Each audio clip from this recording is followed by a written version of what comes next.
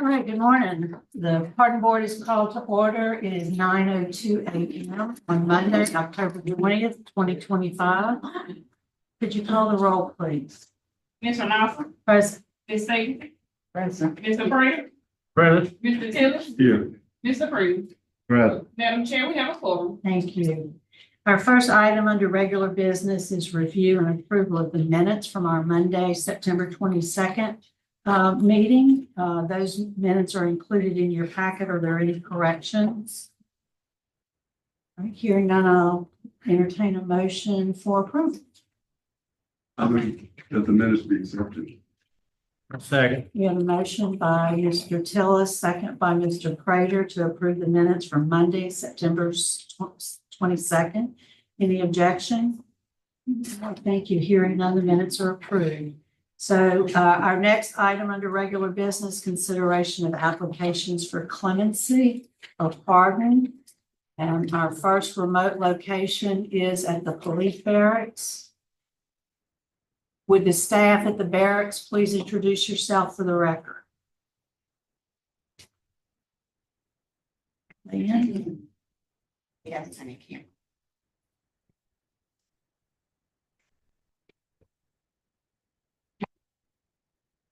Captain, are y'all there? Your camera's off if you are.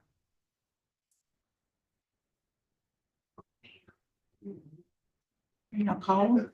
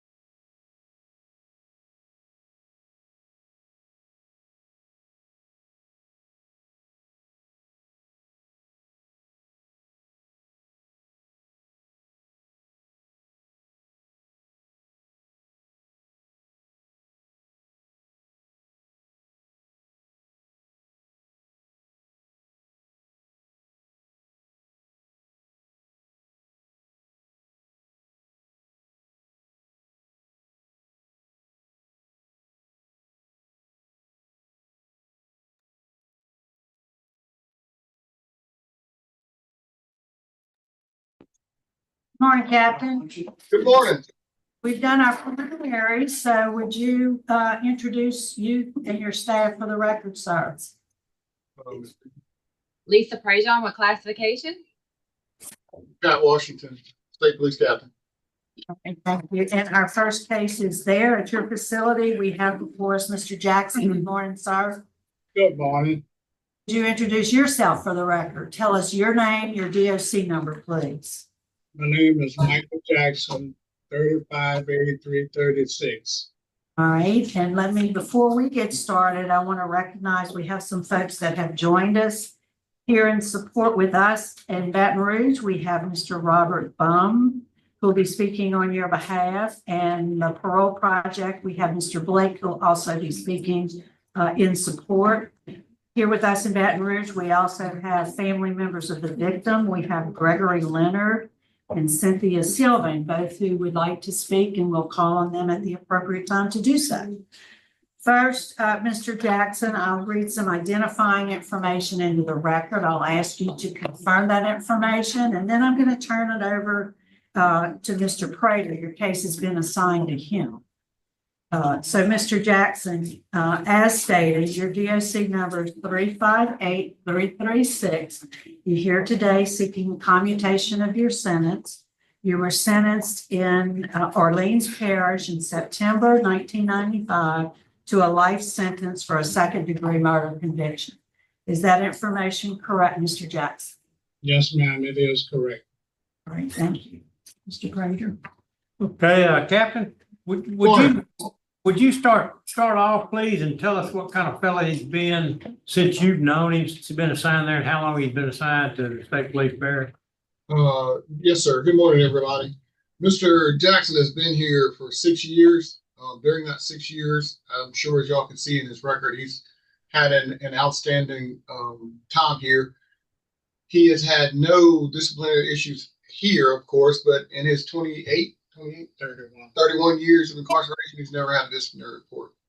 All of the programs that we offer, he's a part of. He's got an outstanding work record and is currently doing a fantastic job at his current job location. We've had nothing but positive remarks and comments about his job performance everywhere he goes, and he's been a solid asset to our program. Okay, thank you, Captain. So, Mr. Jackson, how are you today? I'm well, thank you. Okay, tell us a little bit about yourself, but tell us also, while you're doing that, tell us about your growth since this occurred in 1994. Tell us about how you've changed, because what you did was a terrible crime and left a lot of folks hurting. So tell us about the crime. Tell us about, since it occurred, what you've done for yourself to try to convince us that you're worthy and deserving of a pardon or a commutation. Yes, sir. Good morning. I give God the glory for bringing us here together today. I have taken the life of Dolores Leonard, and this is why we have arrived here today. With all due respect to Mr. Johnny and Mrs. Dr. Leonard, whom I regret from causing the harm by betraying the trust that they placed within me with the life of Dolores. I let both of them down, as well as Johnny III, Robert, Gregory, Cynthia, as well as Penny, and Dolores and our son, Michael. I totally abandoned the Leonard's family with my alcohol addictions. My actions has caused terrible impact with Mr. and Mrs. Leonard's entire family. I am deeply sorry for what I have done, and I know that there's no words that can take away the pain. Yes. My actions kept Dolores and I from attending all of Michael's accomplishments, which was all my fault only. I thank God for giving Michael the strength to press through the hurt that I caused him to achieve his goals in the midst of the shame that I caused him. Dolores and I fell into a dark place in our relationship.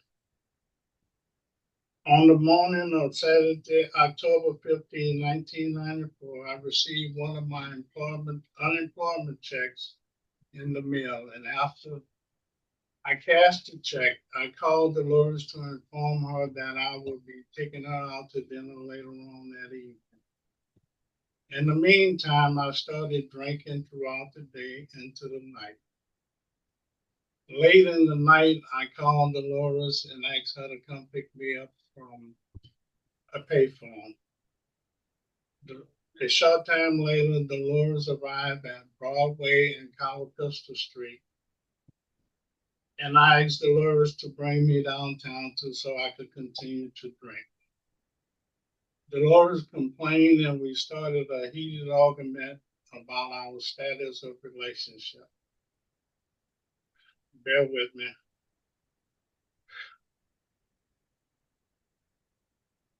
During that time, I pulled out a gun and I shot Dolores in the right side of her head. Then I pulled over the car on the interstate and I drove to East New Orleans, where I disposed of the gun. After that, I drove back into the city, parking the car under the Jeff Davis overpass, where I left Dolores' body in the car. And I walked to Central Lockup and turned myself in for the wrongfulness I just had done. I am deeply remorseful for the harmful decision I made that night. My rehabilitation started the day after I was placed at A1 here in Orleans Parish. I experienced offenders fighting and stabbing one another during the daytime. At nighttime, I would sit at the bars on the floor, sharing the word of God with those who wanted to hear the word, and for those that were listening but was not ready to submit themselves unto God. Upon my arrival at Angola, I was assigned to the main prison West Shore Field Line, and I would give some guys around me a scripture to meditate on during the course of our workday. I enrolled in New Hope AA 12-step and 12 traditions, only to discover that I was powerless over my alcohol addiction. After taking a personal inventory of myself, I continued to learn from anger management how to identify trigger words to prevent me from becoming upset again. I made a 180-degree turn and I found light, I found forgiveness and healing and a better man within myself. A year later, I was reassigned to the main prison kitchen food serving line. Only 1 week in that position, the line server sergeant recommended me to become the cooler and freezer clerk. 2.5 years in that position, I was recommended to become the culinary clerk. Only 1 month in that position, Lieutenant Burlong saw my work ethic and my trustworthiness. Lieutenant Burlong changed my job to his office clerk. That enabled me to develop leadership skills in my supervisors to assist new kitchen workers, employees, whether they were cadets, sergeants, and acting lieutenants, captain, and majors.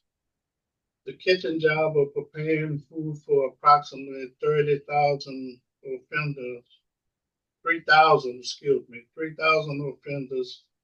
With that kind of pressure can easily escalate.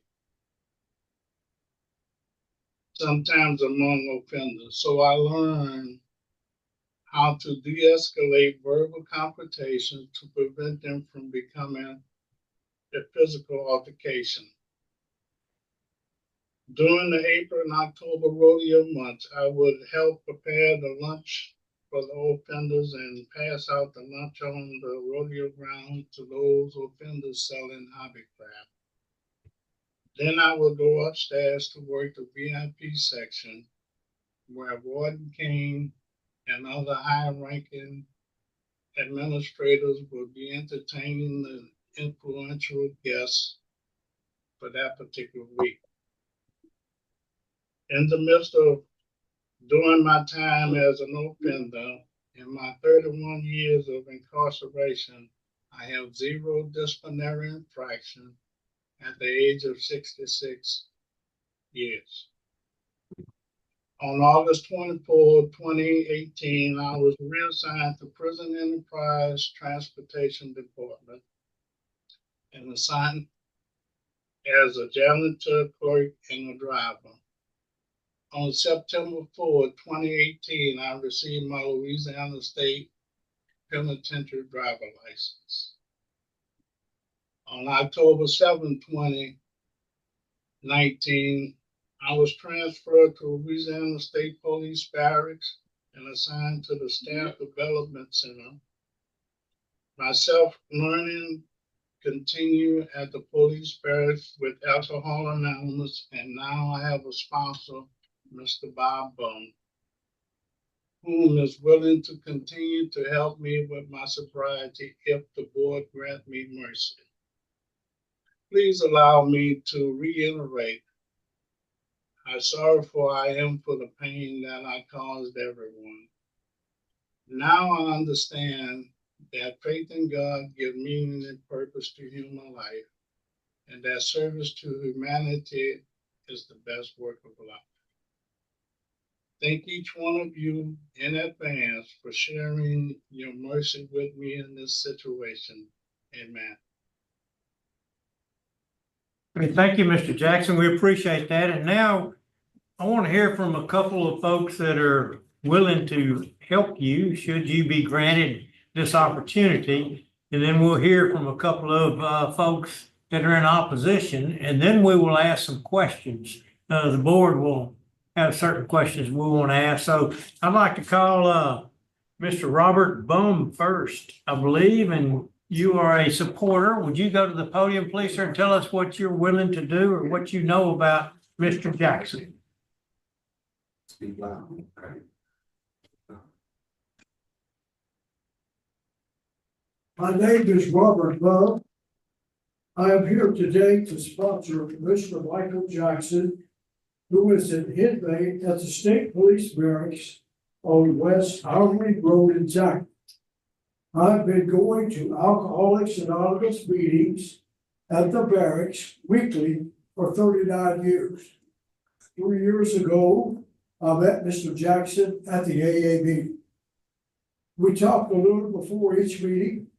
We heard each other sometimes talk during the meetings, and we talked a few minutes after the meetings. Actually, we got to know each other fairly well. I want to say now a few words about myself to show that I have developed some understanding of other people. The last 34 years of my work life, I was a certified school teacher in both public and private schools. Every year, I took my students and some parents on a 10-day trip to Washington and New York to visit historical places to supplement my teaching of American history class. I've been married to my wonderful wife for 60 years. Every month, we eat with our children, grandchildren, and great-grandchildren to keep up our relationship. I have been sober for 41 years and go to 2 AA meetings a week and sponsor 2 people by NAA by meeting with each one for 1 hour a week to go over the 12 steps of Alcoholics Anonymous. I told Mr. Jackson when he is released, I will take him to 1 AA meeting a week as long as he stays in the Baton Rouge area. He is a sincere person and has a spiritual life. And I believe he has a better than average chance of being successful when he is released. Thank you for your patience, your attention, and for the privilege of speaking for Mr. Jackson before the parole board. Thank you. Great, thank you, Mr. Bum. We appreciate that. And on behalf of the board and the Department of Corrections and humankind, we appreciate everything that you've done, trying to help folks. We do appreciate that. Channing Blake with Louisiana Parole Project. Mr. Blake, I see you there. Are you willing to talk to us? Yes, sir. Good morning to this honorable board. Channing Blake with Louisiana Parole Project, appearing on behalf of Mr. Michael Jackson. Because of his classes and the programs he's taken, his trusted responsibility, him having no write-ups in 31 years, and his participation in faith-based activities, we've accepted him into our program. Should the board give him a favorable recommendation today, we're going to give him reentry services that include transitional housing, employment assistance, and substance abuse evaluations. He will also be assigned to a reentry specialist that'll guide him through his reentry process. So based upon these factors, we ask that the board would grant him a favorable recommendation today. Thank you. Okay, thank you, Mr. Blake. We appreciate everything that your organization does also. Well, we'll move now to the opposition. And I will let Miss Cynthia Sylvan or Gregory Leonard, I believe you're both here, if I said your names correctly, whoever wants to go first, if you would talk to us, please.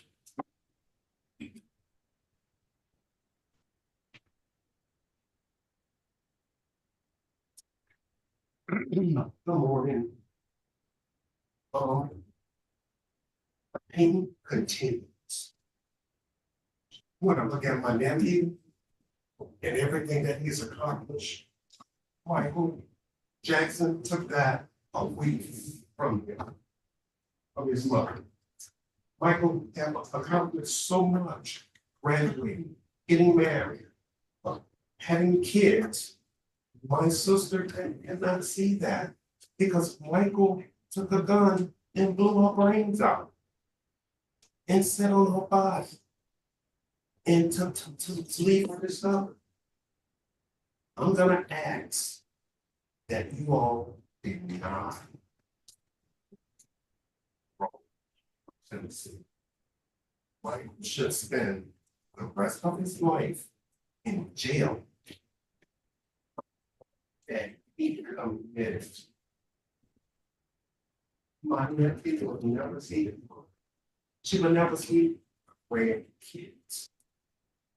So please, I ask you all, please do not listen alone. Thanks for your time. Sir, thank you. Good morning. Cynthia Sylvain, and was my sister. I'm standing on behalf of my nephew, who I talked to this morning. Several years ago, when Mr. Jackson's mother died, my nephew was in, I think, middle school at the time, and he wanted to go to the service, and I did not know that Michael was going to be there. So I sat behind him. I thought about my sister and what she experienced and why he was a part of our family. So I didn't understand that. So I wanted to look at him in the face.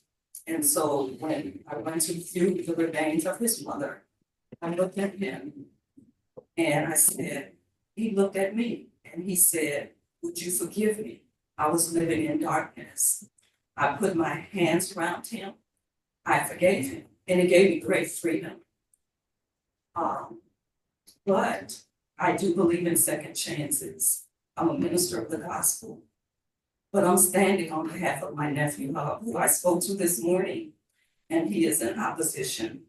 So it's not my stance, it's my nephew's stance, and I have to go with his stance.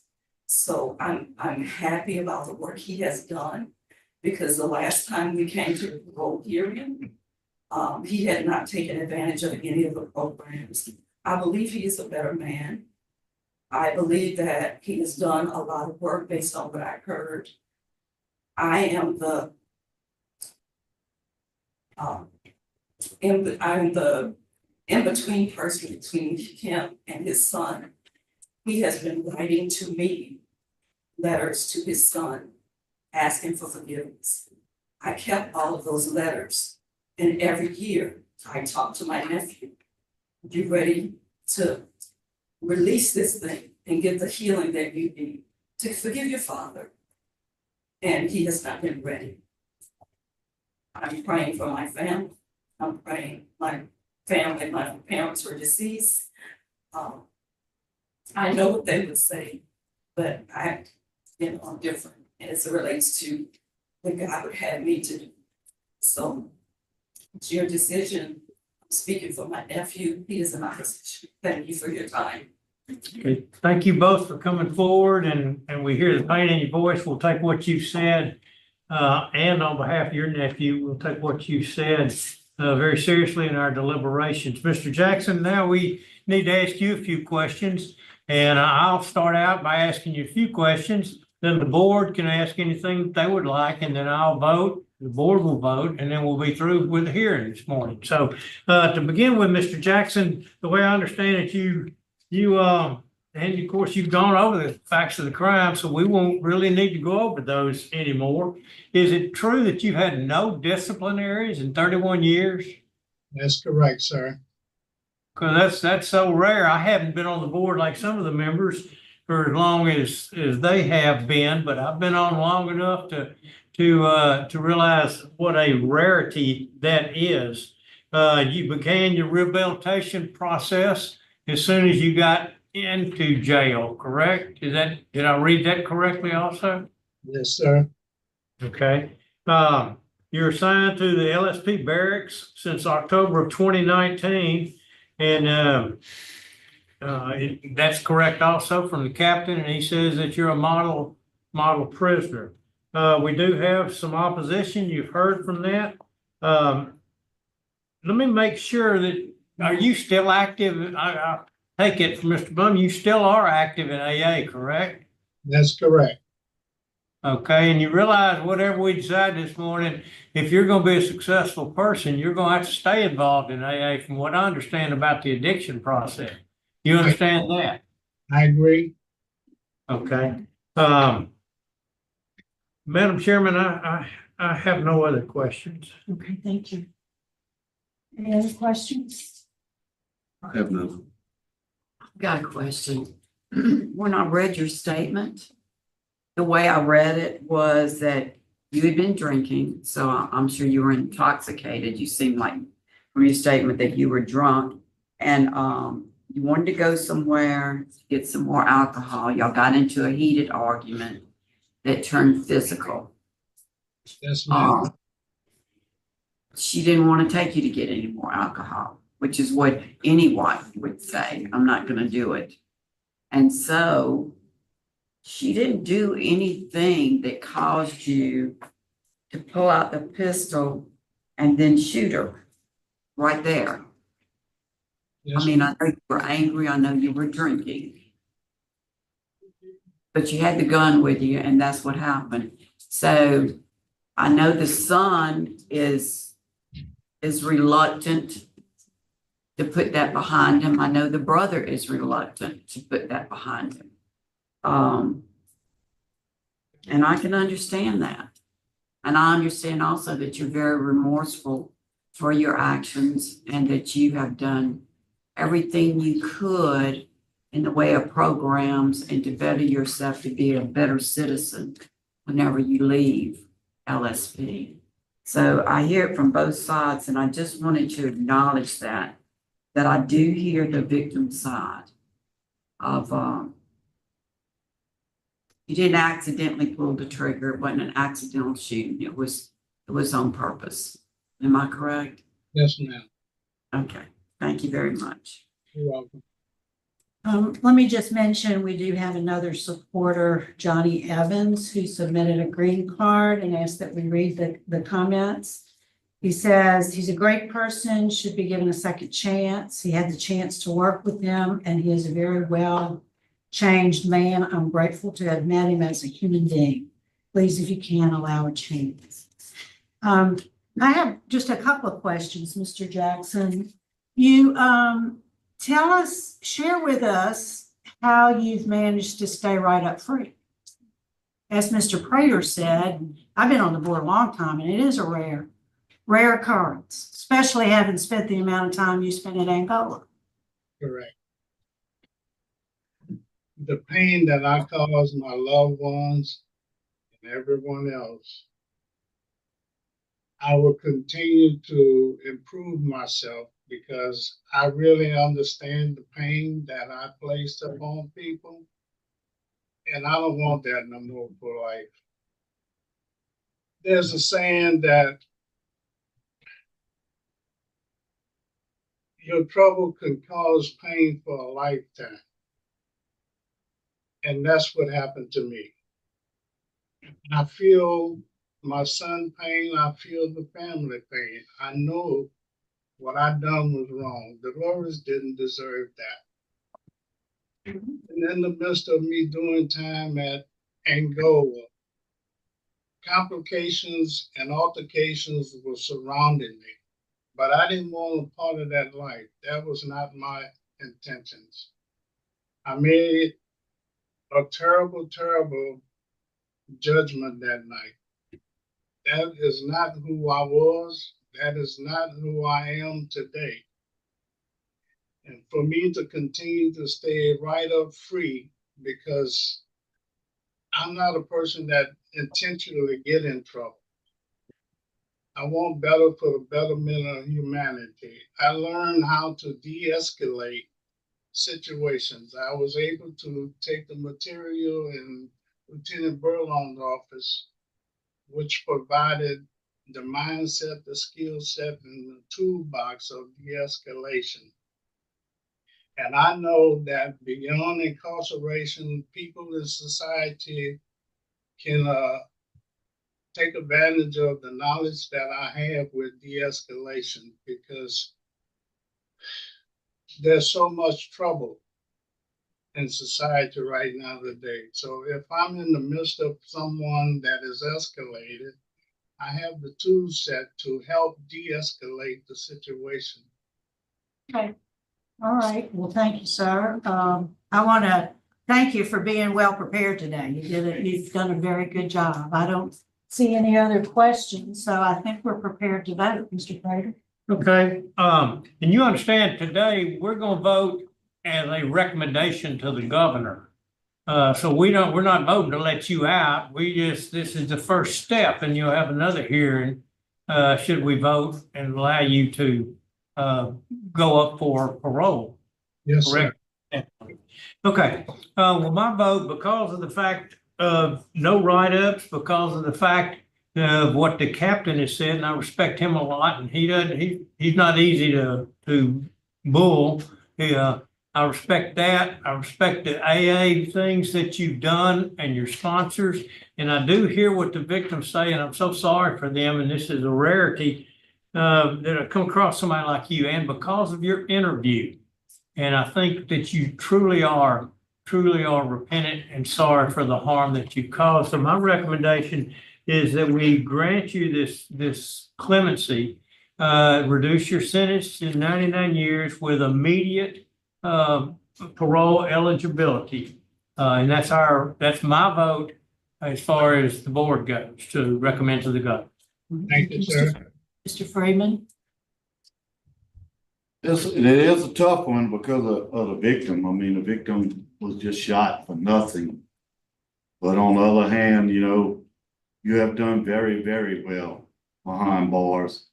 So I'm going to concur with Mr. Prater, and my vote is to commute your sentence to 99, make a recommendation to the governor to commute your sentence to 99 years with immediate parole eligibility. Thank you. Tillis? Mr. Jackson, I'm going to concur with my colleagues also. I've not ever seen anything like this, 31 years without a write-up. And I see the remorsefulness in you. And I'm also happy to see that part of your family also forgive you. So my vote today is going to concur with them. Thank you, sir. Mrs. Stapleton? Um,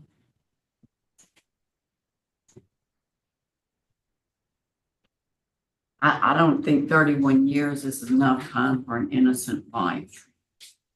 I don't think, and that was what you were sentenced to, was life. So my vote today is to not remove. To deny. All right. All right, Mr. Jackson. You know, I agree. I think you've done everything you possibly can. You, the captain, and your record reflects your good, excellent work ethic.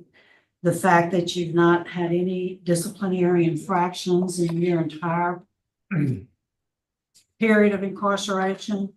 My vote today is to make the recommendation, commute your sentence to 99 years with immediate parole eligibility. So you've received one vote that was not in your favor, but you did get 4 favorable votes. So on your behalf, sir, we're going to make that recommendation to the governor. Thank Good you. luck to you. Thank you, Captain. That concludes our business. Thank We you. can sign. Sorry. Thank you, sir.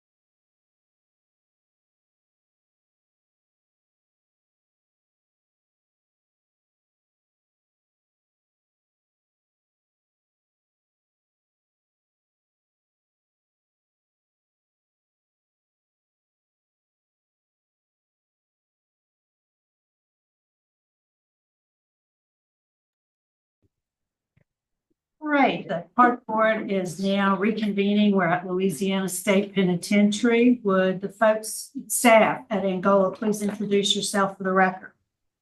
Good morning, I'm Darren McNoy, the warden. Rochelle Ambo, deputy warden. Reginald Lamoureux, classification. Carmen Shipley, offender records.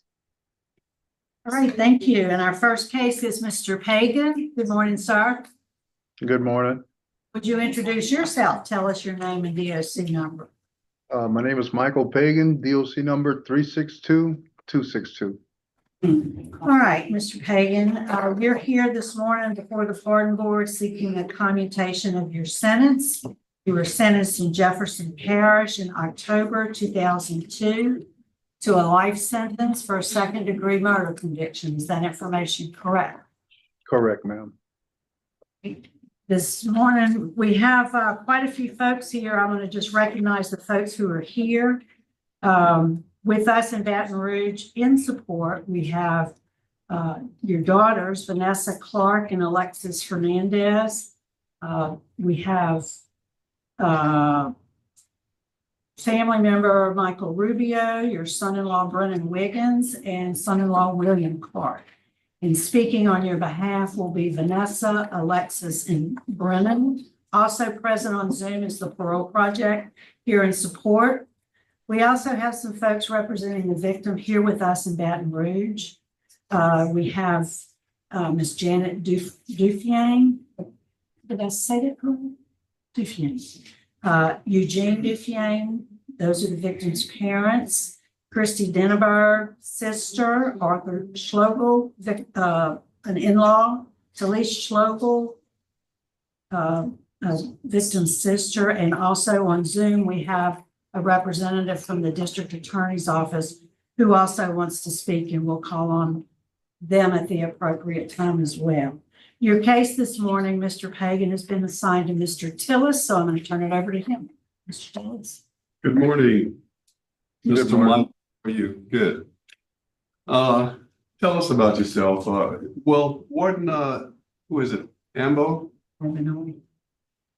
It's both Warden Ambo and Vanoy. Yeah, could we get a comment from you? How is this young man doing? Well, no, he's doing fine for us. He's been here 23 years. He's a minimum aid trustee at Camp F. He drives one of our big tractors, and his job is to bush hog and drive the tractor. He's only had 3 write-ups since he's been here. He's no problem here. It says he's had 100 hours, and thinking for a change, he said way back he took drug awareness, but it's not in the record. And he has did victim awareness and letter training. You say he's been at Angola for 23 years, Warden? Yes, sir. Okay, 3 write-ups. 3 DB reports in 23 years. Thank you. Yes, sir.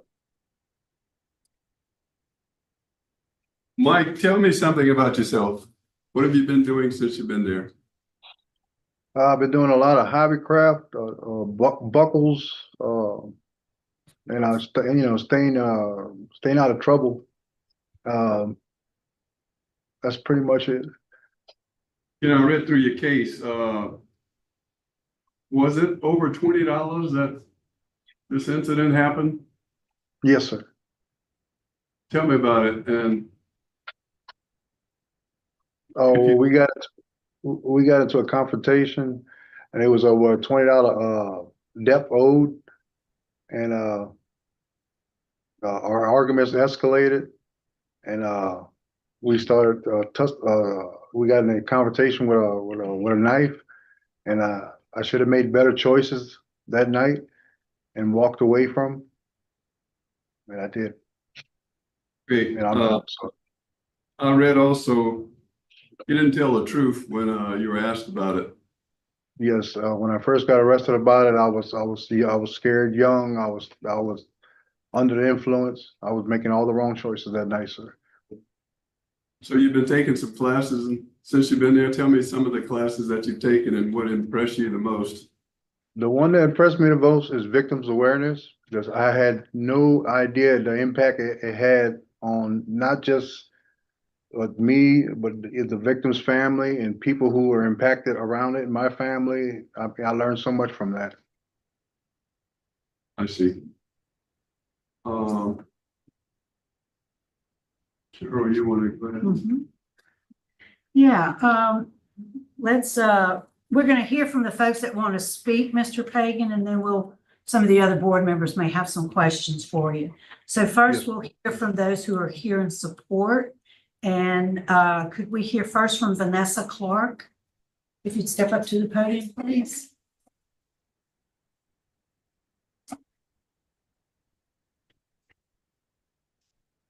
Go ahead. You're Mr. Pagan's daughter? All right, go ahead, tell us what you'd like to know. All I could be before 18 and I know today. I was very young when he was incarcerated, so I have the recollection of who he was. I know there was a lot of hurt in our family from when it happened, and there was a lot of confusion for many years. Honestly, it wasn't until I was about 13 years old that I was able to trust my siblings that I should be able to trust our dad and give him a chance. It took me a long time on the discovery, and I had a lot of unforgiveness, but whenever I did, he just, even behind bars, even if it was behind a cage, or seeing him at the hobby crafts, the rodeo, whatever way we saw him, and he always made me feel very welcome. He always told me whenever I did something wrong, whenever I did something right, he tried to make it still fall through it. All I can say is I've seen him grow personally. I'm now 28 years old, and he's been there since 2002. And my faith is strong because of him. I see him forgiveness in him. It's taught me to be forgiving myself. I could not be more proud of him. He's never lying about his feelings or anything. Thank you. Thank you. Alexis Hernandez.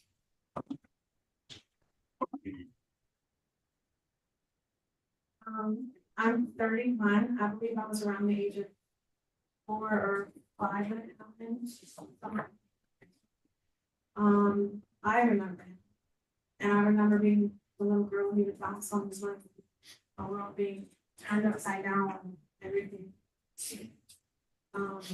His faith has built my faith. And I wouldn't be the girl I am today had I not learned mistakes of my father and his encouragement through my. Thank you. Thank you for being here today. And then we have Brennan Wiggins, please.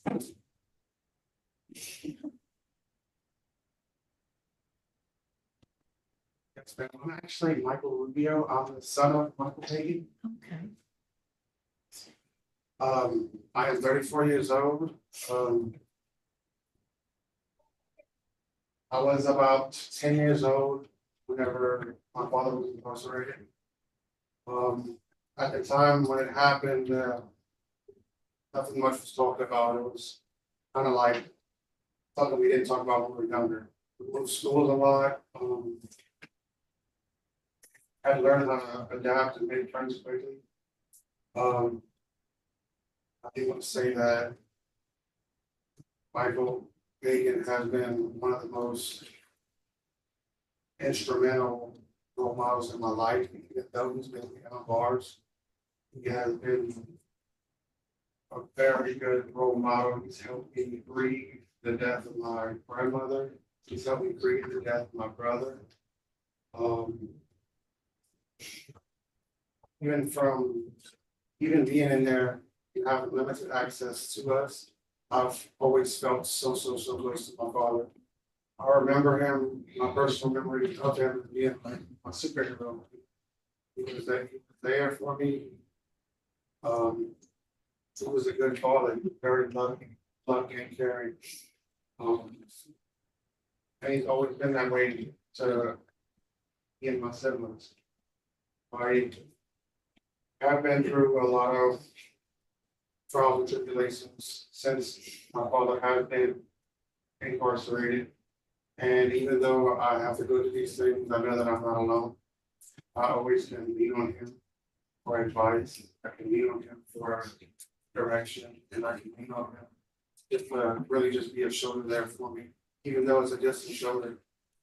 I have two beautiful daughters and I have twins on the way, and I am very excited because I'm holding on to some promises right now. And through the trials and tribulations, I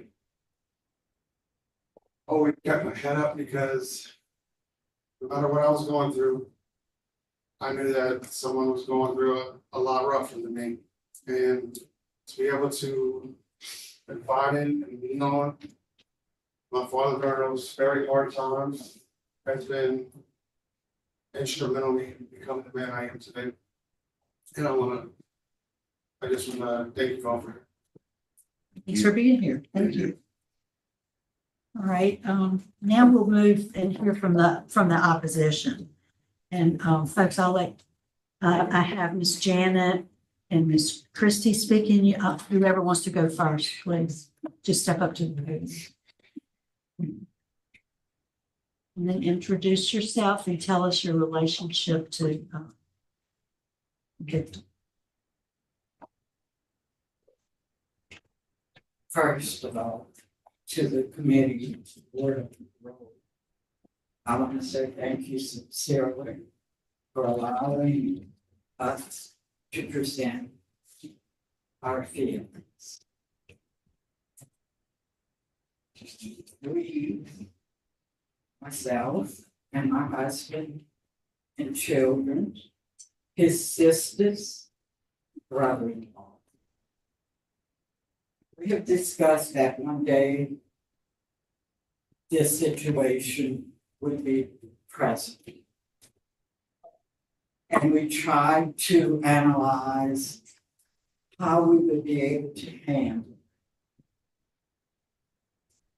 And when I got the letter for this meeting, again, our family got together and talked about it to see just how we felt and what not having my son has done for us. It has been a real heartbreaker for me. I very often have nightmares.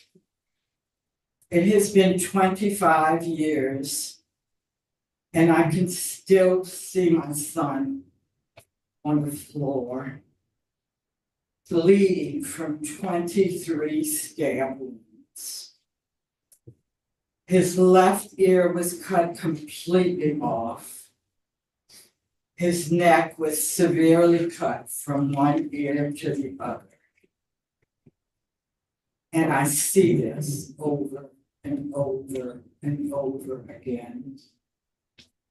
When I close my eyes, I can see Michael looking at Randy on the floor.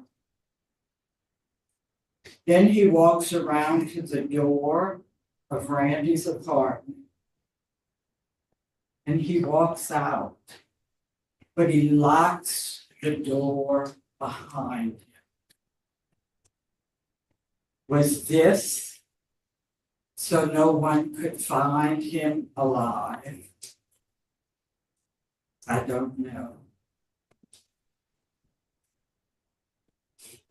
We've thought about this really, really hard because I know it has to be hard for him to be away from his family and friends.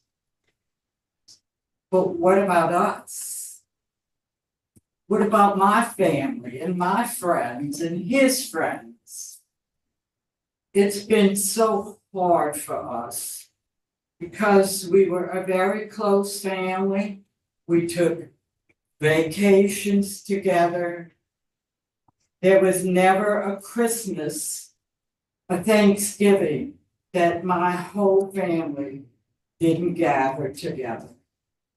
And it's not the same anymore. Because he's not here.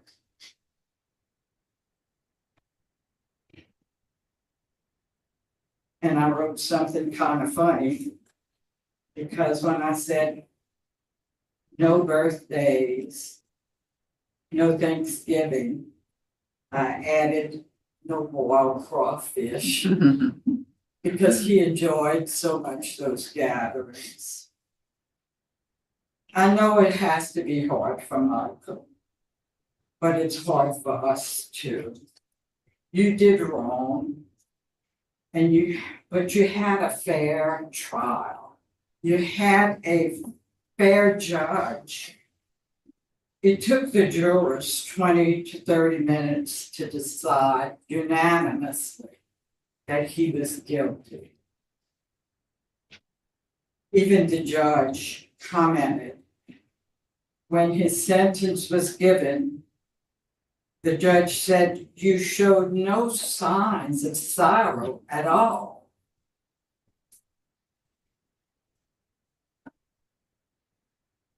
And that's all I have to say. I wanted to ask you one question. How old was your son? She struggled with her hearing. Well, how old was, I'm sorry. how old was Randy? How old was Randy?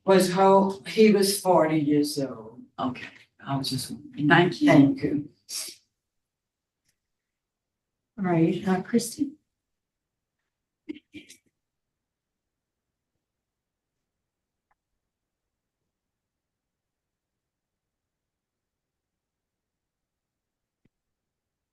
My name is Christy.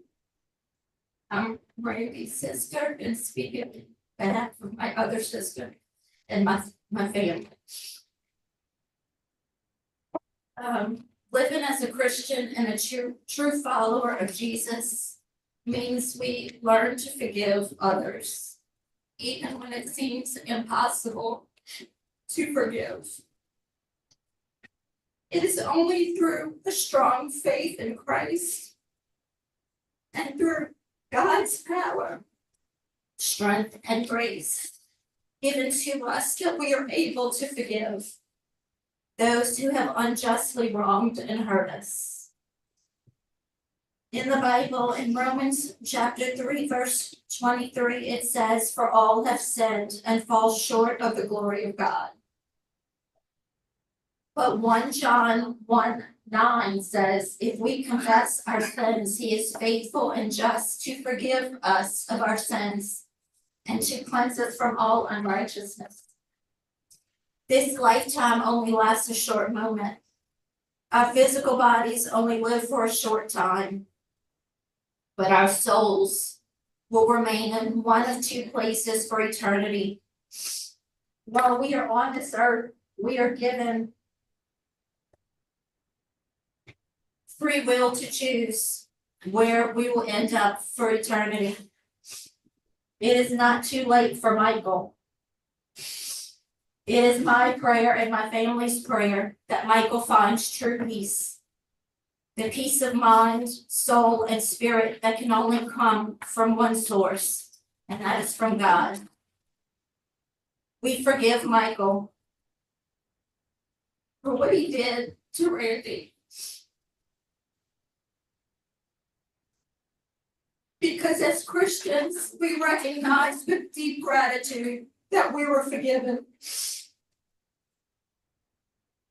However, justice must be served in this lifetime for the choices that Michael made. However, he still has a future hope, an eternal blessed hope in the next lifetime. And that hope is found through Jesus Christ alone. Excuse me. If Michael has not already, we hope and pray and plead that he pursues a relationship with Jesus and seeks the way of salvation for the forgiveness of his sins and for the hope of eternal life. Thank you. Thank you. All right, Mr. Meyer, could we hear from the DA's office, please? Yes, ma'am. Good morning. Randall Meyer, Assistant DA, Jefferson Parish. We're strongly opposed to Mr. Pagan's request for a commutation of his sentence at this time. We feel he has not earned the right to have a commutation for a number of reasons. First, the first step in any rehabilitation is admitting what you've done. He didn't admit to the facts of the case when asked about what happened. He just kind of sidestepped that issue. In the clemency investigation, it says Mr. Pagan contended that as he attempted to disarm Mr. Dufresne by pulling the knife over his shoulder, he accidentally cut Mr. Dufresne one time across the neck. That's completely at odds with the autopsy report and what Ms. Dufresne had related to y'all as to what happened. The autopsy report found Mr. Dufresne sustained numerous sharp force injuries to the head, torso, and upper extremities. This included numerous wounds all around the head, the front and back of his shoulders, and numerous defensive wounds to the arms and hands, in both arms and both hands. That's not what Mr. Pagan is trying to convey as to what happened. It's a totally different factual situation. Mr. Pagan has a violent and pretty extensive criminal record, and since he's been incarcerated, he's only had 3 disciplinary reports, which is very commendable. However, to me, there's insufficient programming. He's taken 100 hours thinking for a change and 2 victims courses. There's a lot more programs that are available to him, and a lot of other things, such as some educational courses that he could be taking that would help to show rehabilitation. We don't feel he has been rehabilitated. He's had a poor supervision record when he was on the outside. And there is very strong victim opposition. For those reasons, we are opposed as well and request that his request for accommodation be denied. Thank you. All right, thank you, sir. We appreciate your input. All right, Mr. Pagan, does anybody have any questions, Sure. Mr. Pagan? I get a chance to speak? Mhm. We did. Yeah. All right, Mr. Freeman. Mr. Pagan, why have you not taken no substance abuse classes? I mean, wasn't y'all using cocaine when this happened, using drugs? Yes, sir. I took it years ago, but they have no record in Angola. When I first got here of the class I took, but I just re-enlisted again also on that and anger management, sir. Okay. Yeah, because I mean, there's a number of classes you need to try to look into taking. You're doing good over there. Beside that, with your disciplinary. Now, what was the 30W in 2020? What was that about? I took another inmate's medication. It wasn't mine, and that's what that was. Okay, what kind of medication was it? You know? It was supposed to be like pain medication, but it wasn't. All right. That's all the questions I had, Ms. Remus. I have something I wanted to say. I did to follow up on Mr. Myers, what he said. Your criminal history does include crimes of violence, and you had on 3 prior terms of supervisions. 2 of them were revoked. You committed this instant offense 4 months after your last term of supervision had expired. And you do have law enforcement opposition. And just like Mr. Myers said, of course, victim opposition. And it's ended a man's life over $20. And it was brutal and heinous. Did you have anything to say, Chuck? I have a question. One more thing. You were 26 years old when this happened? 27, sir. Why were you hanging around with a 40-year-old man? We used to party together on the weekends. That's we were friends at that time, sir. Okay, thank you. How many? I'm having trouble relating. How do we get from 37 stab wounds to accidentally cutting across the neck? How many times you stabbed this man? When we were tussling, I couldn't remember all that at that time, sir, during trial. But I Okay. remember when I tried disengaging the knife and it hit him across the neck. Okay.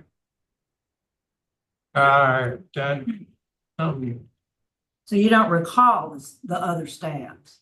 No, ma'am. And it was cocaine, you say? Yes, ma'am. It was that and alcohol. The whole works. What programs are you in right now for alcohol and narcotics? I just re-enlisted for substance abuse and anger management again, sir. Do you take any NA or AA courses or do you attend those classes? Yes, sir. Years ago, but they have no recollection of it on record. But do you now, where you currently are, go to AA or NA meetings? Right now, no, sir.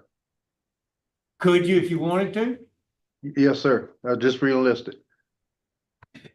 Okay, that's all I got. So you signed up to get in a substance abuse class, right? Yes, ma'am. Is that what you're saying? So, Yes, ma'am. but what he was asking, because that's different than an AA meeting. Yes, ma'am. So ever participated in an AA or NA meeting there at Angola? No, ma'am. Just So substance. what substance abuse class was it whenever you took it years ago? Do you remember the name of it? It was just substance abuse in Angola. Yeah, how long was that class? It was about 3 months. I think it was about 23 years ago, 20-something years ago. Shortly after you got there. Yes, sir. Okay. How long you been a tractor driver? Oh, I'm gonna say about 7 years, 6 years, around there. What was the job you had before that? I was at the job I had before that. I was at a dog pen, help training the canine unit up here. You lived at the dog pen? Yes, ma'am. And then where do you live now? I live at Camp F, ma'am. So how long you been at Camp F? Around that time, about Camp F, I'll say about 6 years. Around. So why'd you get moved from the dog pen? Yeah. That's when I caught that write-up when I took another inmate's medication. That was in 2020? I think so. Yeah, so the last one we see, I think, did you say 2020? 2020 was in 2020. So you said you thought that was pain meds, right? Yes. What yes, was it? It ended up to be some kind of heart medication or something, but it had So a bad what- effect on me Why did you take that? because I was in pain when I fell down a hill and I took ibuprofens and everything because I had my leg injured and my back. So had you made sick call for that? Oh, yes, ma'am. Yes, ma'am. So you weren't satisfied with the treatment they gave you? What I'm trying to get at is it's obvious you may still have some kind of substance use issue. You know? Do you Yes, see ma'am. that? Yes, ma'am. Okay. All right, You've been go ahead. You've been a tractor driver for 6 years? Somewhere around there, 5, 6 years. Okay, because you were at the dog pound, at the dog, whatever, 4 or 5 years ago. Uh-huh. And moved from there. How long after that did you get to be a tractor driver? It was about 7 months before I got my status back. When that incident happened. Okay. It's probably been about 5 years. Yeah, it's only about 4 years or 5 years. Okay. All right. I don't need any other questions. All right, I don't see any other questions, Mr. Pagan. I think we're ready to vote, and I'll ask for Mr. Tillison's vote. Mr. Pagan, one of the things I didn't see is, and I saw it for a moment, you did show some remorsefulness and, but due to law enforcement opposition and family opposition, my vote today is going to be to deny. Mrs. Stapleton? I find that you're still even more than vague about the details of the crime. So not truthful about the crime. You had an extensive CH. And then also, like Mr. Tillis said, a strong family opposition, law enforcement opposition. You have a lack of rehabilitation courses, no NA or AA, which you obviously need, and you were poorly compliant while you were on supervision because you had revocations. So for that reason, I deny. Mr. Prater? My vote is to deny. I think you're an addict in denial. Mr. Freeman? Okay, first off, I want to thank your family for coming. Y'all did excellent. I really want to thank y'all. You got 3 fine young children there, so you are doing something right. But the bottom line is like the rest, you need more time. I mean, you hadn't done it 25 years. You need that substance abuse. Like I say, your disciplinary is good. It does make us nervous when you're taking somebody else's medication, self-medicating. But if you take those classes and do what you're supposed to do, you know, and reapply in 5 years, I think it'd be a much better shot. So my vote is. Thank you. All right, Mr. Pagan, you've gotten 4 votes to deny your application, so that is the outcome of today's proceeding. You've got some more work to do. Good luck to you, sir. Thank you. And you need to sign up everything in.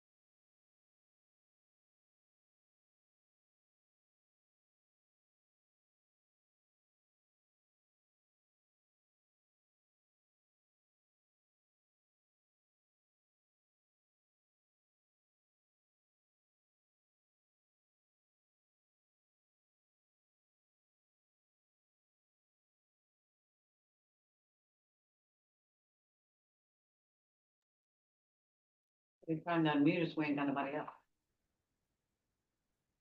But we need. Good morning. Good morning.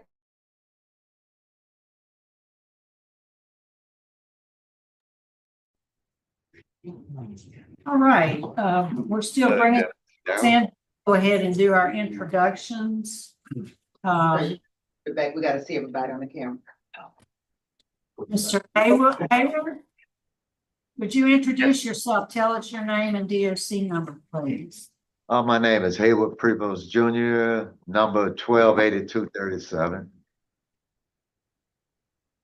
All right, and you have counsel with you this morning. Counsel, would you introduce yourself, please? Yes, No, good morning to the board. Grace Bronson on behalf of Hayward Prevost. All right, thank you. And we see some folks there with you at the penitentiary. You have Avis Miller, your sister, Lakeisha Washington, your niece, Tyner Alfred, your friend, all who will be speaking on your behalf. Also present is your niece, Chrissy Miller, and a friend, Tony Fowler. I want to thank y'all for your participation today. Here with us in Baton Rouge, we have Tia Trahan. Trahan. Yes, ma'am. Ronald Dunaway, your brother, victim's brother, and the daughter is Bianca Burkhalter.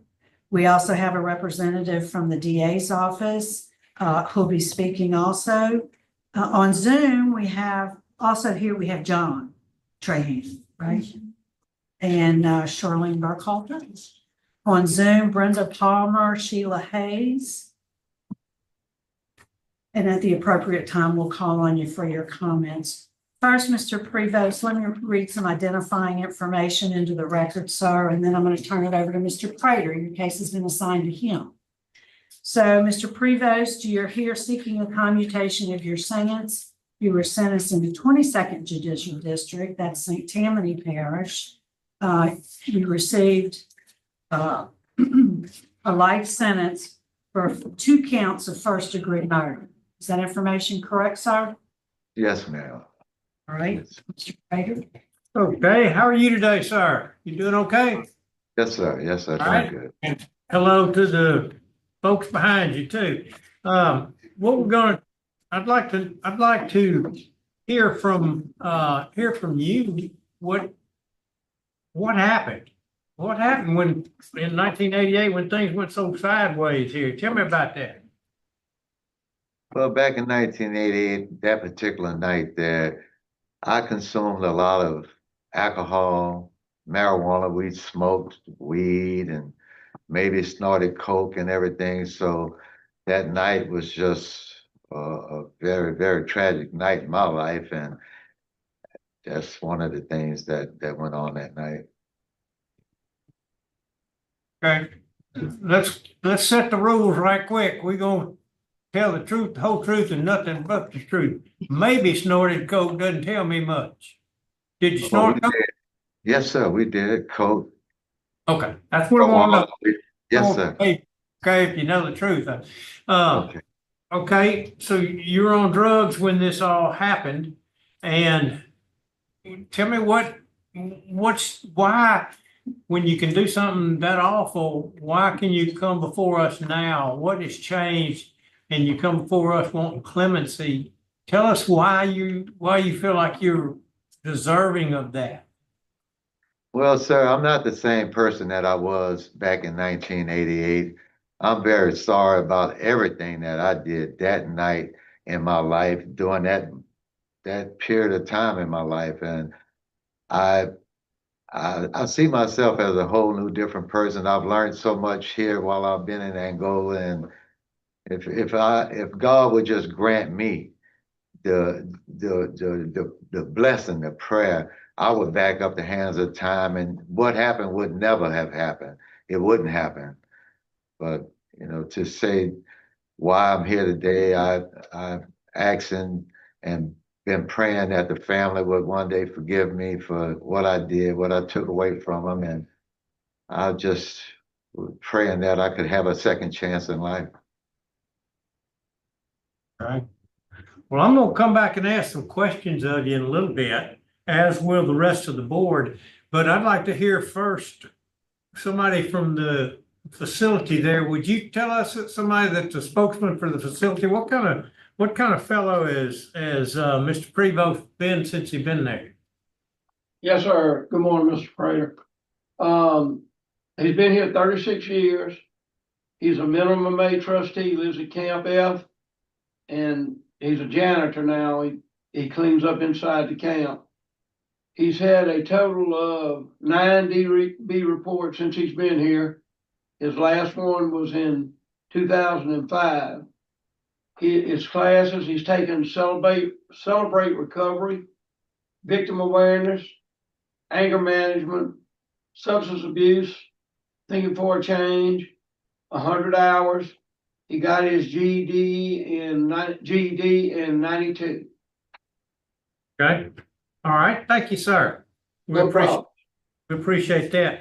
Well, Mr. Prevost, now we're going to go to listen to some folks that are in support of this recommendation, in support of us voting to recommend to the governor that you get a chance to get out at some point. And then we're going to hear some folks that are in opposition to you getting out. And then we're going to come back as a board. We're going to ask you some questions, some tough questions probably, and then we're going to vote and make our decision. So that's the way the process will go. So right now, let's hear from let's see, Avis Miller. Miss Miller, your sister, is she here? She's behind you, correct? Yes, sir. She's Miss Miller, would you talk to us and tell us briefly why you're there and what you think about this fellow? Yes, sir. I have known Haywood my whole life. He's my older brother.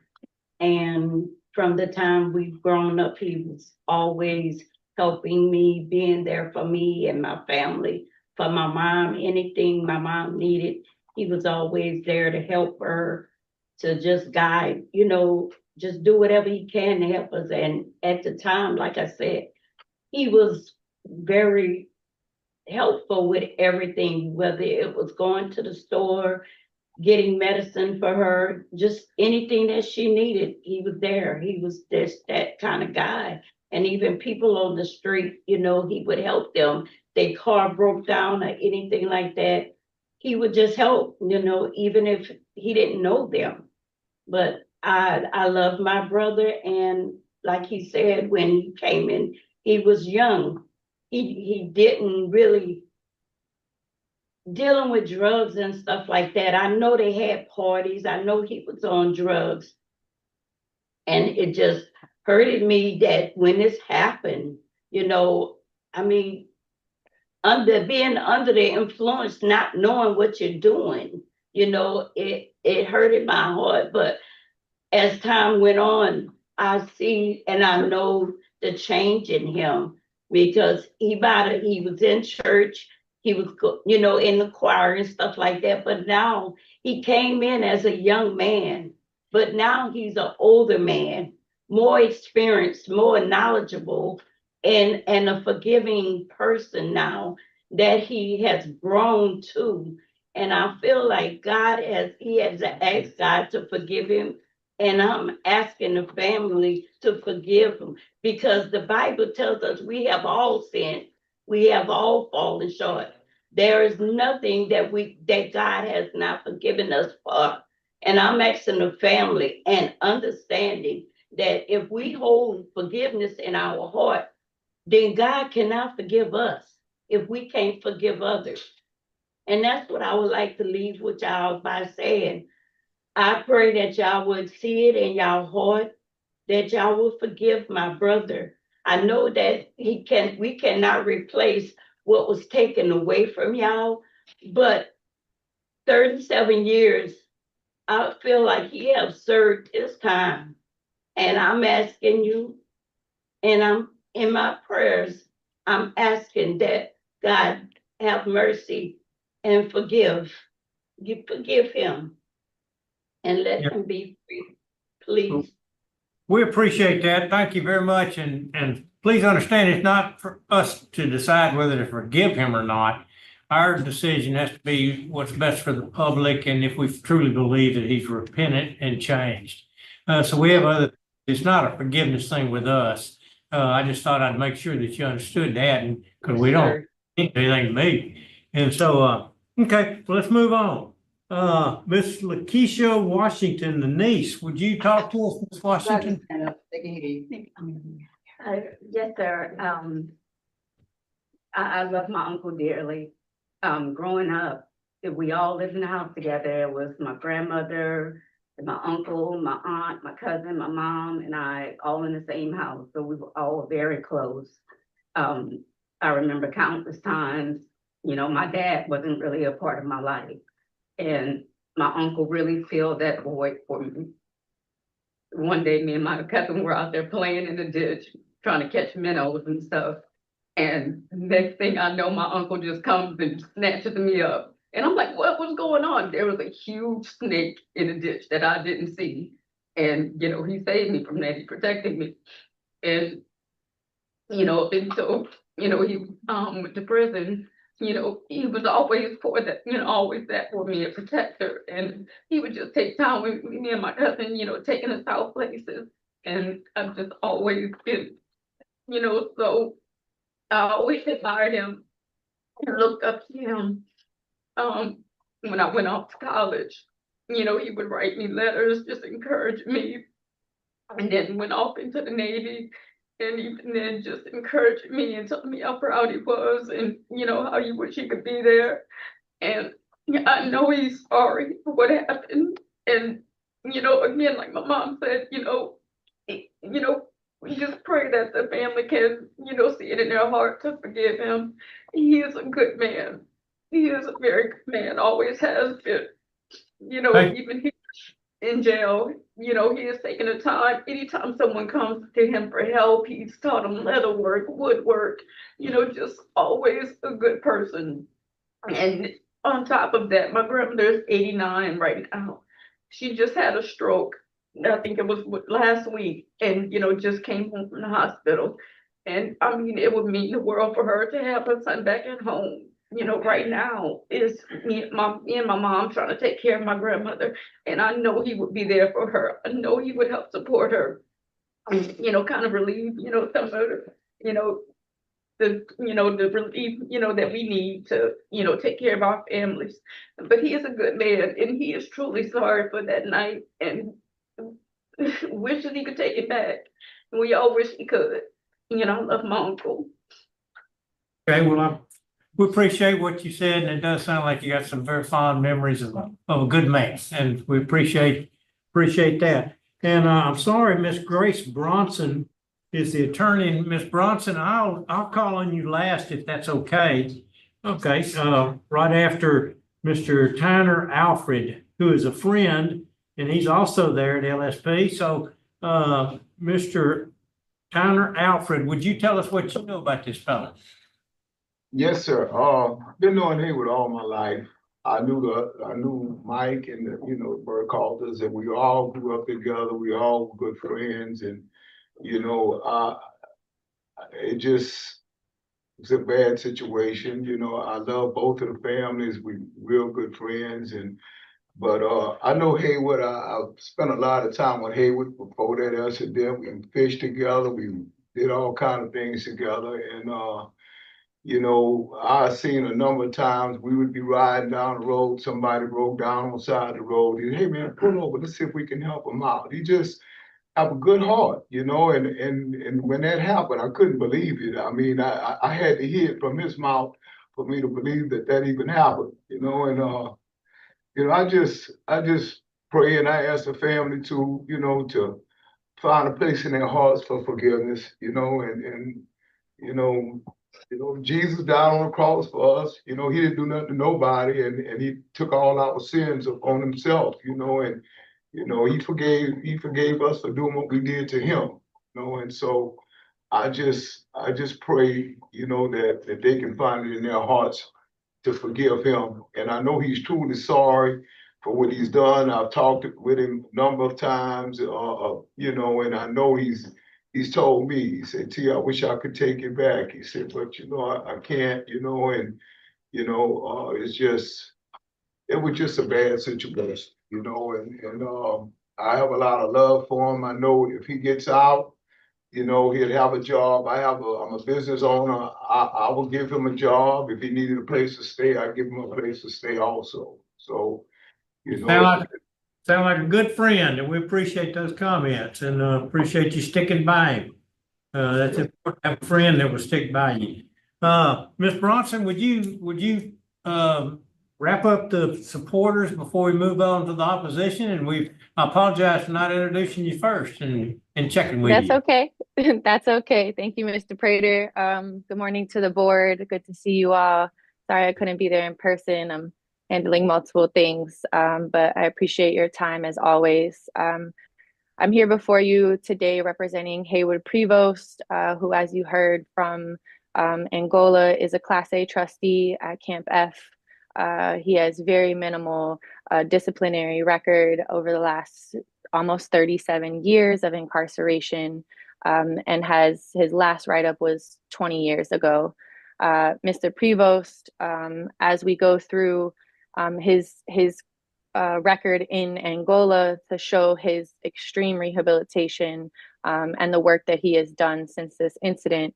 But I want to first start with the incident itself and the death of Mr. Michael and Anita, and have spent a lot of time talking to Mr. Prevost about that day and prior to that day, what led up to that. Mr. Prevost had a supportive family, as you can tell, has always had people, good guidance. He started working very young offshore. He had a job with Wells Fargo for many, many years. And in the couple months leading up to this offense, Mr. Prevost was laid off and was not working. And at this time got into a spiral of drinking and using drugs. And he hung out with people where they all would party and there were no problems, but they would get to a point where things were, they couldn't remember, as we say, blackout, or the recollection was not there. And on this incident, on this day in 1988, it was one of those occasions. And from digging into his memory and working with him and speaking with him, trying to understand and recall what he remembers, it is very minimal. And because of the level of, and I was attempting to try to find any test of, there was no blood alcohol or any evidence to show what exactly, how much he had consumed, but to a level of memory loss. And in this incident, where there was an argument and a knife was pulled, and ultimately 2 people's lives were heinously lost. And I've spoken in depth with Mr. Prevost about this incident and what that means to him, and being able to recall it is really difficult. And from the record and what you all have in front of you, what I've reviewed, I'm sure what the district attorney's office has, as well as the victims' families in this case, it is a horrible crime. Mr. Prevost, upon entering Angola, has spent his time doing all that he can to show that that incident is not defining of his character and who he is. He has spent his time developing his craft. He is a janitor, but above even more, a hobby shop orderly. So he is over that. He worked in the mailroom for over 20 years until his age and health started declining and needed something easier on his physical body. He is a Class A trustee, as I said, which is of high regard at the institution, and is trusted. He works and sells crafts at the rodeo, where I have seen him multiple times over the last couple years. And he has taken all of the classes, any class that's available, he signs up for. He did go up in before the previous board in 2018 and was denied at that point. And for the last 7 years, approximately, he has continued to take classes, including victim awareness and thinking for a change, and other classes that have continued his journey and his rehabilitation. He has no issues with sobriety over the last almost 37 years and has participated in all of those courses as well as continued that. And there has never been any issue, and he has been sober for 37 years after this incident shook the entire understanding of what he again, that he knew this family, he knew this was a friend of his, and that this incident changed the trajectory. So I would give to the board all of that that the institution and all of his rehabilitation that he has done inside Angola, with no ability to take back what happened almost 37 years ago or the lives that were lost. And I have assure the board through my conversation and development with Mr. Prevost that he fully understands what his actions cause, and that nothing he can do can bring back Mr. Michael and Anita. And I thank you all for your time and all the detail that you give to every single one of these cases and consideration, and happy to answer any questions for you all. Okay, thank you very much for those comments. We'll take all that into consideration also when we make our vote. We'll move on now to the opposition, and we have several people here at headquarters. We have Tia Trahan, victim's sister, Ronald Dunaway, one of the victim's brothers, and Butch Ilson, who is an assistant district attorney, who will be speaking to us, and Bianca Burkhalter, who is victim's daughter. So I'll let y'all decide who wants to go first of those four that will be speaking. So if you go ahead and start, please. Go to the podium, I'm sorry, and yes, sir, that way we can all get a look at you. Good morning. Good morning. I'm the victim's brother, Ronald Dunaway. Excuse me, sir, who is your sister? Anita Dunaway. Okay, Anita was. Anita. Okay, thank you. Yes, sir. Michael was my brother-in-law. Okay. You know, I'm a Catholic. I was Christian. I forgive Mr. Trahan, but I cannot forgive Mr. Prevost. I'm sorry, John. Mr. Prevost, but I cannot forget what he did on that day. It was a very heinous crime. She suffered at his hand. God, it was unbelievable what he did to them. I don't think he should be released back into society. I know 10 years ago when he came before the board, he had just joined victim awareness like a week prior to that. And the board asked him, he had been in it for 20-some years, why hadn't you joined before then?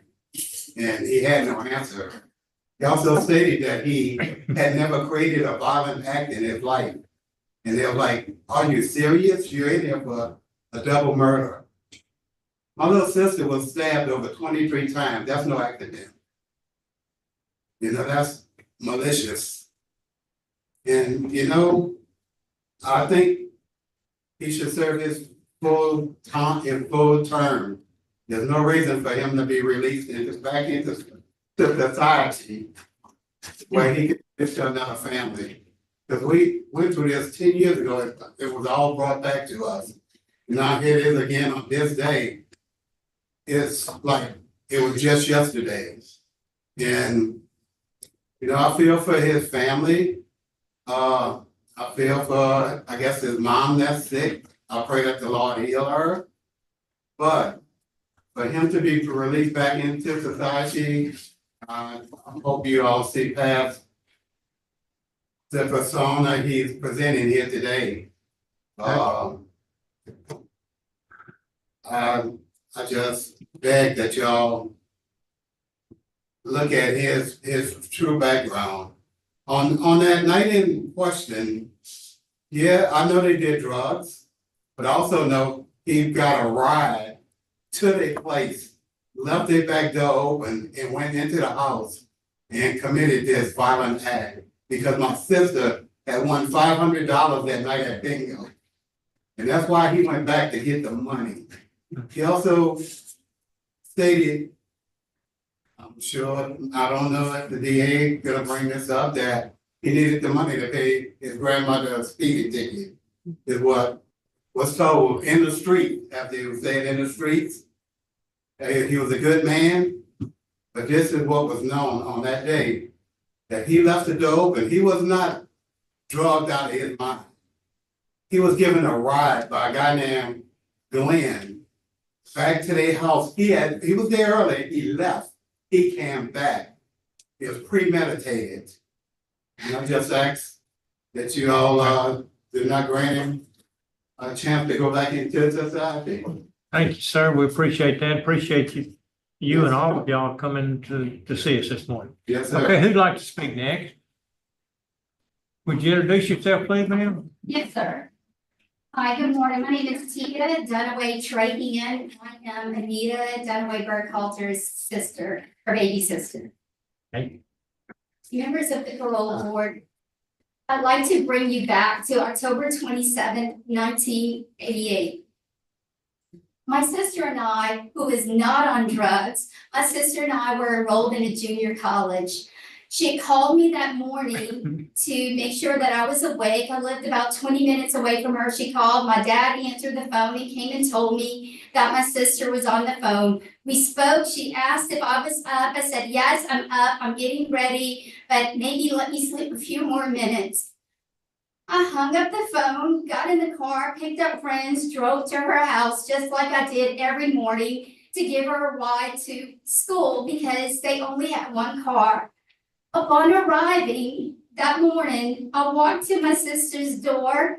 Going in, she usually had the door ready for me because she was leaving to getting ready to kiss Bianca goodbye and kiss Michael goodbye.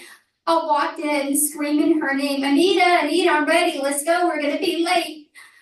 I walked in and walked from the corner. Excuse me. What I saw was something that could never be erased from my mind, from my brain. It was my sister laid up in a corner in her living room. Obviously, Mr. Prevost had propped her up in the corner with blood poured out of her body, just lifeless, sitting in the corner. I start yelling, I go around, go into the room, and by that time I'm kind of losing it. I go in there, one of my friends walk in, she picks up Bianca, who was only a baby at the time, and give Bianca to me, only to find out that Michael, brother-in-law, had been murdered also by Mr. Prevost. This was something that I can never forget. I am 56 years old now, and I can tell you that there's not a day that somehow that image surfaces back into my mind. I see it over and over and over again. I look at my beautiful niece and I see my sister. I think about what would have been, what could have been, all the things that I miss. I miss sharing with her so many firsts. I can never get that back. Never, ever get that back. Bianca can never get her parents back. I'm so sorry for breaking down. Try to write things because the last time I was here, it was very challenging. So why we don't know and may never know the why behind what happened. The morning, not night, the morning, Mr. Prevost spoke about night, it happened the morning of October 27th. We do know that because of Hayward Prevost's senseless, horrific actions, my niece was left orphaned, and myself and my siblings were left without our sister, Michael's siblings without their brother. The image is forever etched in my memory. Let me be clear, as you look at who we are all today, yes, we have learned to cope. We're coping, but that grief and that loss of Anita and Michael, that's unwavering. That's very real. It's still here. It's still here. So many life events should have been shared, so many firsts, and they were robbed of because of the actions of one person, the person who spoke with you earlier, Hayward Prevost, with no regard to the life of Anita, my only sister, and my brother-in-law. Instead of them celebrating their wedding anniversary, they were buried on their wedding anniversary. They were married. I plead to you with every fiber of my being, everything that I am, that you deny Hayward Prevost his request for parole or clemency or whatever it is. His actions were deliberate, they were brutal, and they were life-changing. While he can still breathe and he can still speak, my sister Anita and my brother-in-law Michael are not offered that same grace. Thank you. Thank you very much. I'm sorry for your pain. You did fine explaining just how you felt. So thank you. Okay, who is gonna speak next?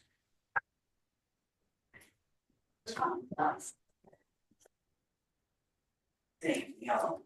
My name is Bianca Burkholzer. I'm currently 37 years old. So let me slide out in my paternal grandparents, my parents' home in which my father, Kevin Michael Burkholzer, was raised in. I'm speaking on behalf of myself as the child of Anita Faye, W.A. Burkholzer, and Kevin Michael Burkholzer, who were tragically taken from me on 10/27/88. The murder of my parents has changed my life in ways I can barely put into words. Since my parents' tragic death, I have been left with a deep void that can never be filled. Both children had the opportunity to know their parents, have memories, the chances to know who their parents were. I have none of that. I was born on December 12th, 1987. I spent several months in the hospital as I have severe asthma and I coded several times as a baby. I had to be monitored very closely my first year of being born. I had to even wear an oxygen tank and carry it around that my mom used to call my purse. I was their miracle baby.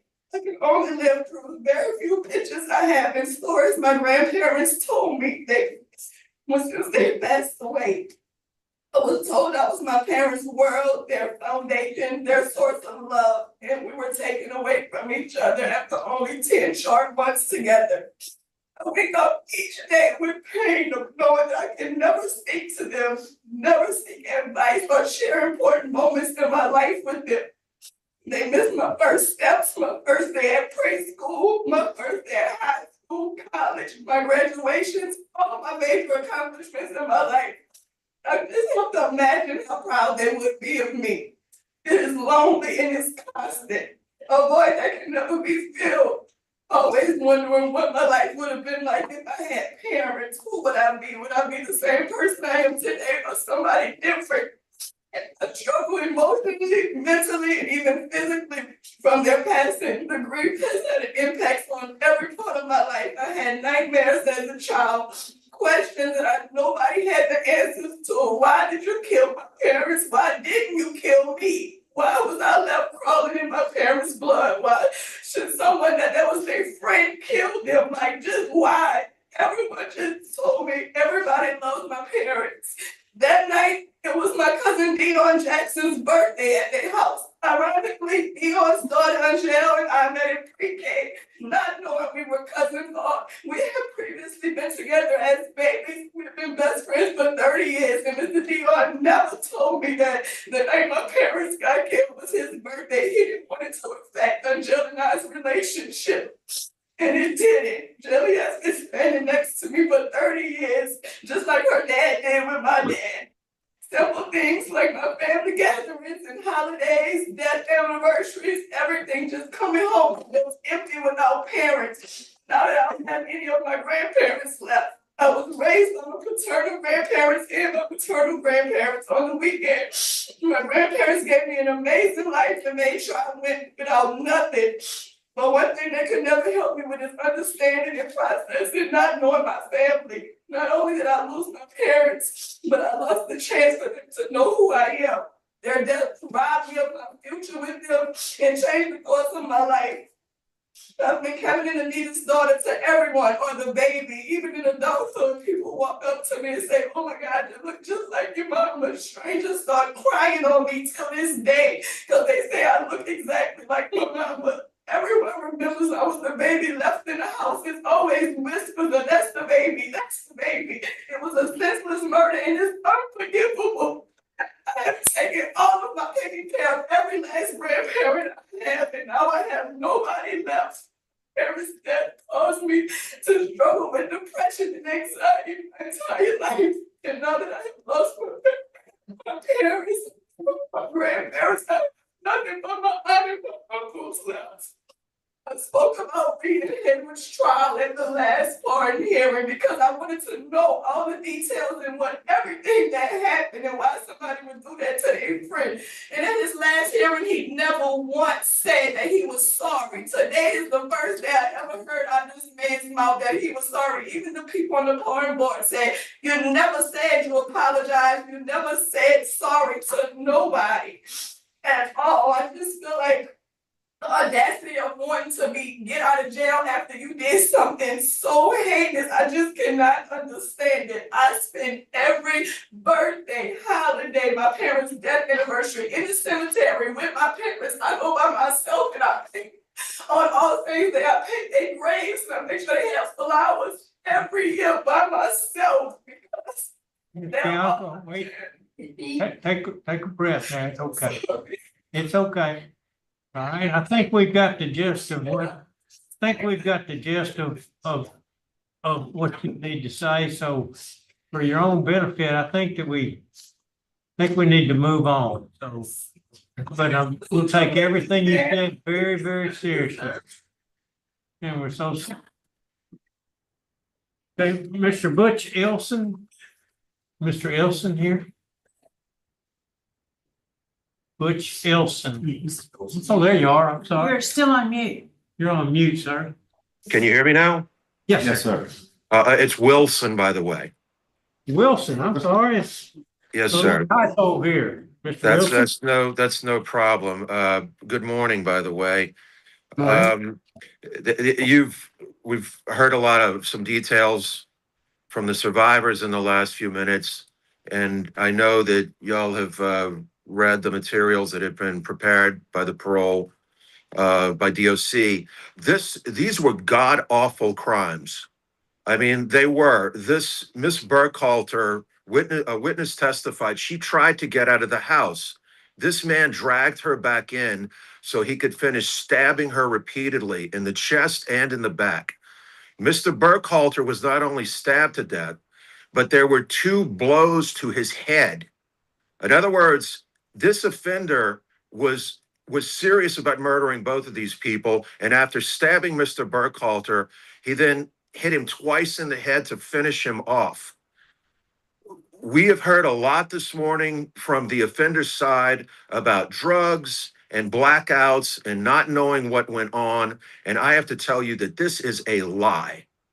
This is a lie.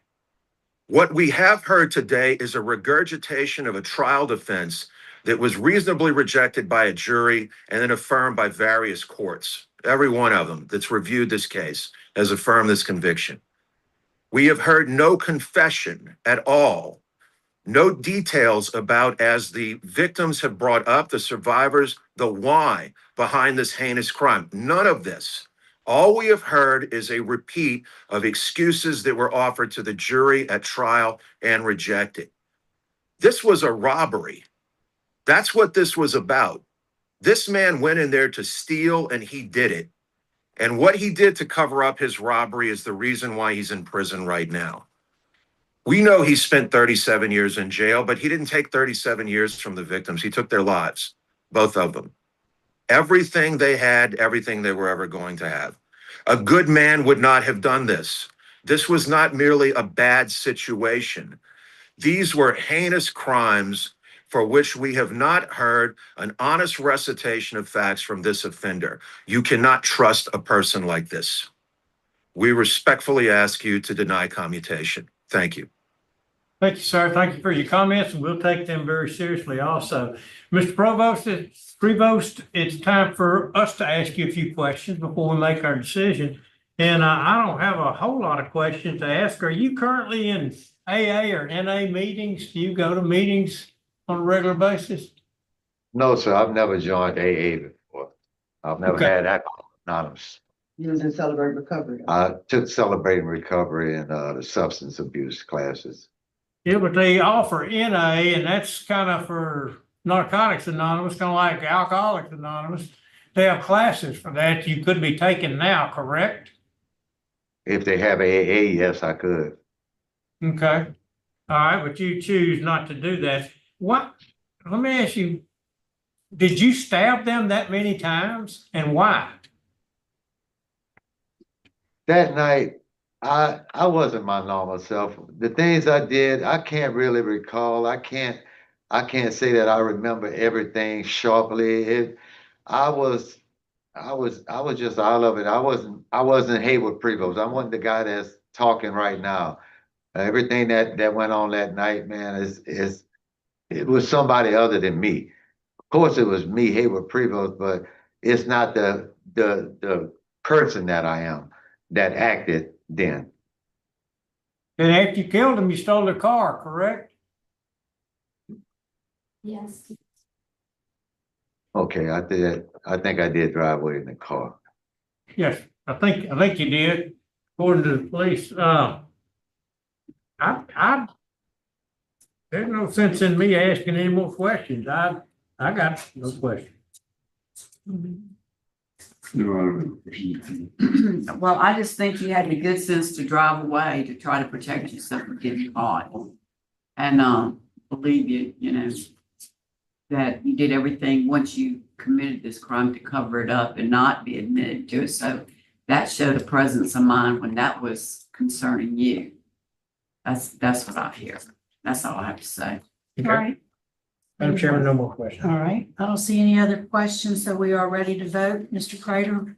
My vote is to deny this because of I think a lack of remorse that I've heard, a lack of doing something about your substance abuse, which we all agree that was one of the factors of that night, because of victim opposition, because of law enforcement opposition. So my vote is to deny this. Mr. Freeman? My vote is to deny heinous nature of offense, victim, and law enforcement opposition. Mr. Tillis? My vote also is to deny. And Mrs. Stapleton? My vote is to deny for the same reason as everybody else, and I would add that you left a void in a child's life and you left an orphan baby by killing both of her parents. So in addition to that, you've been less than truthful about the crime, even to this day. So that would be my statement. I vote to deny. All right, Mr. Prevost, you've gotten 4 votes to deny your application, so that is the outcome of today's proceeding. I do appreciate that after your last hearing, you did get involved in some programs. Just keep working. Good luck to you, sir.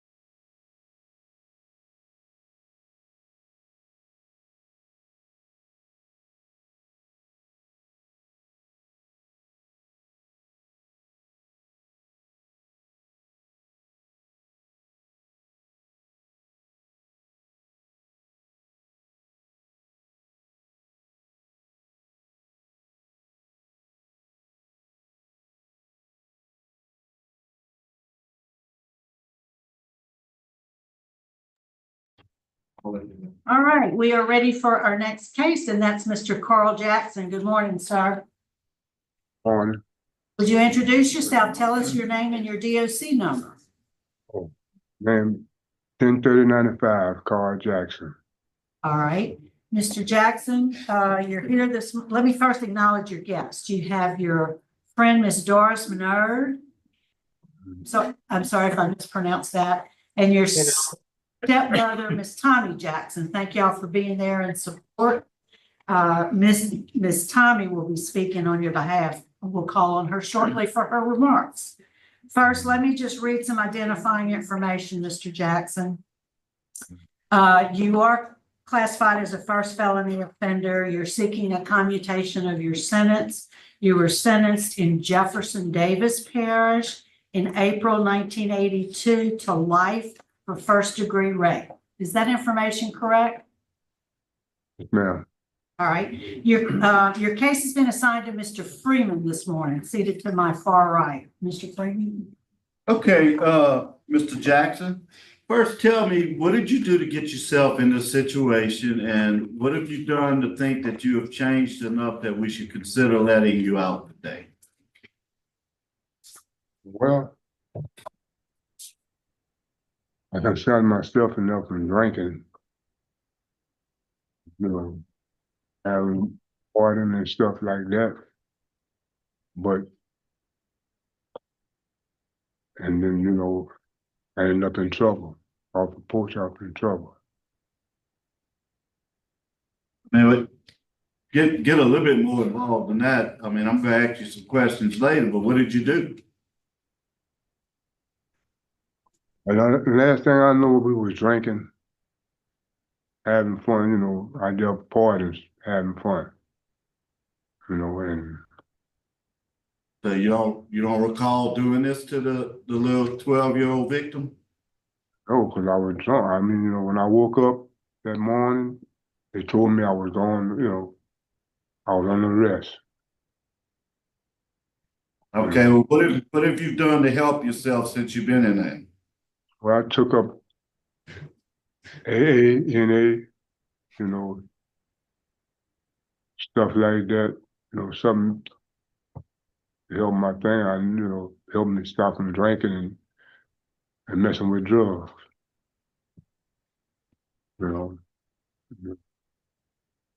I really, sorry for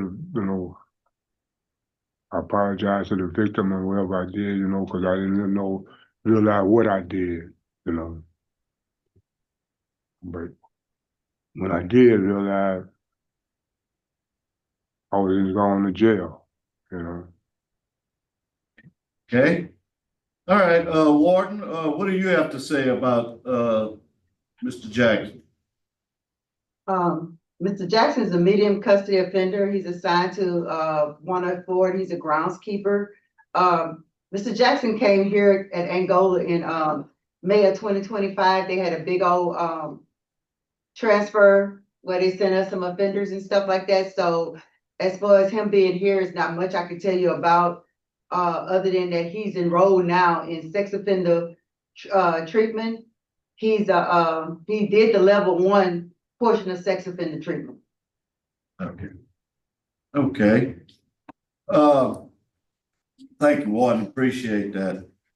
Okay, also, here on your behalf, Mr. Jackson, is Mr. Tommy Jackson. Miss Tommy Jackson, I take it. Is it Miss Tommy? Okay, Yes, Miss sir. Jackson, what do you want us to know about your stepson? Oh, okay. You have to stand up, you can talk from right there. Oh, okay. Yes, sir. What I could tell you about my stepson, okay, Carl Jackson, as noted before, he was transferred from Hunt here to Angola. He was convicted and imprisonment since he was 19 years of age. Now he is presently 65 years of age. He recognizes his terrible crime that he had committed. I know this factually because as many visits as I had visited with him within the past several years and everything, we had discussed this situation a lot. Also, since imprisonment, he has actually found himself and has soul searched himself also and noticed that he needs to focus on improving and the need of his life and the purpose of it.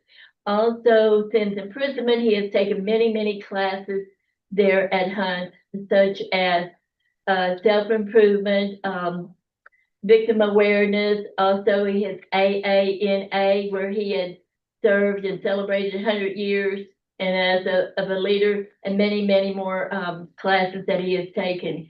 Also, too, he has not only apologized, as I was saying earlier, he is deeply sorry and apologetic for his crime, and also sorry for all that he had put his victim through, from emotional childhood through her becoming a grown woman at this time.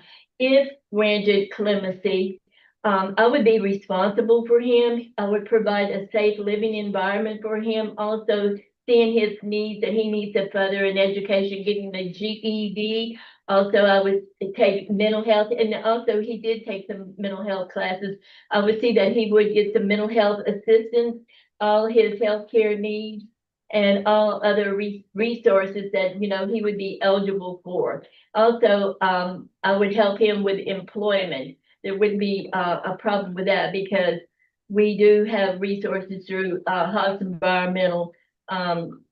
It's a cleaning agency that cleans with the plants, and they do hire former inmates. I've checked into that program and their need for that. We greatly appreciate, I do appreciate the board for considering this matter concerning my stepson, Carl Jackson. Yes, ma'am. May God bless, and thank you for giving me this opportunity to speak on his behalf. Thank you, ma'am, for coming. Okay, Mr. Jackson, looks like you're not a man of many words, so you know, we need you to try to kind of explain stuff to us so we can make a fair decision today. Why did it take you so long to get into sex offender treatment? I see you've only completed the first phase. Well, it started, see, when I went to Hunts, they started in Hunts. When I was in Angola, they wasn't doing it. You know, I mean, they didn't have that, you know. Everything I tried to get into, they tell me about, you know, put me on bag log, saying they gonna put me in it, you know, and then, you know, they never get in it. I gotta wait, you know, for it. Just back when I first came to Angola, they're trying to get in class. You are in it now, aren't you? Are you in sex offender treatment? No, I was in it in Hunts. Okay, but you're not in it yet in Angola. Okay, I got you. Just transferred. Just come back for Angola. Yes, sir. Why did you have to come back to Angola? Any particular reasons? They had said they had to fix the windows in the dome or something. Something had to do with the dome. They shipped everybody. I got you. Okay, let me ask you this. What about what was that contraband in 2021? Well, they had a knife fight in the dome. Mm-hmm. Dude got in a knife fight. They had two fights by my bed partners, you know. They were fighting in there, and the thing rolled by my bed, you know. I tried to pick it up, you know, because it was by my, you know, wasn't in my dead possession, it was my possession. What was it? It was a ball of mojo weed or something. Okay, what was the contraband in 2009? That mojo too? Yeah, or weed or something, weed. The last one, you know, I couldn't say who it was for, you know. Got it. I got Just it. took Okay. You know, it was you said it was alcohol that got you into this problem, and now you're in prison and you're doing mojo. Mojo is worse. No, I never did mojo. Yeah. I never took mojo. No. Okay. It never was mine, really, you know. Gotcha. Gotcha. Have you ever had any mental health treatment? I talked to some mental health people, you know. You're not on medication or anything, are you? No, I never took no medication or nothing like that. Warden Ambo, is there any, I know he just got there, so it's hard for y'all to answer, but I see he's a medium custody and a fair work history. We don't usually see that unless something happens. Is there any, I mean, can you shed any light or that must have, or he came to y'all like that? He came to us like this. So it was the dormitory, which I believe, maybe was the Beavers, what the, Been the write-up. Yeah. yeah, so, I think they were doing some kind of construction or something to those areas, and then they shipped us a bunch of them. Okay. And, yeah, most of them just stayed afterward. Gotcha. Appreciate it, Warden Ambo. I have no further questions. I have a couple. Mr. Jackson, what is your level of education? What grade did you complete in school? I never completed the school. I know, I was in special education. All right. So we talked about the sex offender treatment, and I understand that when you were first at Angola, maybe they didn't offer it, but when you went to Hunt, they had it. And we show where you completed level 1 in 2012, but you never went any higher than that. Why is that? Because they cut us off, you know, they never did go back to class, we never go back. When I come from with that David Wade, I come from David Wade, I went to Hunt's, I was in the class, and then all of a sudden they just killed the class. So I asked the man what was happening, he said it was there. And we never go, we go every day, we go when they have class, the day they have it, we go there, they never have it. So the clarification man said they ain't got nobody else to run it. Did you try to get in sex offender while you was here? Did you mention it to anybody that you needed to get back in sex offender class? Since you've been here? No, because they told us we was going back and all stuff, you know, we're going back to Hunt. Once they gave you a job here, that meant you was gonna be permanently housed here. So And you they could have took the job, they took the job from me. Okay. Because of the duty. So you don't have a job now? No, they took the job because I got a permanent duty status. Oh, okay. You got a permanent. Right, you don't have a job for now, so you got a duty status and no duty status.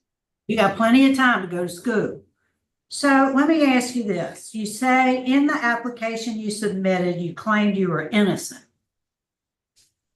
And then later in the application, you said, but you're remorseful and accept accountability for your past lifestyle. What did you mean by all of that? You know, like we do things when we're young, we don't realize what we did till we got older. Then we, you know, realize that it was wrong. Right. So now you're saying that you did commit this crime. I'm saying, you know, if that's what they say I did. I don't know what I did. I was drunk. I was passed out. Oh, no. Okay. All right. I don't have any other questions. I do. Child, when she was able to be discovered, no child's anatomy can stand being raped at this age, 12 years old. It's not made for that. So she was bleeding and she was in a lot of pain. And when they got her to the doctor, she was still bleeding. And she had a tear that could have gotten a episiotomy. So when you did that to the child, you had to have blood on you too. You forced all this on the little girl. So I don't know how you remember because there was blood everywhere. They never took. When I woke up, they took me to the hospital. Doctor said I didn't have no, you know, I didn't have no sex with nobody. Really? And, Okay. That's what, you know. She says you did. Didn't have blood on me or nothing. Okay. All right. All right. I don't see any other questions. I think we're prepared to vote, Mr. Freeman. Mr. Jackson, you know, you've done a lot of time, 44 years, but that write-up in 21 bothers me because you were under the influence when this happened. Your lack of remorse bothers me. I can't grant today. I just don't think it's your time. And you got to have sex offender to get out with this kind of charge. You got to have sex offender treatment in my book. So my vote today, because of those reasons, is to deny. Mr. Tillis, My vote is to deny. I concur with Mr. Freeman. Mrs. Stapleton, I concur with Mr. Freeman, and I would just add the serious nature of the injuries. Mr. Prater. My vote is to deny. I think he's still a public safety risk. All right, Mr. Jackson, your application for clemency's been denied, sir. Orlando, can you get him in the sex offender treatment? Yes, ma'am. Much. That concludes our business there. We're going to sign off at 11:28.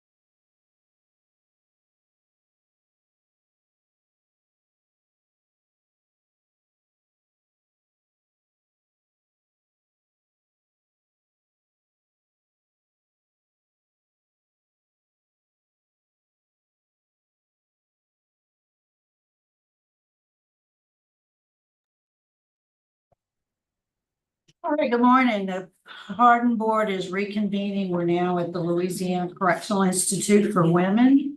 Today is Monday, October 20th, 2025. It is 11:33 a.m. Warden, would you and your staff introduce yourself for the record?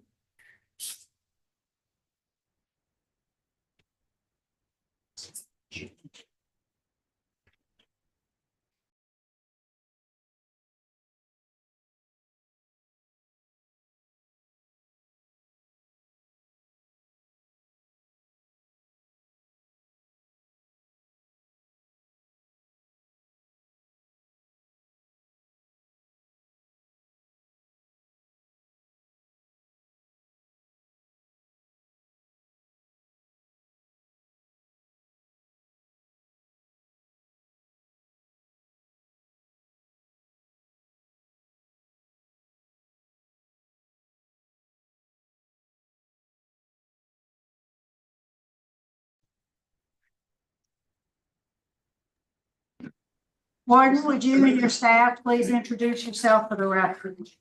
Hello, can you hear us? Yes, we can. And Sorry, first time in the parole boardroom. yeah, I know. That's what I was wondering. Rearranged, I'm sorry. We'll be better next time, tomorrow. Warden Kristen Thomas. Tara PARDC manager, Abden Gaddy, ARDC supervisor, Master Sergeant Stewart. And we have one case there today, and that's Ms. Clark. Ms. Clark, would you introduce yourself for the record? Tell us your name and your DOC number. Yes, ma'am. Bobbie Clark, 156918. All right, thank you, ma'am. And before we get started, I want to recognize some folks who have joined us today. Here in support, you'll see on Zoom, we have the Parole Project, Mr. Blake. Also here with us in Baton Rouge. I don't see him. We have Michael McCrae and Holly Spears. I think we're calling them in now, and that's your friend and your cousin. We also have some folks here in opposition on Zoom. Walter Seaver, representing the victim, also Joseph Kimball, both of who will be speaking. We have Charlotte Hockersmith here and Laura Kimball also here, who are here in opposition. So here comes Ms. Spears and Mr. McCrae. We're going to call on y'all for your comments shortly. We were just getting started. Yes. Y'all hadn't missed anything. So, Ms. Clark, your case has been assigned to Mr. Prater. I'm going to turn it over to him. Okay, Ms. Clark, how you doing today? Yes, I'm doing okay, sir. Okay, well, good. Glad to hear that. We're here because you have requested clemency to have your sentence changed. And so we want to know from your mouth what you did and that sort of thing. What you did, why you think that you are deserving of a reduction in your sentence. So I'm gonna go ahead and let you start there. And then we're gonna ask the warden to tell us what kind of inmate you've been. And then we'll move on to supporters and we'll move on to those in opposition. So the microphone is yours. Tell us what you did. Tell us why you need to get out or why you feel like you're deserving to be reduced sentence. Yes, sir. First of all, I would like to apologize to Michael Seaver's family for the pain that I caused them in taking Michael from them. I'd also like to apologize to my family for all the times they needed me and I wasn't there for them. I'm truly sorry. I met Michael around 1982, about 12 years before I shot him. At the beginning, our relationship was going pretty well. We started a trucking business and we had 8 trucks by the time this happened. Michael would drive one of the trucks and get jobs. I was doing the bookkeeping, payroll, expenses, taxes, and running parts. At first, I didn't know Michael was an alcoholic. He didn't drink much then. But he started drinking more and more, and that's when he became violent. He would come home drunk and he would start punching me and hitting me, cursing me, and just hitting me so much. Many times I had to go to the doctor's office. Dr. McCann even testified on the stand that I had a broken jaw, cracked ribs, and lots of bruises. One time I went to the emergency room in the Rapides General because Michael nearly put my right eye out. But Michael would apologize. They'd never do anything like that again. And everything would be okay for a little while. Then he would meet up with his dad or somebody at a bar. And this nightmare would start all over again. On the night that I shot Michael, he and his dad came home drunk, came to the house drunk, and I told them I wasn't going to sit up with them, that I was not feeling well. I had a sinus infection and I was on antibiotics. Michael's dad got upset and he left. Michael got furious. He was so mad. He started cursing and slinging. He started hitting me, punching me.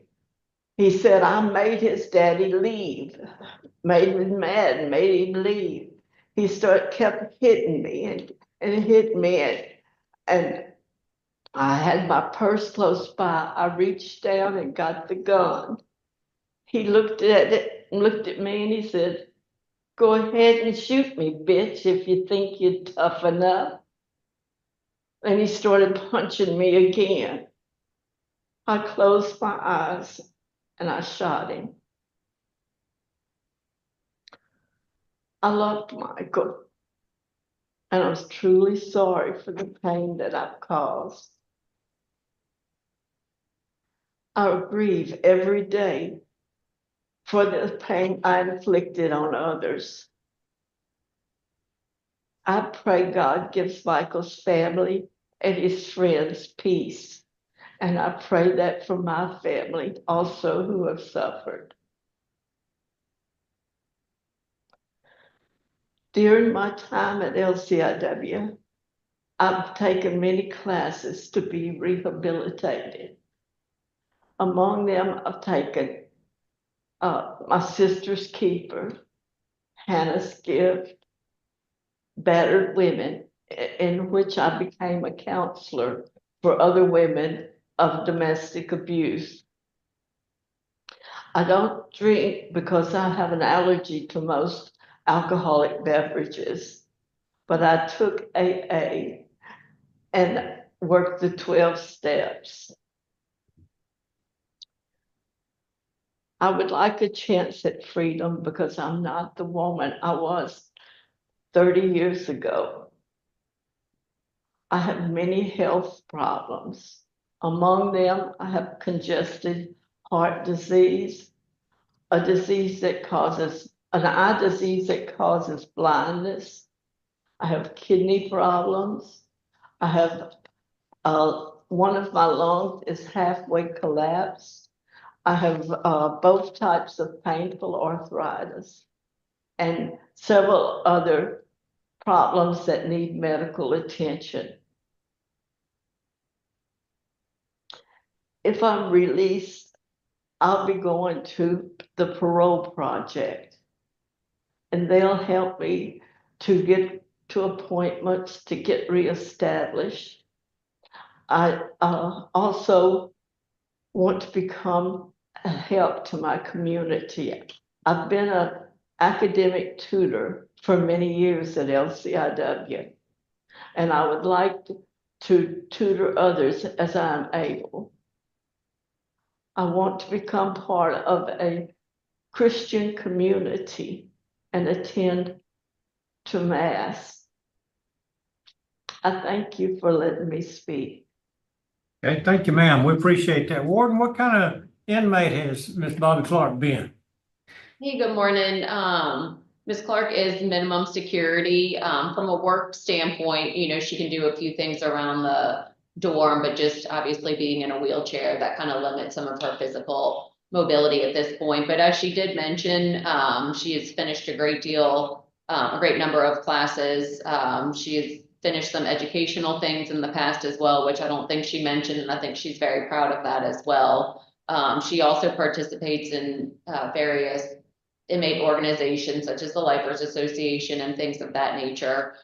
She has not had a DB report since 2012, so we do not have any disciplinary issues with Ms. Clark at all. She's low risk and need score, and I'll let Mr. Channing kind of mention anything that would be offered if she were to eventually go home. I know the Parole Project does a good job of explaining everything that they would be offering to her if she got a favorable vote. Okay, thank you, Warden. We appreciate that. Thank you for setting the room up for us. It looks nice. Let's move on to two folks that are here, Ms. Holly Spears and Michael McCray. They're both going to speak, and I'll let y'all decide who's first. If you would go to the podium and talk to us, please. And limit your remarks, please, to short as it takes to tell us about it. Did we get your last name right? It's McGoey, that's right. I think there's another typo. This Bobbie Clark has been a good friend to my wife. Excuse me, sir, would you start over? I didn't hear the very first thing you said.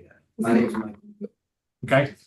Miss Bobbie Clark, she's been a good friend to my wife for really many years. And she's actually helped my wife straighten her life out.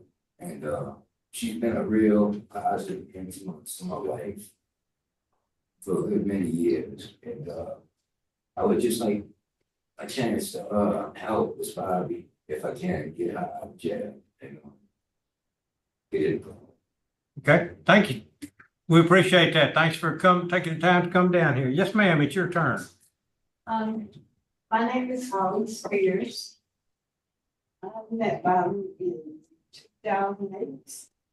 And she taught me a lot about abusive relationships. We've now been together 15 years, and it's good. So, you know, from walking away from that, I haven't been in trouble. And our lives are relatively good, you know. We have a 4-bedroom home. We have a mother-in-law's apartment, built onto next door. We have a lot next door. And we like to offer Bobbie a chance to stay there if she's healthy enough. You know, Okay. I have let her know that, you know, we took care of my mother-in-law until she died. That, you know, should it get too bad, that, you know, we have to get her some other kind of help, because, you know, it would just be too much after taking care of a dying mother-in-law, but, you know, with her help. But I would like to see Bobbie have some semblance of life, you know, after 30 years. I feel like that's enough correction, maybe give her a chance to prove that it worked. Okay. Okay. Well, thank you. Appreciate it. Y'all are good friends and cousins. And so we appreciate y'all taking time to come down. Well, Mr. Channing Blake. Mr. Blake, I see you there on the Zoom. Tell us what you got to offer. Yes, sir. Good morning to this honorable board. Channing Blake with Louisiana Parole Project, appearing on behalf of Miss Bobbie Clark.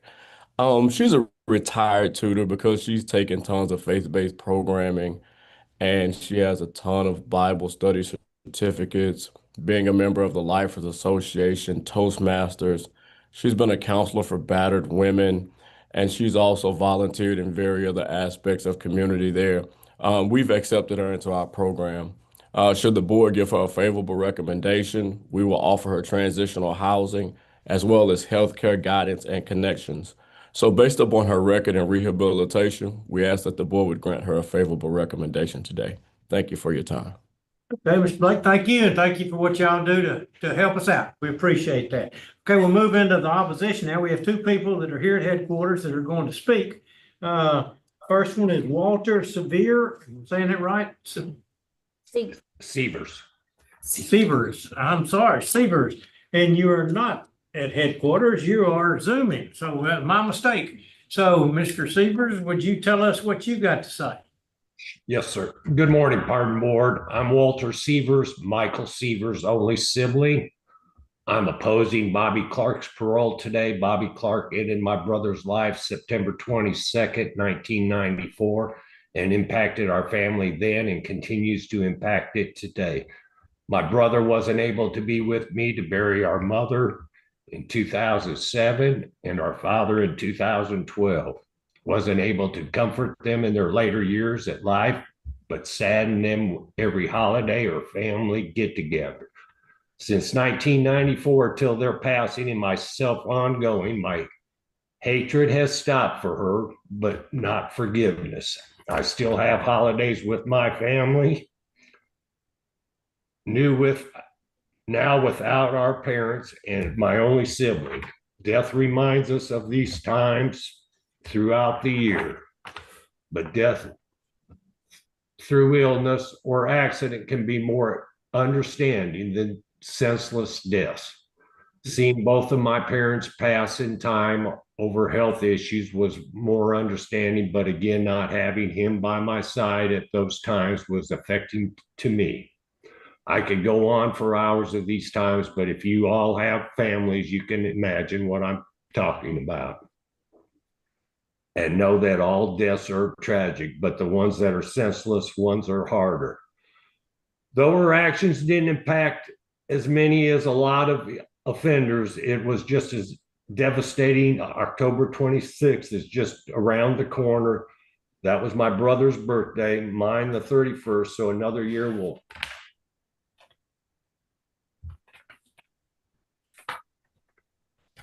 won't be there to count.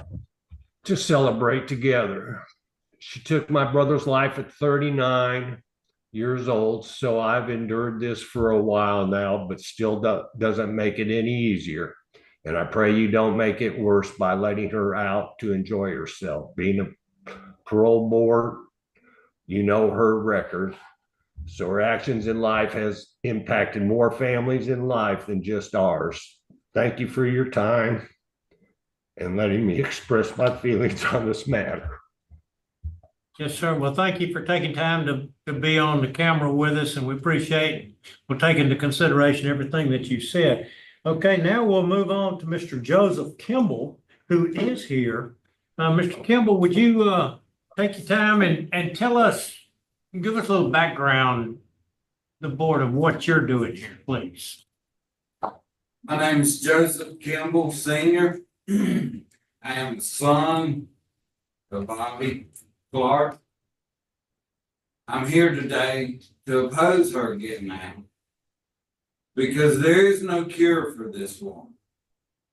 There's no cure for what she got. There's no classes, no amount of studies, no amount of what she can do, take, or whatever to fix her. She is sick. She is ill. And she is a cold, calculated killer. A two-time killer. Okay? I would like to take this opportunity to thank you for allowing me to speak. And I'll do my best to keep this to a minimum. First, I would like to say that I'm here today not out of anger or animosity. However, I am here out of fear that you are going to let her out for another opportunity to murder again. So with your permission, I will explain myself. This is the woman who is in my entire life of living with her and knowing her as a child, never failed to keep or follow through with a threat that she has made. She is extremely smart and knows exactly how to get what she wants. Bobby is a master manipulative psychopath who exhibits no empathy or remorse for her actions. She feels no guilt for the harm she has caused. She can be very charming, act normal, even be very likable, to do whatever it takes to gain the trust of others. She feels a sense of entitlement. She believes the world owes her everything. Bobby will lie often for no other reason than personal advantage and will change her story and twist the facts to make it fit her needs. Her emotional responses are fake to suit the situation without feeling any feelings or empathy at all. She is a genius at manipulation tactics to control people to get exactly what she wants. I know, I lived the life of it with her as a child. She planned the murder of my father with 2 other people. Then years later, she planned the murder of my stepfather, Mike Severs, who treated her like gold. That I never seen him lay a hand on her. The broke jaw that she speaks of, she slipped and fell in a hot tub and broke her jaw. And then went and reported it to the doctor that he did it while he was out of town working. Then years later, she shot Mike in the back several times. As he struggled to get to the phone to call for help, she walked over and snatched the phone cord out of the wall to prevent him from calling for help.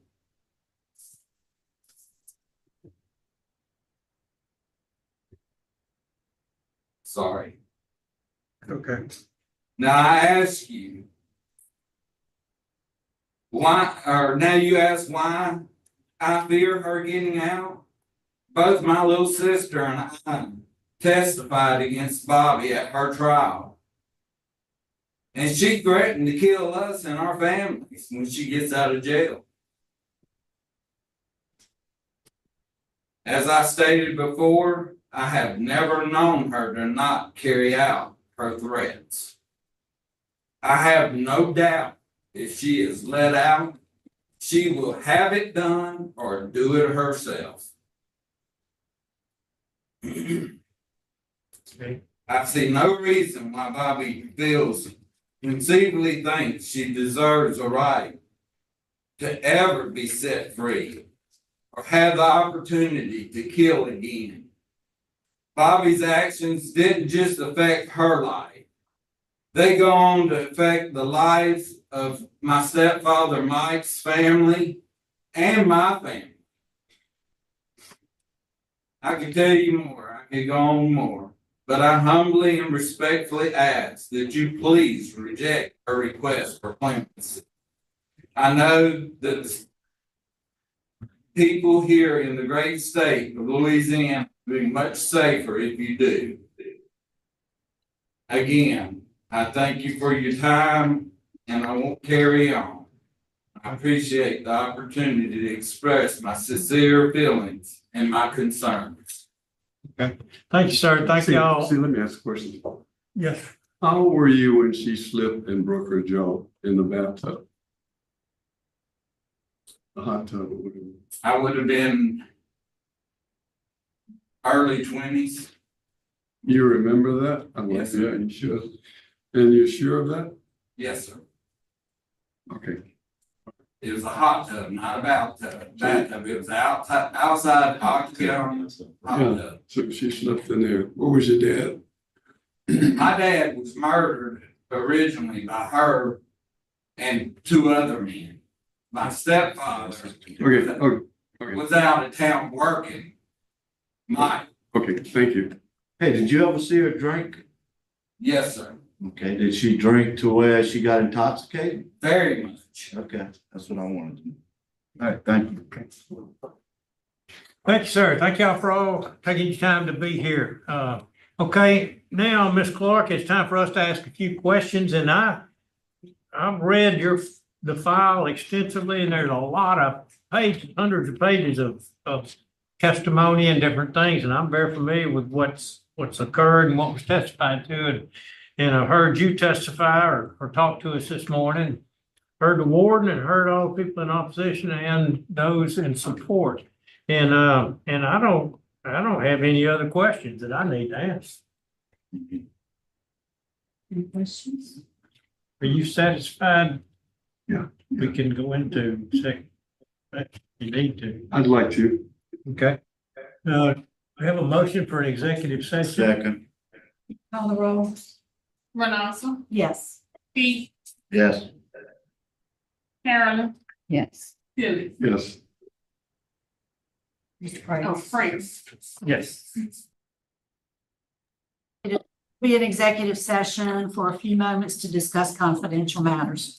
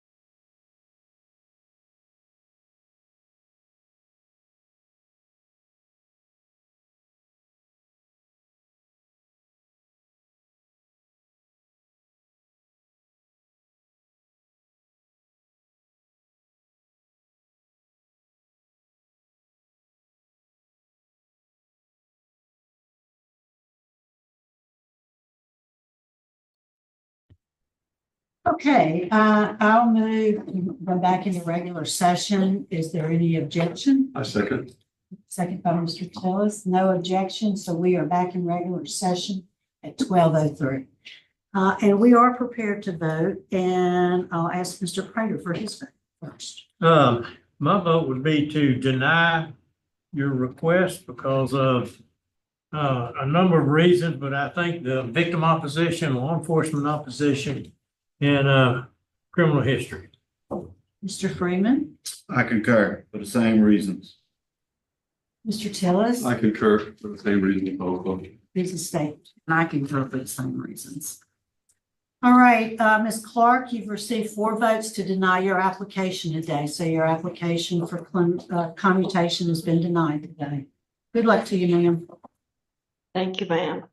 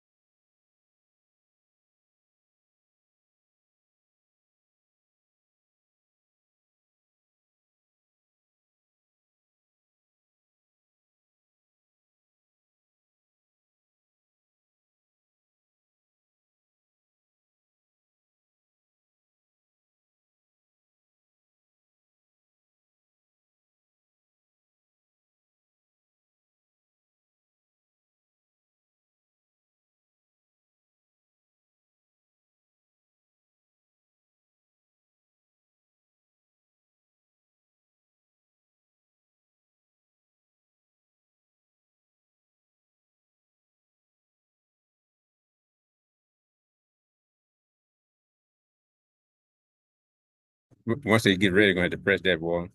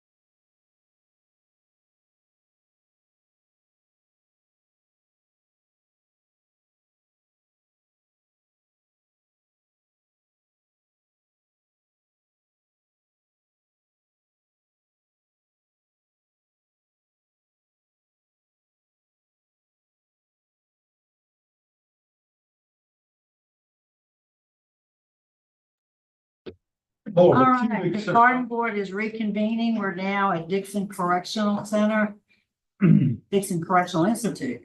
It's Monday, October 20th, 2025. It's 12:08 in the afternoon. Good afternoon, Warden. Would you and your staff please introduce yourself? Yeah, good afternoon, Dusty Victim Ward. Donald Cavalier classification. Curtis Thurman, mental health. Alvin King, reentry. That's it. All right, good. Thank you, sir, for accommodating us. And we have Mr. Miles. Good afternoon, Mr. Miles. Would you introduce yourself? Tell us your name, your DOC number. My name is Darien Miles, DOC number 455-785. All right, Mr. Miles, let me just acknowledge we have some guests by Zoom today, all who are here in support. Your sister, LaShonda Miles, your girlfriend, Shakendra Davis, and another sister, LaKiera Miles. And they'll all be speaking on your behalf. We'll call on them shortly to do so. First, let me just read some identifying information into the record. You are, Mr. Miles, you're classified as a second felony offender. You're seeking a commutation of your sentence. You were sentenced in Caddo Parish in April of 2004 for a manslaughter conviction. You received a 35-year hard labor sentence. Is that information correct? Yes, ma'am. All right, your case has been assigned to Mr. Freeman. Would you answer his, I'm gonna turn it over to him. Okay, Mr. Miles, good evening.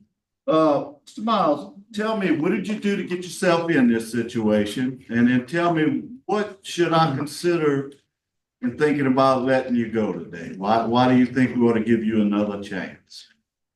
Okay. What I did to get in this situation, I was dealing with a guy in a relationship, and the relationship was turning out bad, and he was kind of trying to dictate what I do and tell me that I'm not gonna leave, and I'm telling him that I'm gonna leave. The situation, one day it turned into an argument, and then he produced a knife and he stabbed me in the arm, and I left. A couple of days later, I came back, and we was talking, and we was, the conversation was getting heated, and he was trying to get physical, and he spit in my face. When he spit in my face, I reached and grabbed for the gun. When I reached and grabbed for the gun, he tried to get it from me. I pushed him down, and that's when I shot him. Okay, and what have you done in your time in the Department of Corrections to improve yourself? Well, since my incarceration, I've educated myself. I got my GED, I got trades in culinary, offset printing, and I've finished my associate's degree. I've taken multiple self-help programs. I've taken anger management, cage and rage, understanding and reducing anger feelings, and a couple more nurturing parents, living in balance. Okay, I'm gonna ask you more specific questions when it becomes time. Warden, what do you have to say about Mr. Miles? Good morning, Mr. Freeman. He arrived at DCI in March, and he has made level 1 trustee since then. He actually works at the Capitol, down at the Senate area, at the Capitol for us down there doing janitorial work and stuff like that. He hadn't had any write-ups since 2013, I believe. So, and done a litany of classes, as you've heard him talk about. So, really, he's done a good job since he's been with us.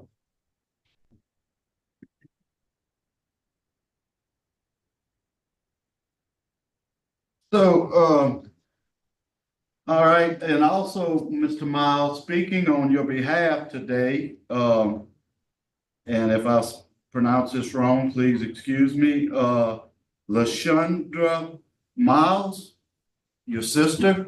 Yes, LaShonda. Okay, Miss Miles, are you on? Yes, sir, I'm here. Okay, tell us what you want us to know about your brother. Good morning, members of the parole board. Thank y'all for giving me the opportunity to speak on behalf of my brother, Darien Miles. I appreciate the time you've taken to review his case and hear me today. My brother takes full responsibility for his actions. He expresses remorse and regret for his pain he has caused the victim's family, loved ones, and community. He has spent many years working to become a better man. The man here today is not the same man who stepped in many years ago. He has achieved a lot of work and changed over the years. He has earned a high school diploma, college degrees, participated in rehabilitation and life skills programs to help him grow emotionally, mentally, and spiritually. He has took every opportunity to grow and become a better man. I myself am proud of his complete transformation of character, mindset, and behavior. If given the chance at parole, our family will support him in every step of the way. and be sure that he has a stable home, employment, and a strong support system. I do believe my brother has done everything in his power to turn his life around, and he's ready to re-enter society as a productive, humble man. On behalf of our family, I respectfully ask you to consider granting him the opportunity to prove the change he's made is real. Thank you for your time, sir. Thank you. Okay, Miss Shakendra Davis, your girlfriend? Okay.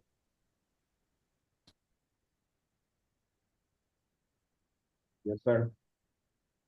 Okay, tell us what you would like us to know.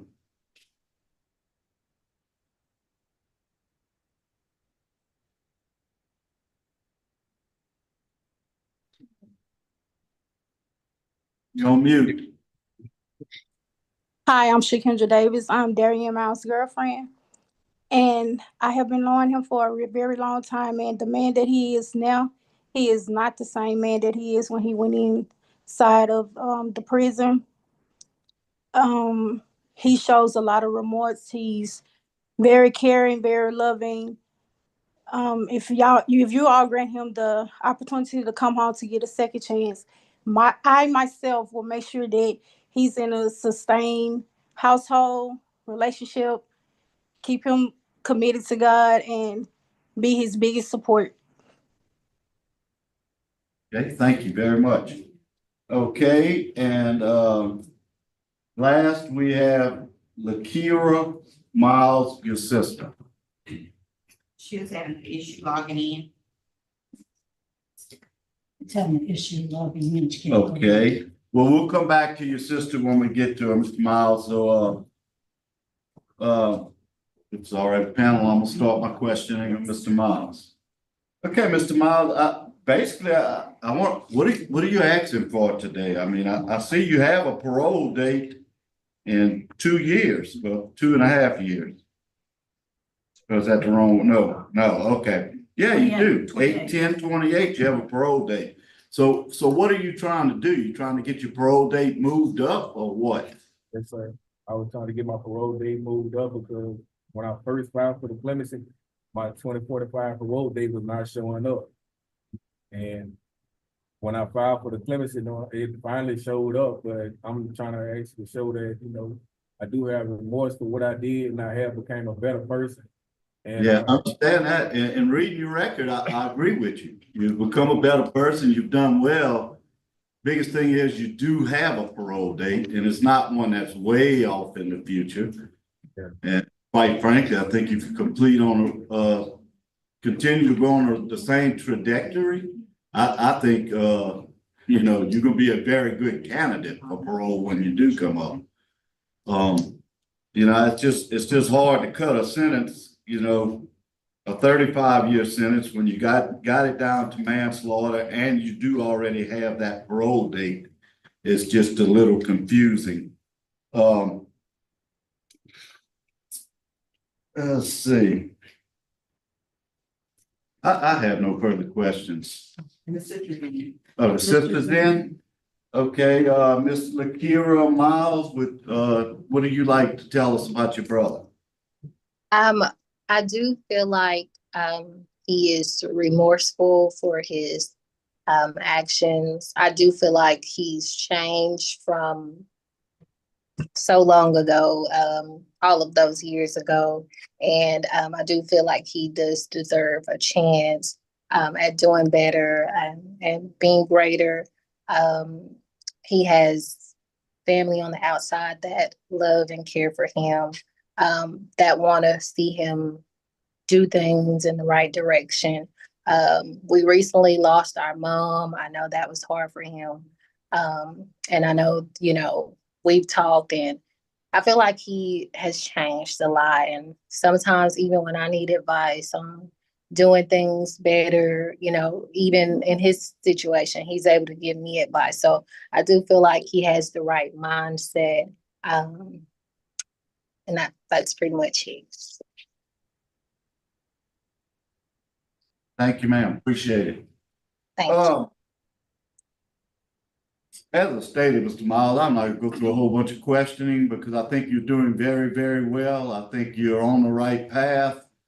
you already have your parole date and, I'm not likely to reduce it for sooner. So, right now I have no further questions, Mr. Knotson. All right, well, call for the vote, Mr. Freeman. As I said, and Mr. Miles, keep your head up real high, because you're doing very good. And, if you don't get in no trouble in the next 3 years, I'd be willing to bet you have a darn good shot at making it before, when you do come up.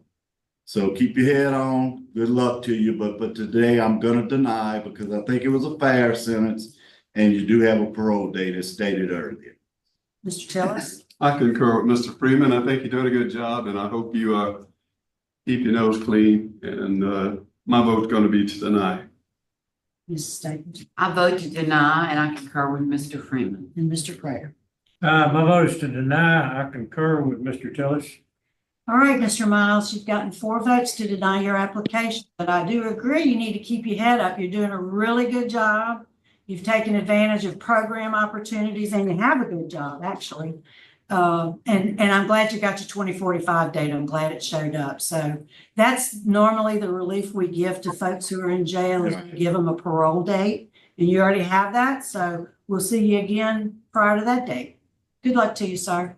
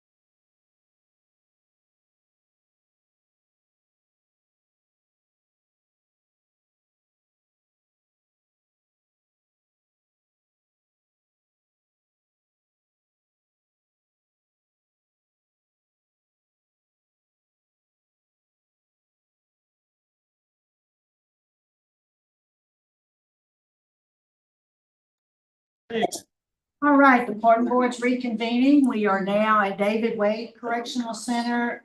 It is 12:24 in the afternoon. Warden, would you, and any staff that you may have in there with you, please introduce yourself.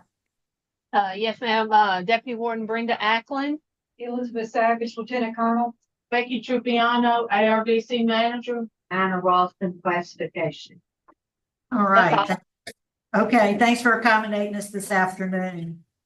And we have Mr. Gryder. Mr. Gryder, good afternoon, sir. Good afternoon.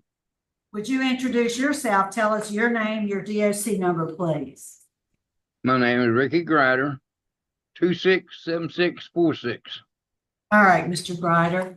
I'm going to read some identifying information into the record, ask you to confirm it, and then we'll get started. Let me just acknowledge you do have some folks who are here in opposition representing the victim. We have Suzanne Craig and Mary Lewis, and Ms. Craig would like to have a few words, and we'll call on her shortly. So you are classified as a first felony offender. You're seeking a commutation of your sentence. You were sentenced in Webster Parish in April 2005 and for 2 counts of manslaughter. You received a 40-year sentence on each of those, but that's running concurrently, so it's a total of 40 years. Is that information correct? No, ma'am. It's consecutive. It's Oh, I'm consecutive. sorry, I wrote concurrent. So I'm sorry, so it's 80 years. Yes, ma'am. Okay. Well, thanks for that. I appreciate it. I made a mistake on my notes.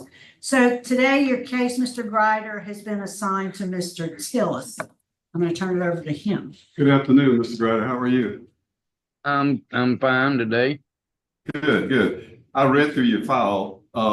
Tell us today what you and why you feel that we should vote favorably for you. Tell us what happened while you're there.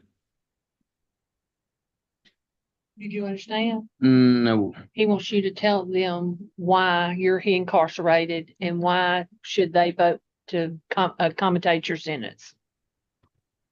Why are you incarcerated? Explain Why why. am I incarcerated? Yeah.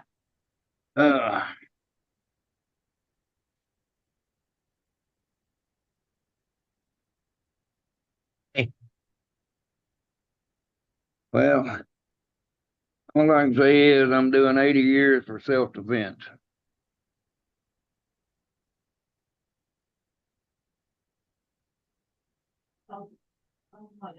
What happened though? What happened? What happened?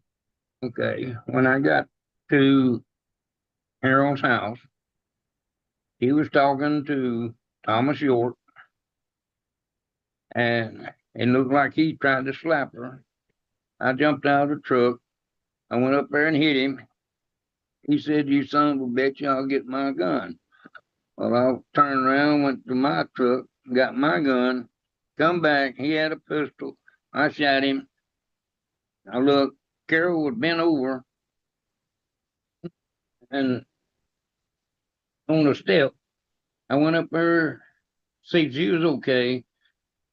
She said, "No, no, no," grabbed the gun.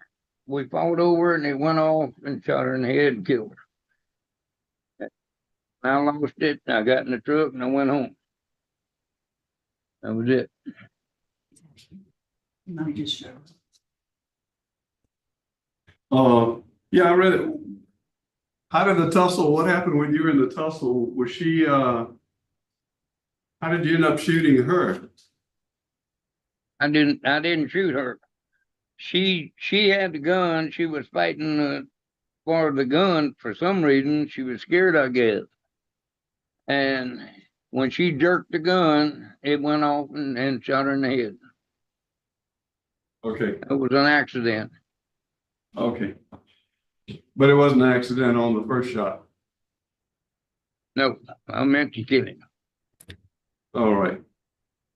All right, Cheryl, we'll talk to. Yeah, let me ask you something, Mr. Gryder. I noticed on your master prison record that you have a parole eligibility date, which is April 11th of 2024. Is that right, Warden? Yes, ma'am, that's under Act 790, the Yes. geriatric parole. Yes, ma'am. Right. That is correct. Yeah. So have you had a parole hearing ever? No, ma'am. Okay. I So, wasn't no, go ahead, sir. I'm sorry. I wasn't notified in 24. Right. I had a pro hearing. How long you been in jail? Ma'am, How long you been incarcerated? I've been incarcerated 22 years. Okay, that's probably why, because they just changed your record once you were reached the 20-year mark and attained the age of 45, I believe. So generally, that's what we would consider at a pardon board hearing would be to make someone parole eligible, someone who has a lengthy sentence like you that didn't have a parole date, and you have one that's in the past. So we'll I'm not sure what exactly you're asking for today. What are you asking for today? For the, I believe it's, if I can say, he's asking, he thinks this is a clemency hearing, or knows it's a clemency hearing, and that's what he's trying to get done. But generally, what we would do for someone like him was give them a parole eligibility. Right. Yes, ma'am. And he already has that, and that's what I explained to him before we came on the air. Okay. And so I did explain that before. Okay, good. All right. Well, since we're here, we're going to go ahead and listen to Miss Suzanne to see what she has to say, and then I believe we'll be ready to vote. Miss Suzanne Craig, we'd like to hear what you'd like to tell us. Good afternoon. Thank you for giving me this opportunity to speak on behalf of my father. I'm sorry, never gets easy. On Easter Sunday, April 11th, my life changed forever. I will never forget that 2 a.m. call from my mother saying, "Come over, something's happened to your dad." I got to her house and one of our deputies for our county was there and told us that my dad had been killed. And I went completely numb. I first thought it was a wreck. And he said, no, someone had shot him. And I couldn't imagine who would shoot the sweetest, kindest soul I have ever known. That Easter changed was not the same. Every Easter it comes up, it's hard. Even if it's not on the same day. I was the last person to see my dad the day before, this Saturday, April 10th. I play it over and over, and it was a weird day because I just had an uneasy feeling all day. I saw him at the bank getting some money, and I asked him to go to the barrel race with me because I rodeo, and he used to haul me all over. He said no, he had to go to a job at Spring Hill, Louisiana paper mill because he worked for Delta Fabrication, and that's what they did. I called him about four times that day, talking to him. And like I said, I still had that uneasy feeling. I had to forgive myself for not paying attention to the uneasiness of that day.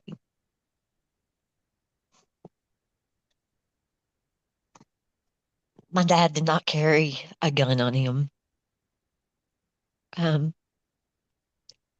My dad has never have I known my dad to hit a woman or abuse a woman.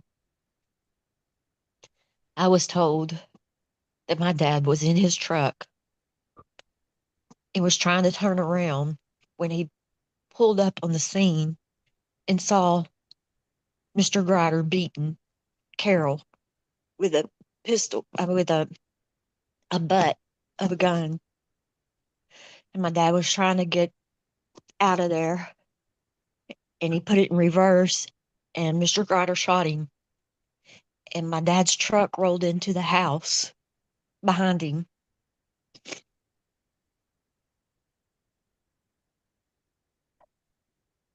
I was told that my dad had 911 on his phone, but he never got to press send.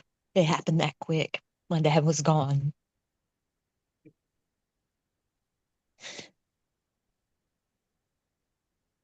But, I've struggled with this. I didn't go to the sentencing hearing where he accepted a plea bargain. My mother went and my brother went.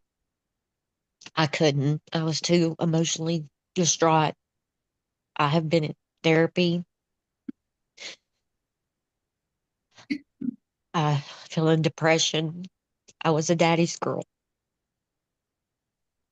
My daddy was my work. And Mr. Ryder robbed us of that. My daughter was only 2. She never got to know him.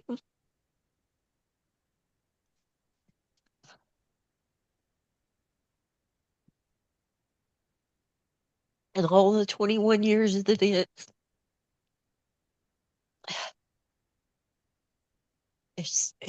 it's painful.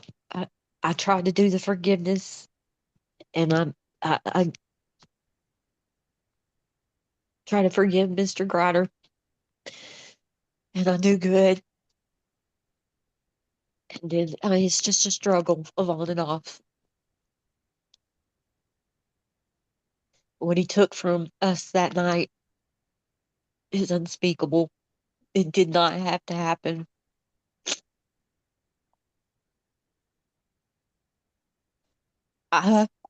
Personally, the prosecutor asked us if we wanted life or prison time or death penalty. At first, I wanted death penalty because an eye for an eye. But my family and I, we all met. We decided that we wanted him to have life in prison so he could think every day of what he did and what he took away from our family.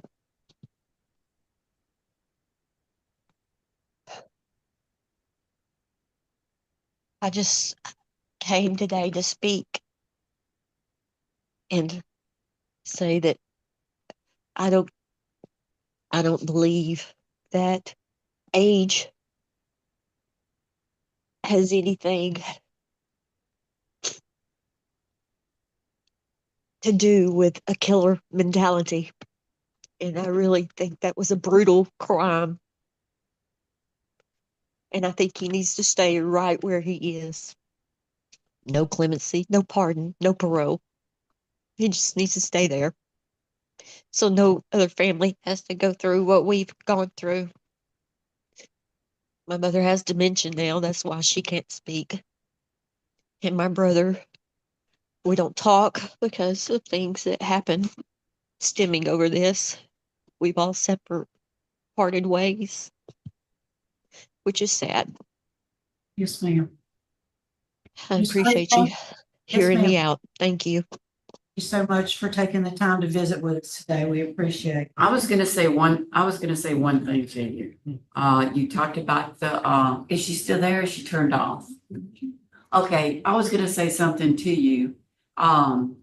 Because, I've been a victim advocate for many, many years. And I know, and I had a grief support group during that time. So if there is one, you can maybe check with your police department. In addition to the fact, I know you're going for counseling, but a lot of times when you talk to somebody who really has walked the walk you walk, it might be very helpful. And a lot of times they have memorial services, I did, where you're able to participate on behalf of your father. That's helpful. So why don't you reach out and see if you can find something like that for yourself? And maybe your brother would join you too. I wish you every possibility of healing because this is a terrible tragedy, no doubt. Thank you. Yes, ma'am. I appreciate that. Yes, ma'am. All right, Mr. Gryder, I don't see any other questions. I'm going to call for the vote. Mr. Tillis? Due to all of law enforcement opposition and family opposition, and you admitted that you wanted to kill him, my vote today is going to be to deny. Mrs. Stapleton? My vote is the same. I concur with Mr. Tillis. Mr. Prater? I concur. Deny. Mr. Freeman? I concur, proximity of his parole date, and that's all the relief I would have granted it. All right, Mr. Gryder, today your your pardon application is being denied. We'll see if we can get you scheduled for a parole hearing. That's a different process. Good luck to you, sir. Okay. 12:40. Thank you.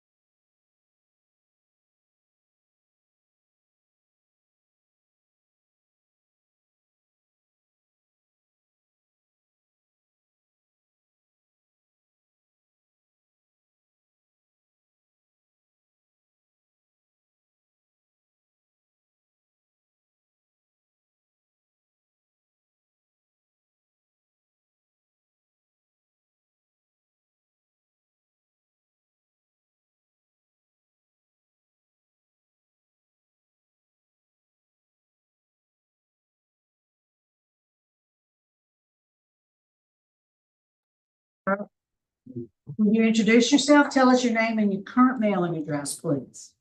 It's Chase DANSEREAU, 10762 Durwood Avenue, Baton Rouge, Louisiana, 70809.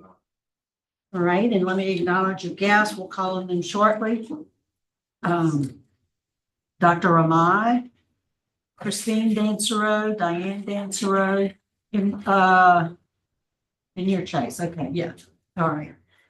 So let me read some identifying information into the record, sir. You are classified as a first felony offender. You're seeking a pardon with restoration of firearms. You were sentenced in East Baton Rouge Parish in December 2017 for attempted possession of Schedule I heroin and simple robbery.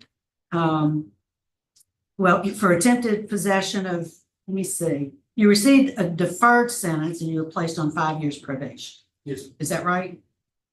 Okay. 2 separate incidents, attempted possession heroin and simple robbery. Your case this morning has been assigned to Mrs. Stapleton, so I'll turn it over to her. All right.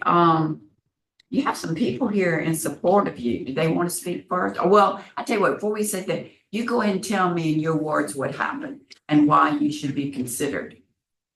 So, going back to the actual incidents that took place. Well, I was 17 years old. Might have just turned 18. And I was selling a lot of marijuana in high school. And somebody essentially owed me for a certain amount with marijuana, and they didn't want to pay me, so I beat them up and hit them with a firearm as well.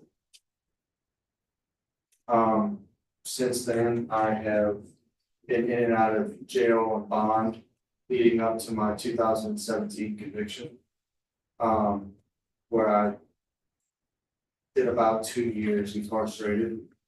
I also had a major drug problem during that time of me selling marijuana up until December 16th of 2020. And since that day, I've been sober, 100% sober.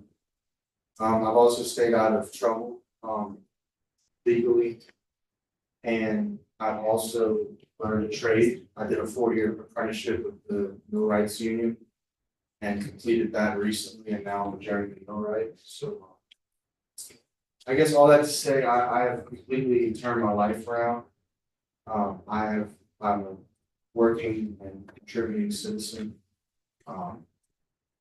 And also another thing to add is I'm not really remorseful for my actions back then. Also, no, I didn't about when things didn't go my way. Everything I did was wrong. I'm sorry for that. So you're asking for a pardon with restoration of firearms. Why do you need firearms? You hit a man over the head with a gun. Yes, ma'am. I don't necessarily need them. I just would like a fresh start, slate, and also to be granted the same privileges and liberties under civilians. I think the way I've turned my life around, I think I would like to request that clean slate. Okay. All right, well, you have a Mr. Ahmad, Dr. Ahmad, and he's here, and Christine DANSEREAU and Diane DANSEREAU. Who would like to speak first? A mentor, mother, and a grandmother.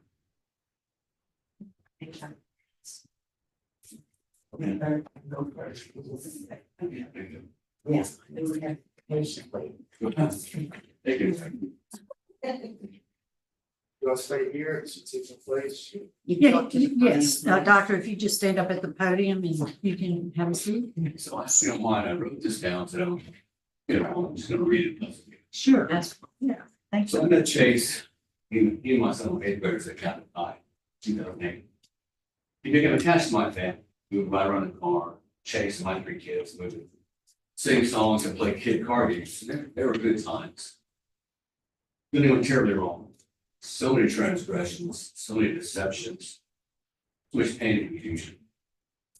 I finally cut ties with Chase after he had my wife and I drive and buy drugs under the guise of retrieving his cell phone from work on that. I was determined not to speak to him again, but was finally clean and sober for 5 years. And I made that promise myself 5 years. I expected no.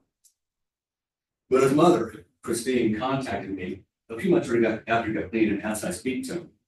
I had been up that point ignoring all his calls.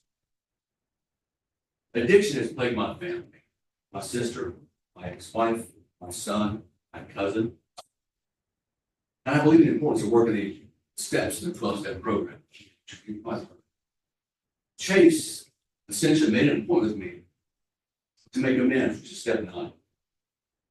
When he spoke, I finally saw in Chase a glimpse of the man thought he might become back in those days when we were riding on the car, singing those songs and playing those games. Over the years now, 5 years, he's kept the promises he made to me that day.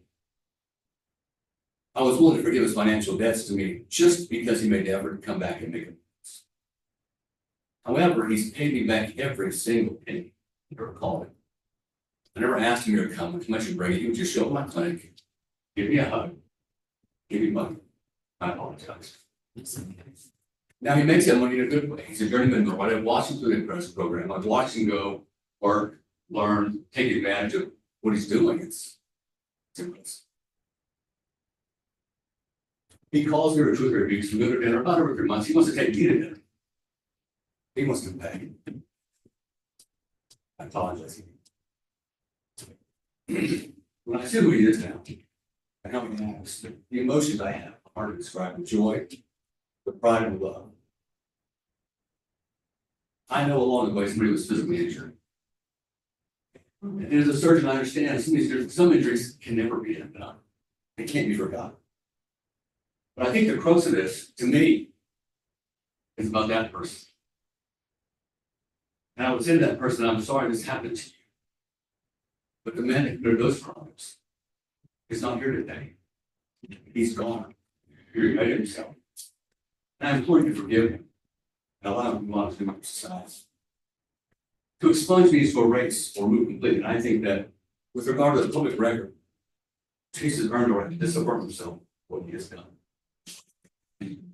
Thank you. Thank you, sir. Thank you, Dr. Ahmad. Okay, who would like to speak next? Good afternoon. I'm Christine, excuse me. I'm Christine DANSEREAU, Chase DANSEREAU's mom. And there was never a time that I gave up on Chase. As difficult as things got, I never gave up on my son. Chase went through a really rough stage in his life. So that being said, we all went through really hard times, difficult times. And it was hard. I mean, I'm not gonna lie, it's very difficult. Never gave up, never quit praying, constantly praying, constantly. I mean, and there were uphills, there were downhills, it was a roller coaster ride, but I knew my son was good at heart. And I knew that the deeper he got in, the harder it was going to be to get out. However, I continue to see, and like Dr. Rick said, it would be where you would just see a glimpse. I think he said this. I would see a glimpse of what I knew my son was and who he was because he was raised right. We raised him correctly, and we went to church. We went to we just lived like a family should live. And I'm a single mother, so I raised him by myself. And that's where Rick came in. Chase asked him when he was in high school if he would be a mentor to him. And Rick has stood by him every day, every step of the way. And I thank Rick for that. I thank him for being here today because I know he's supposed to be seeing patients right now. I know he didn't expect to be here that long. Thank you, Rick. You are so much appreciated by me and my family. And Chase, I know, loves you very much and relies on you.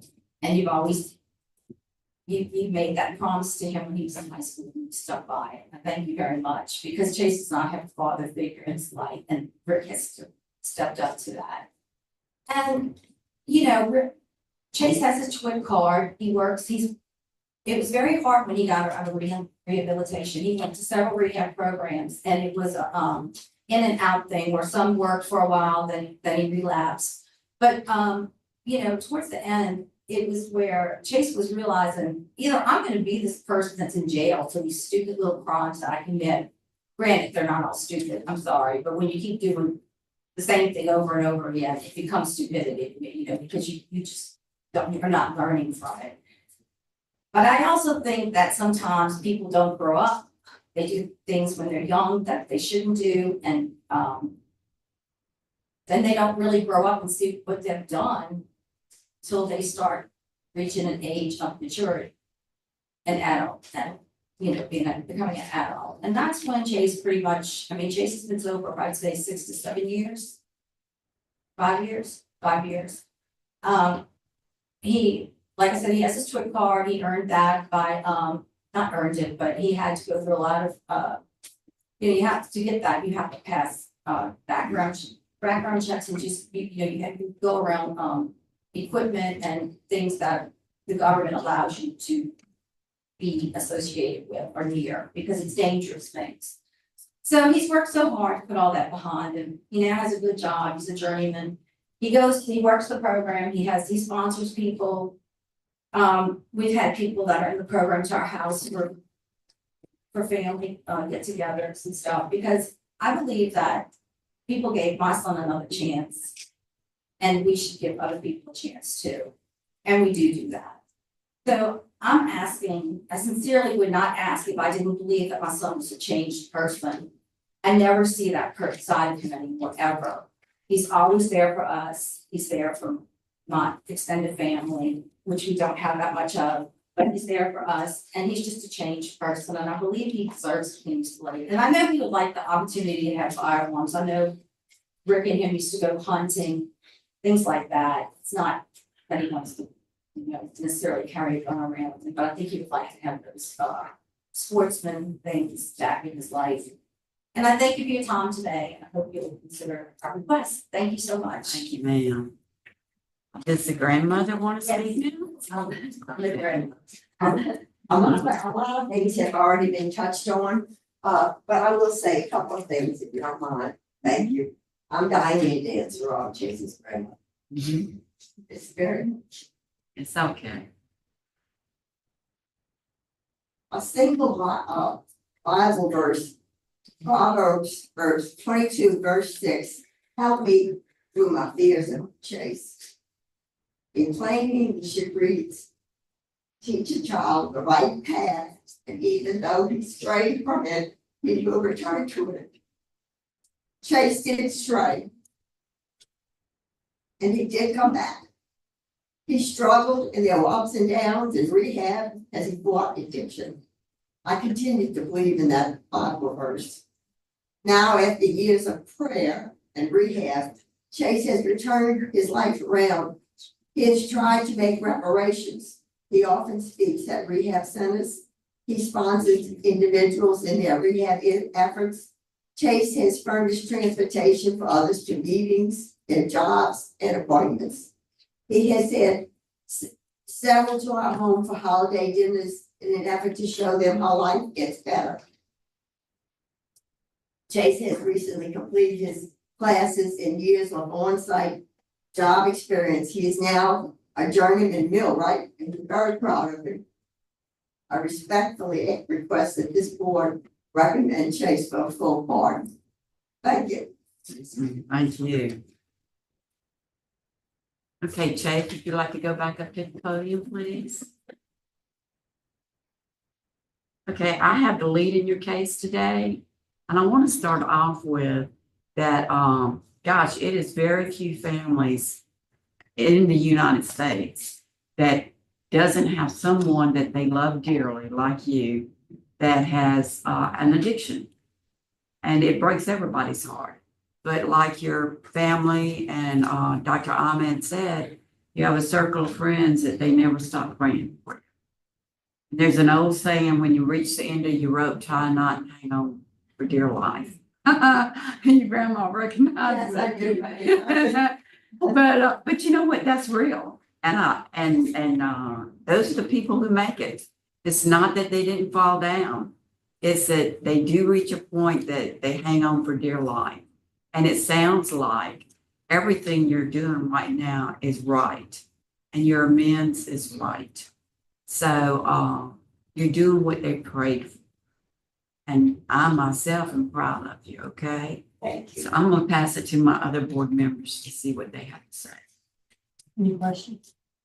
Chase, what was I know you've been sober 5 years, so as recent as 2019, you were still doing drugs and 2020 as well. okay. I didn't get So sober. how often you go to AA meetings now? 3 to 4 nights a week. Okay, so you're going a lot. That's good. That's good. Okay, you know it's gonna be a problem for your whole life. Okay. Yeah, I tried every option there was. AA was the last house in the block. I didn't want to do it. I still oftentimes don't want to do it. But if I stopped doing it, I truly believe I would back out, drink and be willing. And to me, that's essentially committing suicide. I know I would die. Good thought. That's how a lot of people do that. Good statement. Okay, I have no further questions, Mr. Mott. We see a lot of people who hadn't gotten to that point where you say that, what you just said, we see them a lot. So keep that thought in mind always. All right, I don't see any other questions, so we'll call for the vote. Mrs. Stapleton? Chase, the problem is time, 5 years, okay? But that's not forever. So, normally we look for 10 years, and I think that's reasonable. So today I'm going to deny your application, but I'm going to encourage you to please come back and stay the path because you're on the right path to success. So today my vote's to deny just for lack of time. Mr. Prater? I'm concerned about the length of time it's been. Are you for sure not gonna give your gun right back? I'll concur. My vote is that you be pardoned without gun rights. And I'm gonna tell you, it's a big deviation for myself, and I think for Mr. Prater also. Usually we like that 10-year period, as Ms. Stapleton was saying, and you had some rough times for that first 5 years of the period. But I'm also, I believe in you. I'm gonna give you a chance, but I'm also gonna grant without firearms. Mr. Tillis? I concur with Ms. Stapleton. My vote is to deny. I think you need to, more time and you kind of feel like yourself, you might hit it again, and I don't think that's good. You need to stay the straight and narrow. But don't get discouraged, please. All right, my vote would be also to grant you the pardon without the restoration of firearms with the, you could come back later and ask for the firearms once it had, you meet the 10-year mark. I was very impressed today with what your family said, particularly Dr. Ahmad. He spent a lot of time here today and when he should have been somewhere else. That tells me he really believes in you. So I wish you well. You didn't get the vote you needed because it takes 4 votes to have a favorable I decision. can change my vote. I can do that. I'm not gonna let you go out. I can change my vote. Thank you so much. I can change my vote. So, To what? I'm gonna change it to pardon without firearms.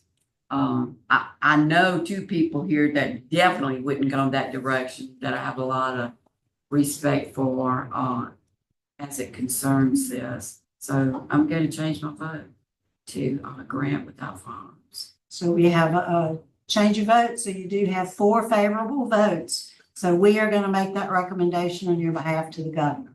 Pardon without restoration of firearms. You'll get instructions on how to, if you want to, if you get the signature of the governor, but you can come back later and ask for the firearms back.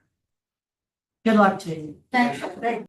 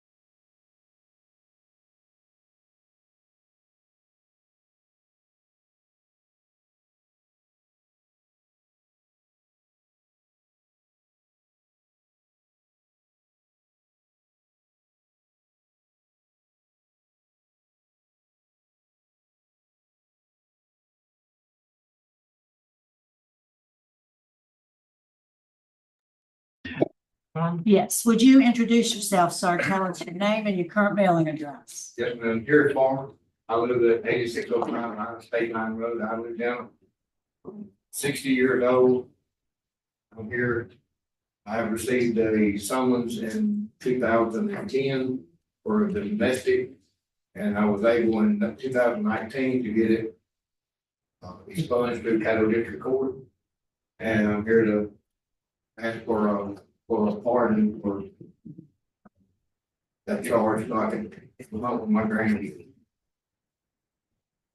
All right, well, let me acknowledge you got some guests here with you today. On Zoom, we have Dewey Hughes, who wants to speak. We also have here with us your wife Judith, your friend Michael Gray, and Victoria Gray. And we'll ask for their comments in just a minute. We got some preliminary work we need to do. I'm going to just probably go over just what you said and read some identifying information into the record. You did state you're here seeking a pardon for restoration of firearms. You were sentenced in the First Judicial District, Caddo Parish, in May 2011 for a misdemeanor, domestic abuse, battery, and simple battery. You received a 6 month probation sentence plus fine and court costs. And we do see where the record was expunged in 2018. Is all that correct? Yes. Okay, so your case today has been assigned to Mr. Tillis. He'll have some questions for you. Good afternoon. Are you, sir? Fine. I read through your file and, but tell me, how did all this occur?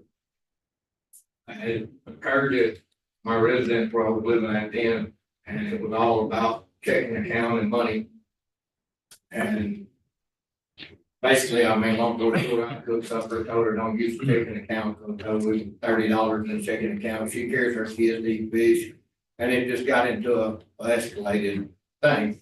Well, I walked away from her 4 times during that session of argument, and finally went into the bathroom and locked the door. She picked the lock, came in. Whenever she came in, I just put my hand on her shoulder. I didn't push her. I just extended them. I said, I can hear you from here. Just give me my space. And that's when she called the cops. Found out later she had a boyfriend at work. And I don't know if the easy way out or. You're a good man. I read where you lock yourself in the bathroom. That's really good. I have no more questions. All right. Well, let's hear first. Let me hear first from the folks who want to speak, and then we'll have some more questions for you.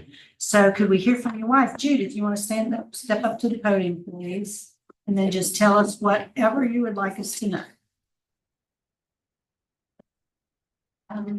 I've known Jerry for over 40 years. We dated in high school. We got back together in 2013.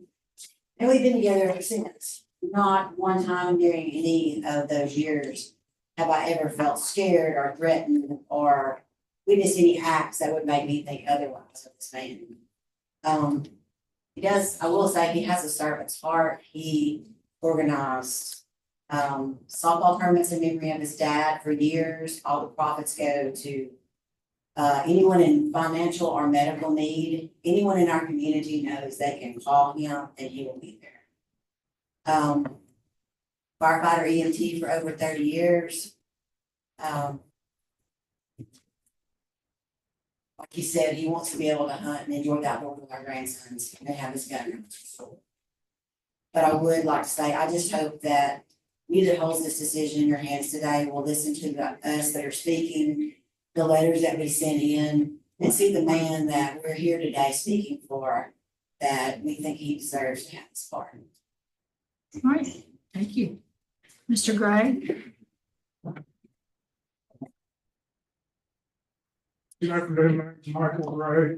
Known Jerry for over 30 years. During that time period, he and I worked together as first responders. He and his friend Todd Callan inspired me to get my EMT. Inspired a number of people. that he worked with. His father was a volunteer fireman. His son is a professional firefighter.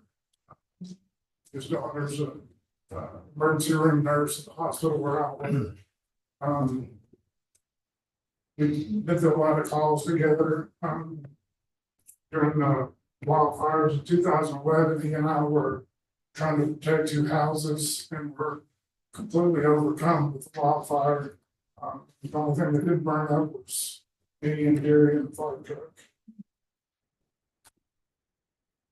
Jerry's one of the most competent and conscientious people I've ever met.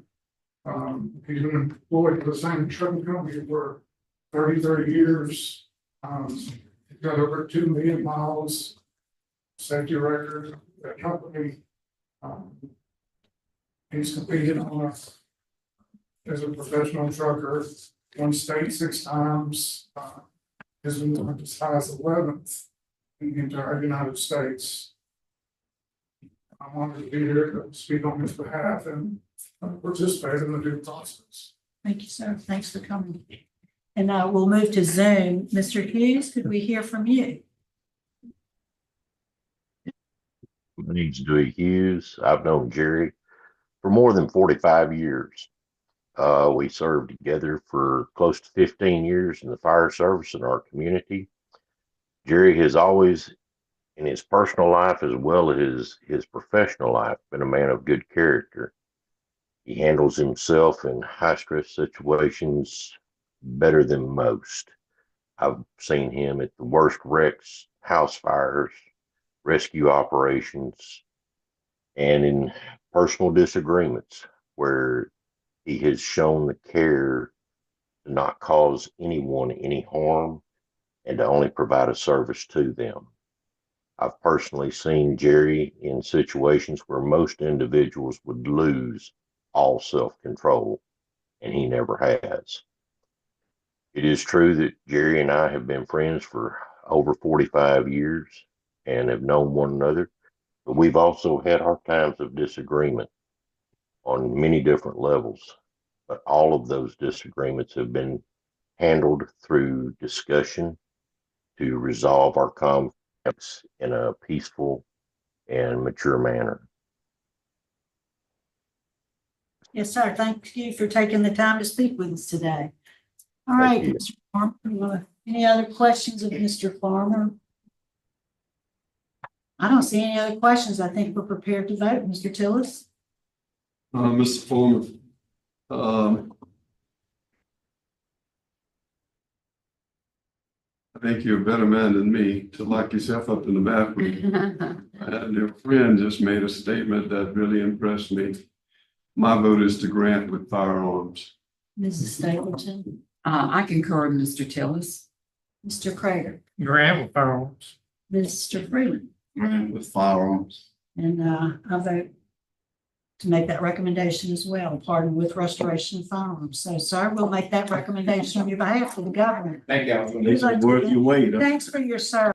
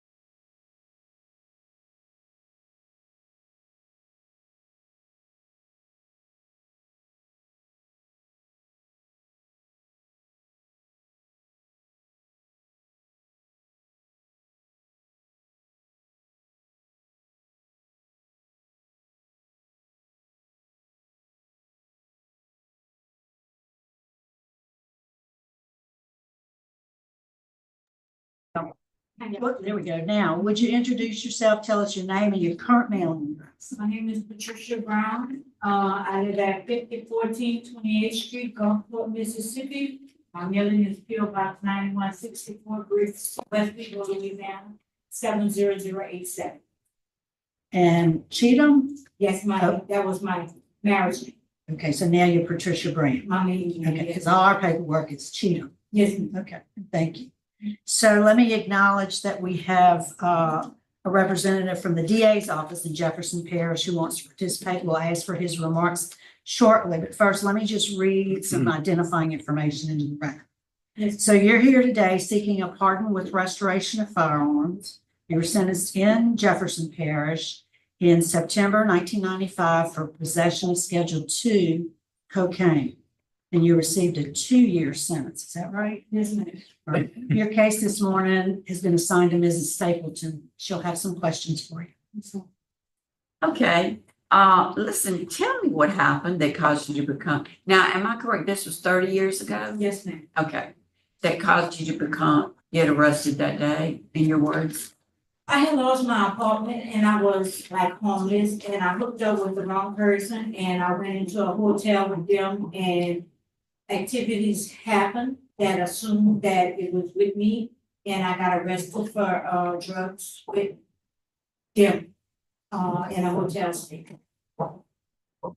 It says that you had 5 children at that time? Yes, ma'am. So they were all with you? Yes, ma'am. And y'all were all homeless? Yes, ma'am.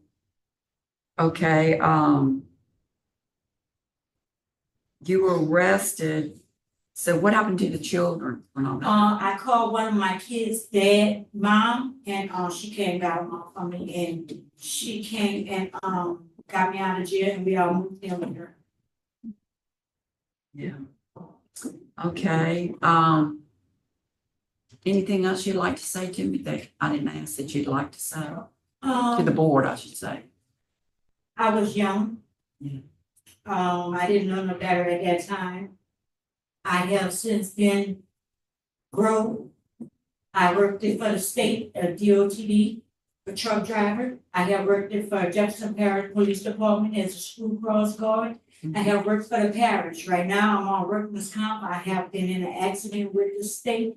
A school bus hit me, but right now I'm just trying to grow. I have lost my immediate family. I am the only one besides my sister and brother living out of the other 5 kids, and I'm just trying to grow to be better. Yes, ma'am, I read about that you've had some very, and that you want to be a security guard, is that what Once before, I worked for Benson Guard Security. I also put in an application with Jefferson Parish, and they don't want to inform me that I would have to have a pardon to be able to be a cadet officer for Jefferson Parish, but I have worked for them in the past. And so that's what you want to be? You want to go into the police department at Jefferson Parish? Security, police department, anything to better my life. I see, okay. All right, well, we have Mr. Randy Meyer. Well, I was gonna let Mr. Randy Myers speak. Okay, Mr. Myers, will you go ahead and speak to us? Yes, ma'am. Randall Meyer, Assistant DA, Jefferson Parish. And reviewing this record, and of course, we're limited because of the expungement of what we even can see. The concerns I have, or the expungement she is seeking, which was from quite a while ago, was for possession of cocaine. And in December of 2015, she was arrested for possession of marijuana, possession with intent to distribute cocaine, and use of a firearm while in possession of the drugs. But then in her application, she said she's never used drugs. So the concern that I had, I like the honesty part of it, and if she had used drugs and admits to using drugs, then the fact that she had these offenses, 20 years ago and 10 years ago, are to me not that big of a deal. So that's what I'm looking at. And she's right on. We as the board knows, and Ms. Brown, you know, that we had like a 10-year cleansing period from last criminal activity until, you know, requesting of the pardon, or the hearing on the pardon. And you're right, at just under that 10 years, with the December of 2015 offense that was eventually refused, but there was an arrest at that time. So, you know, that's just something I was looking to clear up. That's all. Yeah, can you clear that up? Because I am looking at it. Yes, ma'am. It was not me with none of those charges. It was my son.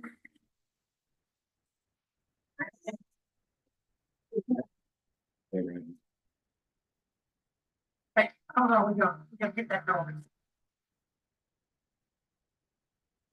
Sorry, Mr. Meyer, we got some construction going on. Oh, it's right there. It does. is right.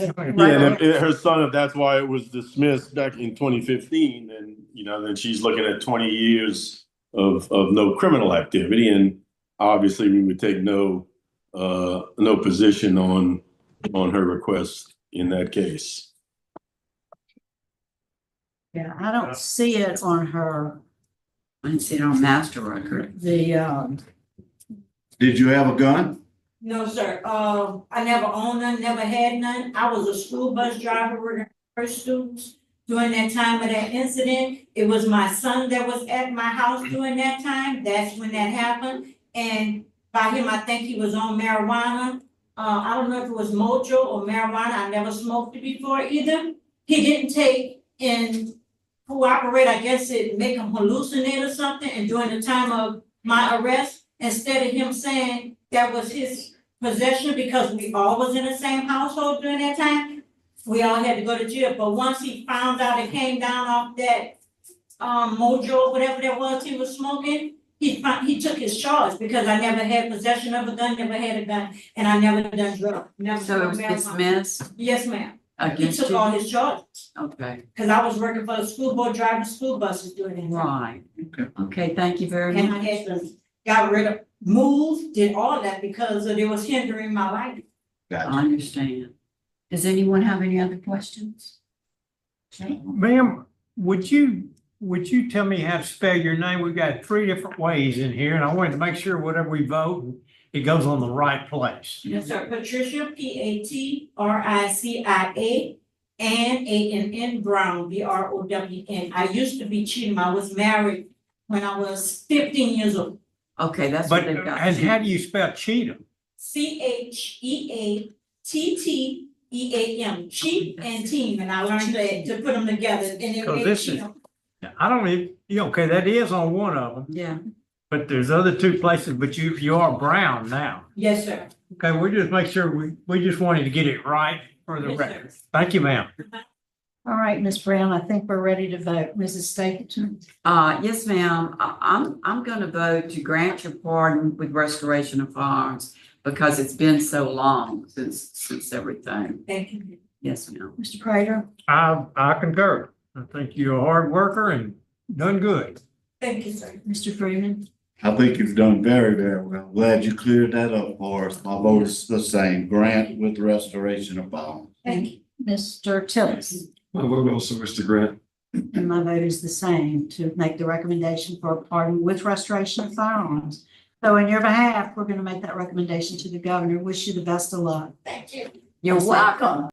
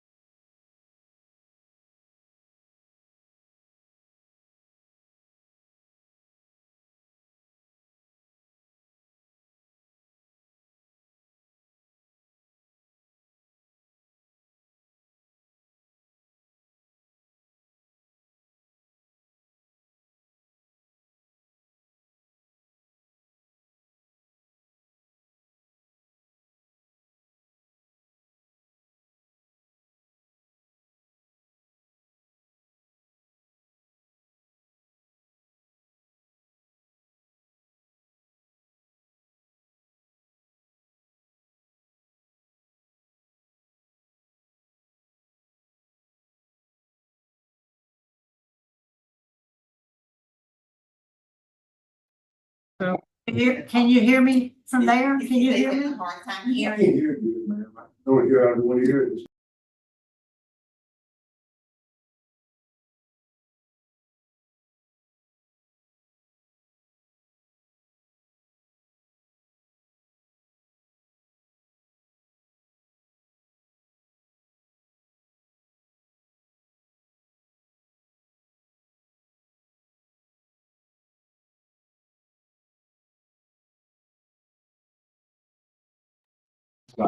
Johnson.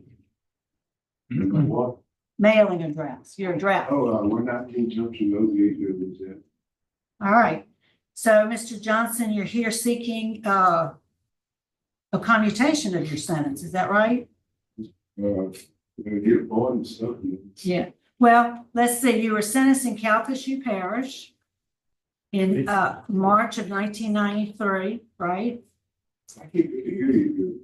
Well, you're gonna have to come closer to us then. Just go ahead and I'm really on here. yeah, just the microphone's right there, so maybe that'll work. So you were sentenced in March 1993 in Calcasieu? I was in 91 in Cincinnati. Yeah, and you received, it was for aggravated burglary and attempted second-degree murder.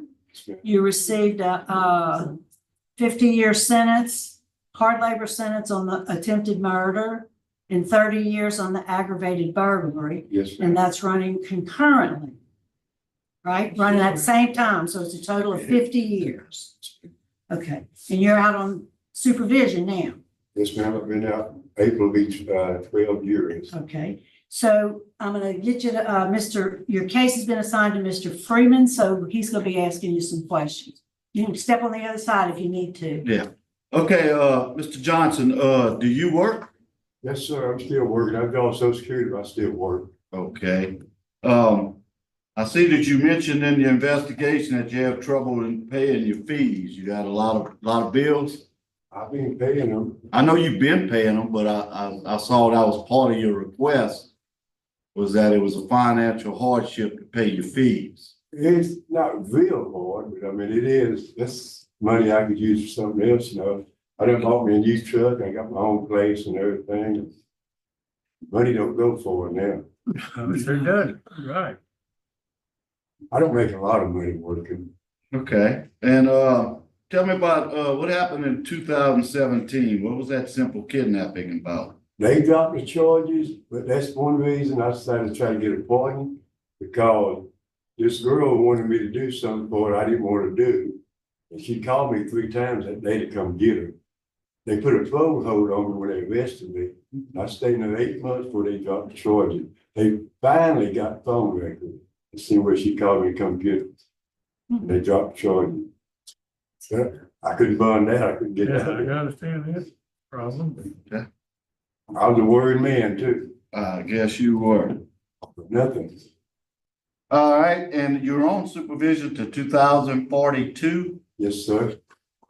Okay, and how long did you serve on the charge? 22 years, about 4 months. I was at police barracks the last 5. Exactly down here. Yeah, that's a good place to be. Yeah, it's the best I was, yeah. Okay, I have no further questions. I have no questions. I have no questions.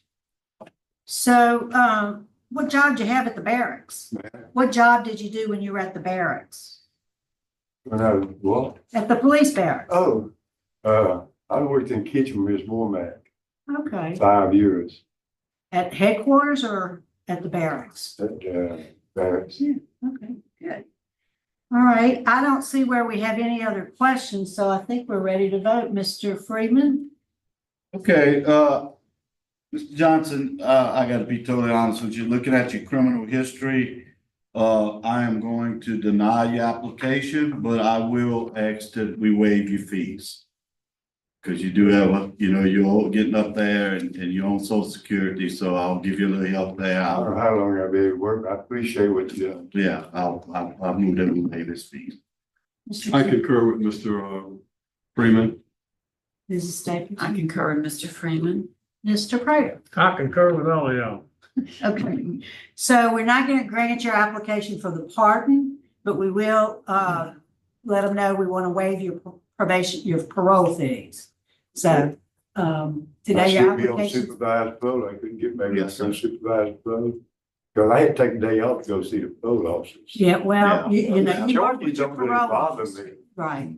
I mean, they keep the conviction like I told you in the letter.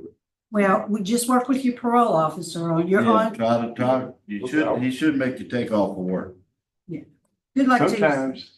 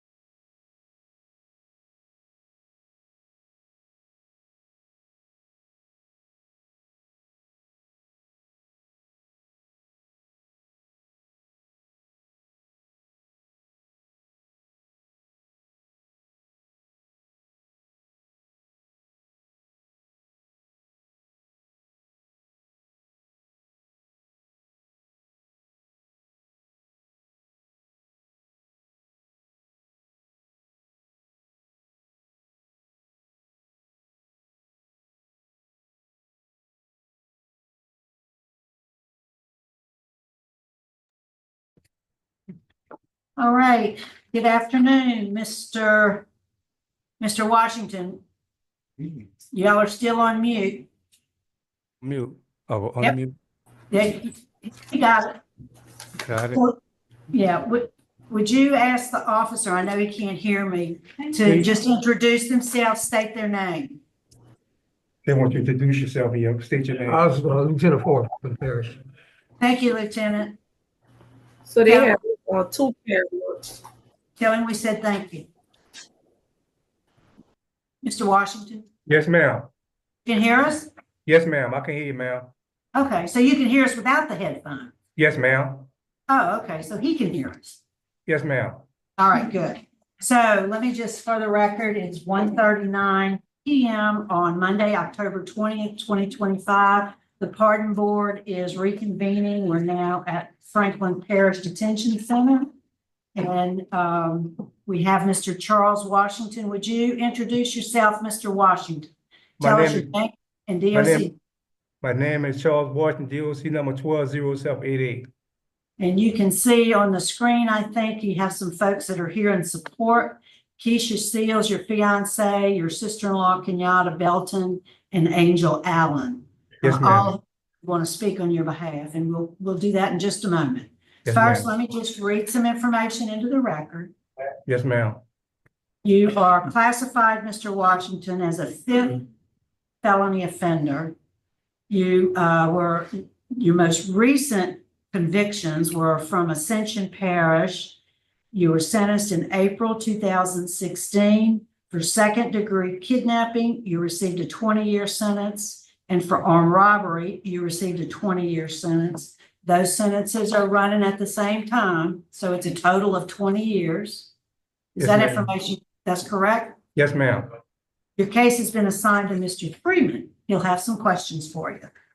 Okay, Mr. Washington, tell me, what did you do to get yourself put in jail, and why do you think we should consider letting you out today? I got myself put in jail for kidnapping, armed robbery, a drug dealer. And I take full responsibility of my actions. And I truly apologize for what happened. I was responsible for my actions. And I've been incarcerated for 11 years, and I have rehabilitated myself by joining programs and staying out of trouble. Okay, and so you robbed Mr. Kendall Converse, correct? Yes, sir. Okay, you knew he had drug money? Yes, sir. I take full responsibility of that. Okay, and y'all broke in, y'all robbed him. He was hit with a gun a couple times. Obviously, he was a drug dealer. Y'all took him to an apartment and got the money. Is that correct? Yes, sir.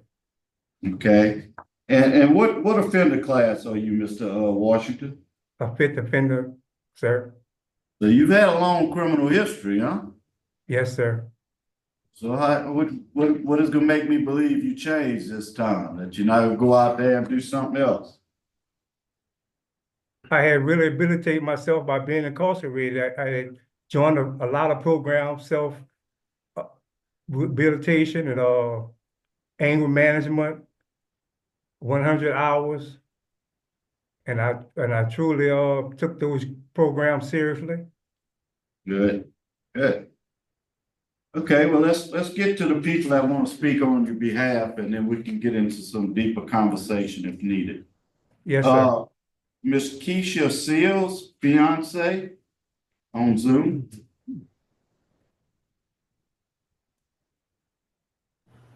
Hello. Okay, tell us what you want us to know about your fiance, Keisha. Hi, good afternoon, members of the Pardon Board. I'm Keisha Seals. I'm the fiancée of Charles Washington, the stepmother to his daughter Mecca and the mother of his stepson Keith. I appear before you today, not only as someone who loves Charles deeply, but as someone who has witnessed the true character, growth, and determination to turn his life around. Before incarceration, Charles worked at Lake Lawn Cemetery in New Orleans. It was through his hard work he found inspiration to start his own business. This experience opened his eyes to possibilities beyond his past and motivated him to pursue entrepreneurship.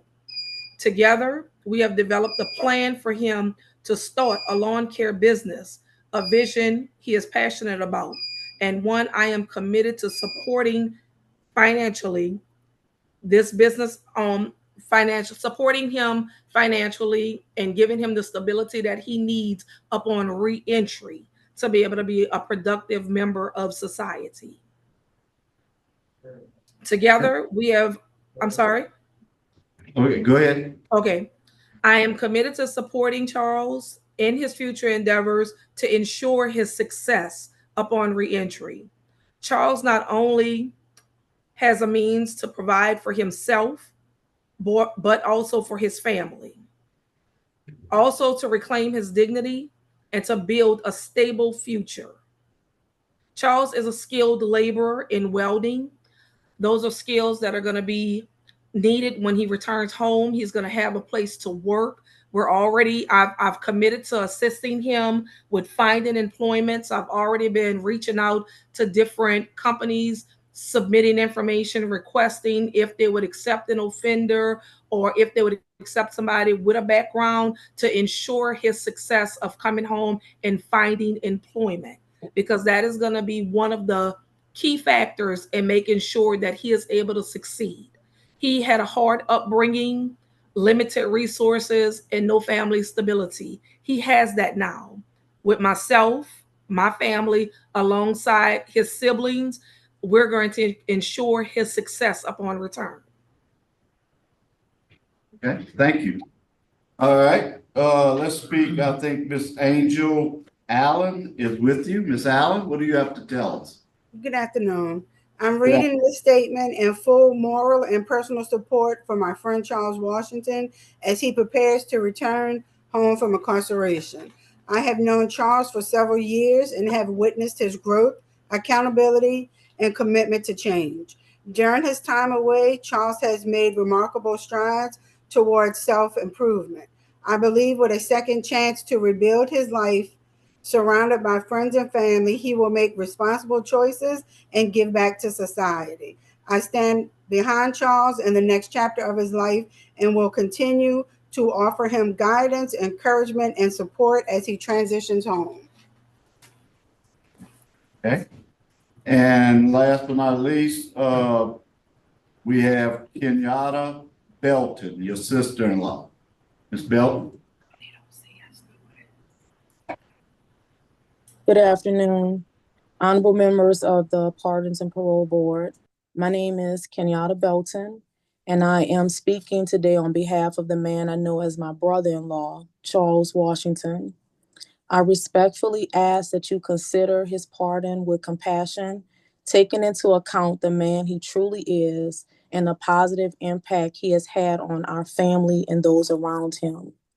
While I understand the seriousness of the crime with which he was associated, I can only speak of the man that I've known for many years, a man whose actions and characters are not those of a violent criminal, but a kind, steady, and deeply caring person. What many may not know is how much good he did for others, even during the time he was in hiding. When my son went away to college for the first time, struggling with depression and anxiety, Charles stepped in like a father. He made sure my son went to class, encouraged him when he felt hopeless, and gave him the structure and support he desperately needed at a vulnerable time in his life. I believe he helped save my son's future. He was also tremendously a support of comfort for my mother, who suffers from severe mental health challenges herself. His calm presence, his kindness, and his consistent support helped her through some of her darkest days. She still talks about him to this day, not with fear, but with affection and admiration. In all the years that I've known him, I never once saw him lose his temper. He was always gentle, respectful, and protective of the people he loved. When I eventually learned that he had been on the run from the law, I truly was shocked. Nothing in his actions or behavior reflected that of a hardened criminal. He was not the same person in act or deeds. He was a family man, loving, dependable, and deeply remorseful about his past. While in prison, he has taken responsibility for his actions and made every effort to grow. He has worked on his GED, completed parenting classes, and anger management programs. And he has done the hard inner work of reflection and accountability. He has said, several times this afternoon that he is accountable for his actions. I believe in second chances, and I believe that he has truly earned one. He has carried the weight of his actions and is deeply remorseful. I know that releasing someone is not a decision to be made lightly.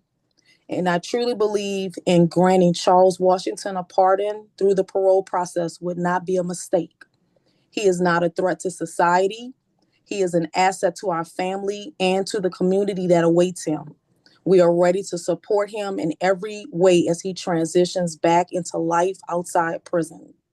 Thank you for considering his humanity, his growth, and the life that he still has ahead of him. Thank you. Very well said. Thank you. Appreciate it. Okay, Mr. Washington. Yes, sir. All right, we're back to you. Okay, what exactly are you seeking today? I see you already have a parole date, and usually that's what people come in front of us for, to try to get a parole date. It's a good time date. A good time date. So I can go re-enter society, so I can be with my family and be with the people I love. And I know I have made a mistake, and I'm truly deeply apologize for my actions, and I take responsibility for what I have done. And I have become a changed man over these 11 years I've been incarcerated. I just want to be there for my daughter. Excuse me. All right, take your time.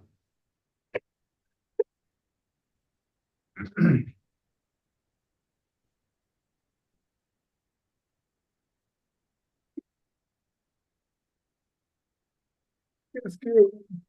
That's all right.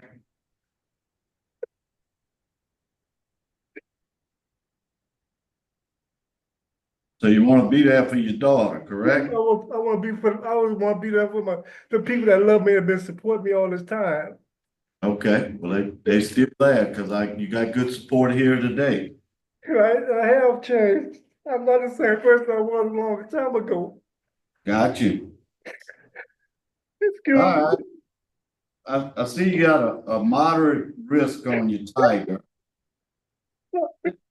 Very long criminal history. I have no question. Let me ask the lieutenant. Lieutenant, is there anything you can tell us about Mr. Washington?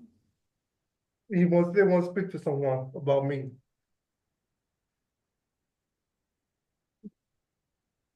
Hey, do you know Mr. Washington? Yes, ma'am. Can you tell us, is there anything you can tell us about him? As far as I've known him, he's done everything he was supposed to do. No discipline problems or anything like that? Not that I've seen. All right. So, is he in the STEP program? Yes. Yes, ma'am. All right. Well, Mr. Washington, how long you been in the STEP program? I finished the STEP program when I was in Angola in 15 and 16. And when I got here, they put me in STEP program again. So where are you at in it again? I'm still taking anger management, relapse program, relapse prevention, and substance abuse. So you were on the run for 5 years? Yes, ma'am. And so all those people that you spoke about that been here with you all this time for the last 11 years, they were there then. How were you supporting and taking care of your daughter while you were running? I wasn't there for my daughter. I see. My daughter 18 right now. She was 6 when I left. Yep. Y'all both missed out on a lot, didn't you? Yes, ma'am. And I'm truly trying to get to know my daughter as a person right now. She really don't know me. But I talk to her on the phone occasionally. I'll do my incarceration. Well, let me tell you the problem I have, unfortunately, Mr. Washington, is the fact that I appreciate what the officer said about you and that you're not in any trouble. You've been doing good, but you're a 5th felony offender. So you've been given chances before and you kept messing up. I haven't been given no chances, ma'am. I have been incarcerated all those times. Right, I understand that, but every time you got out, you came back. That's what I'm saying. You got in trouble again and again. That's what I'm saying. All right, well, I don't see any other questions. I don't see any other questions, so I think we're ready to vote, Mr. Washington. Mr. Freeman? Okay, Mr. Washington, I just don't think it's time. You got a good sentence with the 20 years, being a fifth felony offender, and with the events that took place. You're a moderate risk with a long criminal history. My vote today is to deny. Mr. Tillis? Mr. Washington, I'd like to see you complete that GED. And today's vote for me will be denial. Ms. Stapleton? And I did not, because I concur with, Mr. Freeman. Mr. Prater? I concur with Mr. Freeman. Deny. All right, Mr. Washington, I'm going to vote also to deny, but it's based on your criminal history, but you do have an out date. You have an out date, a mandatory release date. You're going to be getting out. But today, because of your criminal history. But that was in the past, man. Why y'all judging me from the past? I have ability in my. Today, your application's being denied, sir. So we're going to sign off from Franklin at 1:55.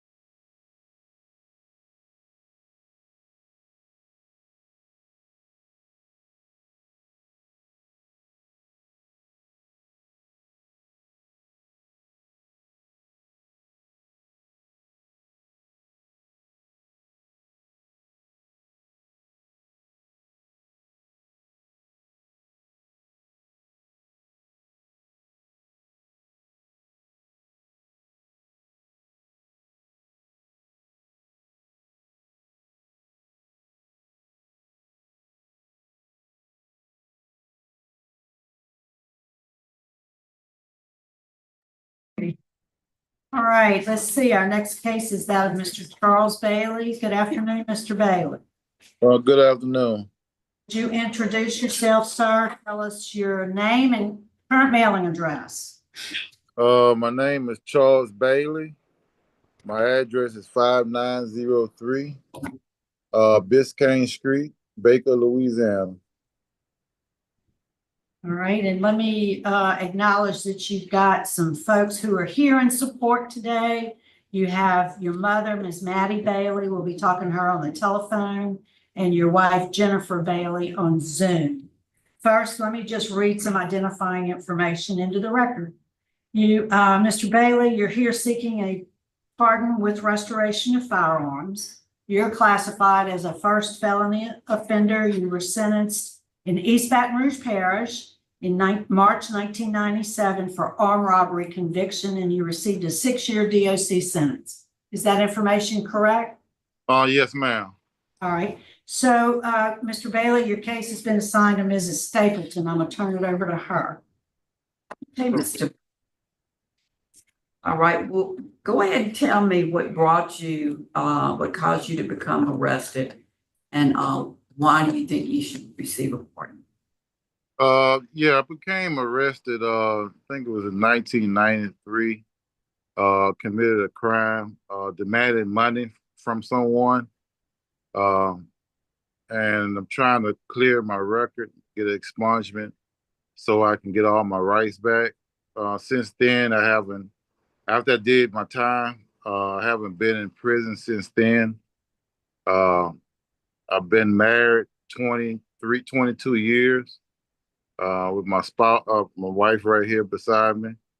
I have four lovely children, a 33-year-old, a 32-year-old. I got two stay with me, 22 years old, and a daughter 17. And one of them trying to be a police officer. And I just want to start over. I'm 50 years old. Just trying to get my rights back and just start over. I just want a fresh start. Well, you were kind of vague about what you did that caused you to go to prison because you just said I demanded money, but what it really was an armed robbery with a gun. Yes, ma'am. Yeah. So one thing you got to do here is be completely honest because we got your record. There won't be no surprises. Oh yeah, yeah.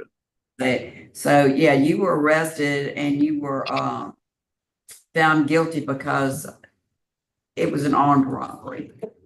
Oh yes, ma'am. Yeah, armed robbery with a gun. Yes, Yeah. ma'am. Okay. So you were released on good time. You were Yes, you were ma'am. you were sentenced to 6 years. Is that correct? Yes, ma'am. You were released on good time, 1999, but in 2000 you absconded, and on 2001 your parole was revoked. Is that correct information? Yes, ma'am. I got revoked because I didn't tell my parole officer I had a job in onshore in New Orleans, Okay. and I didn't tell him about it, and I got it. Me and my ex-girlfriend got into it, and I got arrested on domestic violence charges.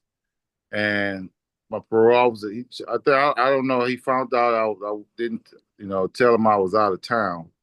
So I violated my parole, and I did, I think, 2 years or a year and a half in OPP Parish Prison in New Orleans. Yeah, it says that in 2002 you were released again on good time, parole supervision.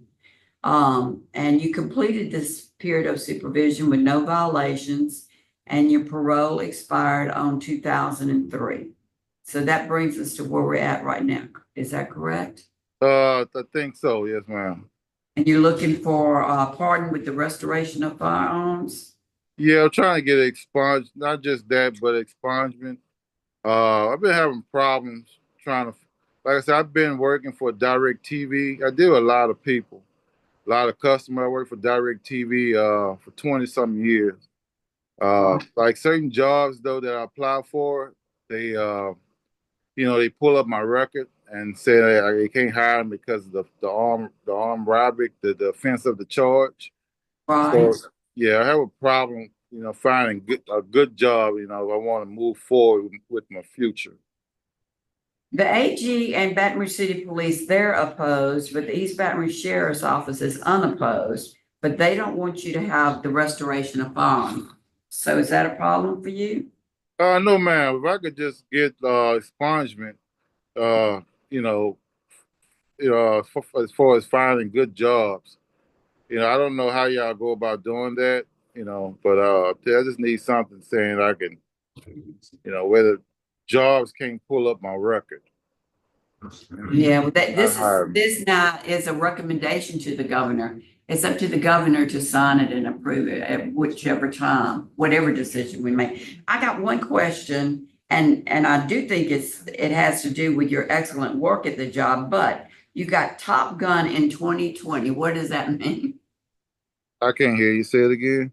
You were awarded Top Gun in 2020. What does that mean? Oh, on my job, I just it's something they rate us on, like customer service. Customer And service. yeah, it's something on my job. Okay, Yes, ma'am. that clears that up. I just was wondering and wanted to get it. Okay, I don't have any more questions.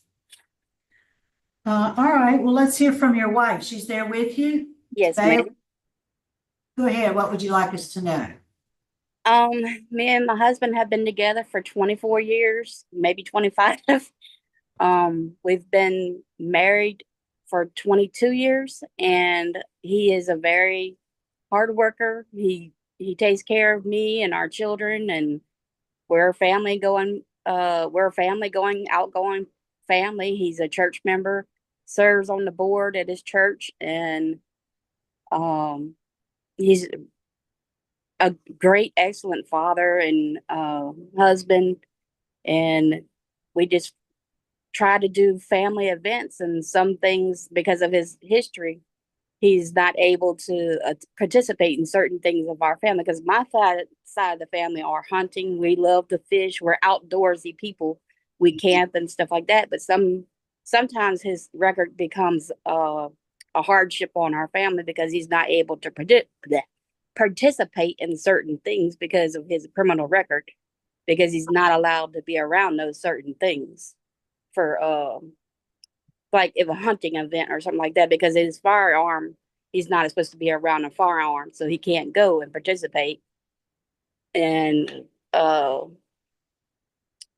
he's a really good person. He's been not since he's been with me. He's a hard worker. He stays on his jobs. He works until everything is paid. He makes sure that everything is paid for, the bills are paid for.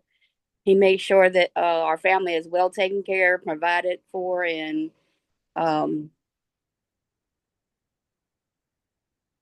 we all love him really a lot. He's always been there for us, even in the hard times. We've stuck together, and a lot of families go through hard times, but we've stuck together throughout the whole thing.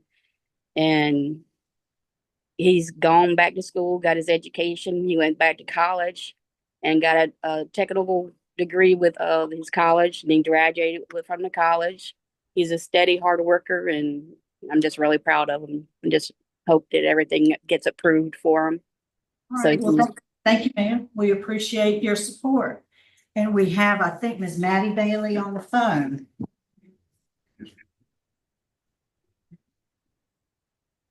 Let me see if I can get her. Where is she? Ms. Bailey? Wait, I'm trying to get you on the speakerphone. Hold on.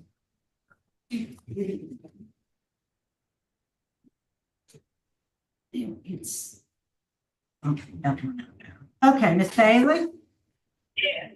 Go ahead. What would you like us to know about Charles?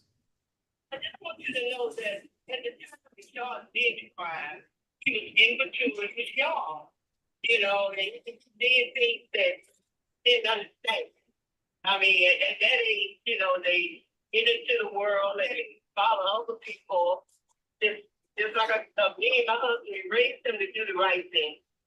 But when you get into this world and do the wrong thing, you know, he didn't know anything about. But anyway, Charles was immature when he made that crime. So now he's over to, he's into church, and he stayed out of trouble. And I'm proud of him being my son and staying out of trouble. Because I have no problem with him now. Because I know he has learned his lesson. So with me, I think everybody deserves a second chance in life. Yes, ma'am. So y'all, yeah. So to me, I know he did wrong. But you know, he really going now.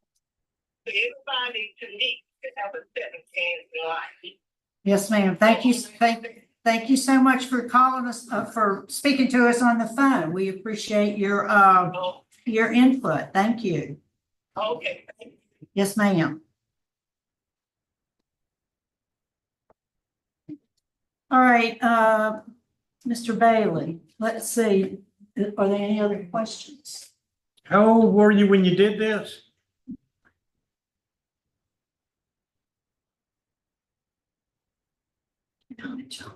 Yeah, yes, sir. How old were you when you committed this armed robbery?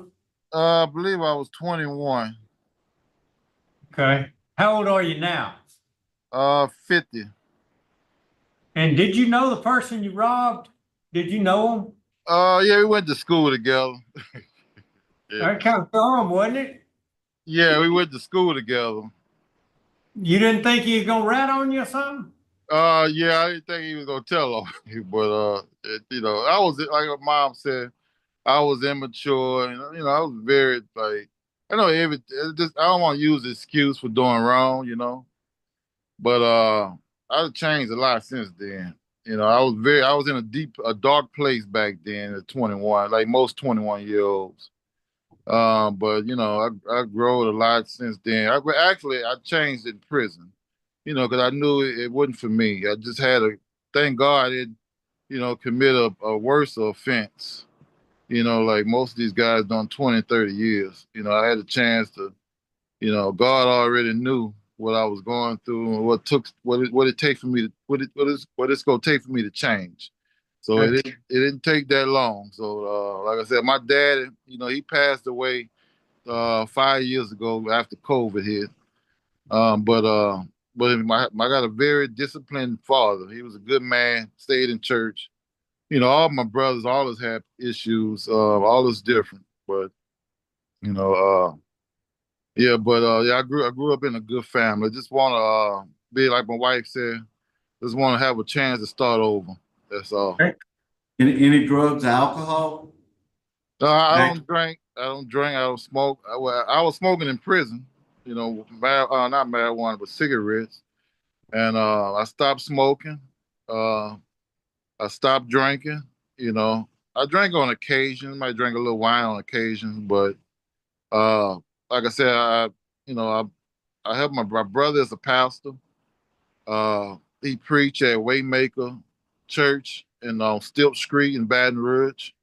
I do the board stuff, the put the words on it for the songs and stuff like that. Real small church, but it keeps me in place. I got a loving wife. I know you see that. Yeah. And I got she keep me in my place too. Uh, yeah, I got good children. None of my children ever been in jail. I just they the opposite of me. Like I said, I was in a dark place. I'm the oldest, so I really didn't have anybody to learn from. So, but yeah,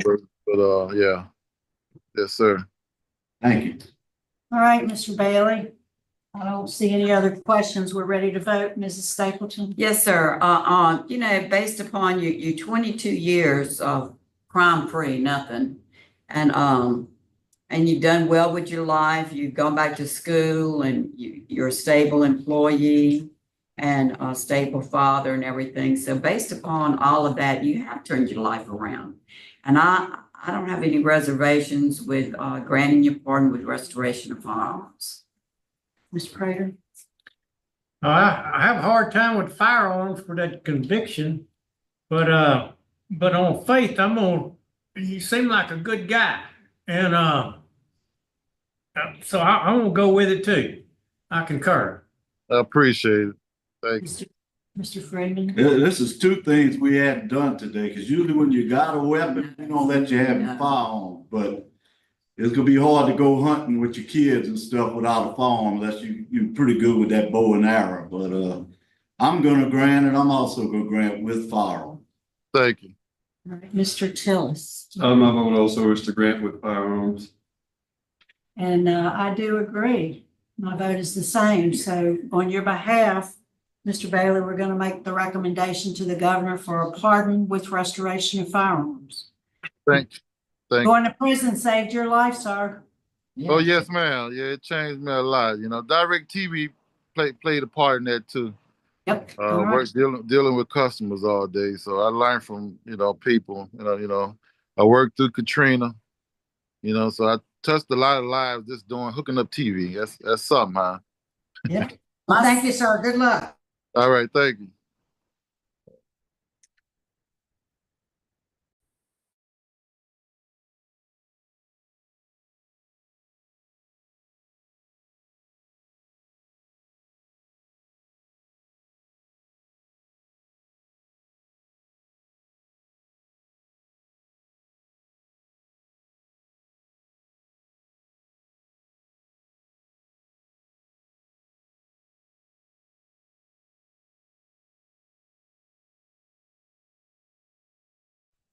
Hello?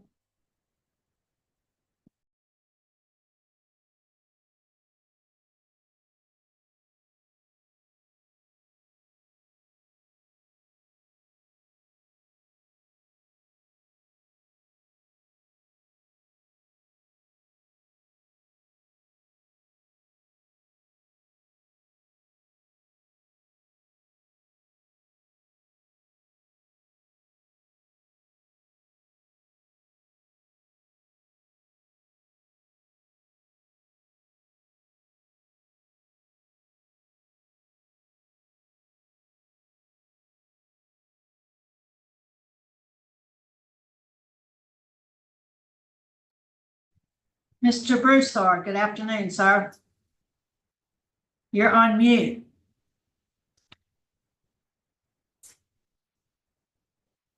Okay, there it is. There it Good is. afternoon. Good Get afternoon. out. Sir, introduce yourself. Tell us your name and your mailing address. My name is Chad, middle initials L, last name is Broussard. Mailing address is 106 Hatfield Drive, Tucson, Louisiana, 70529.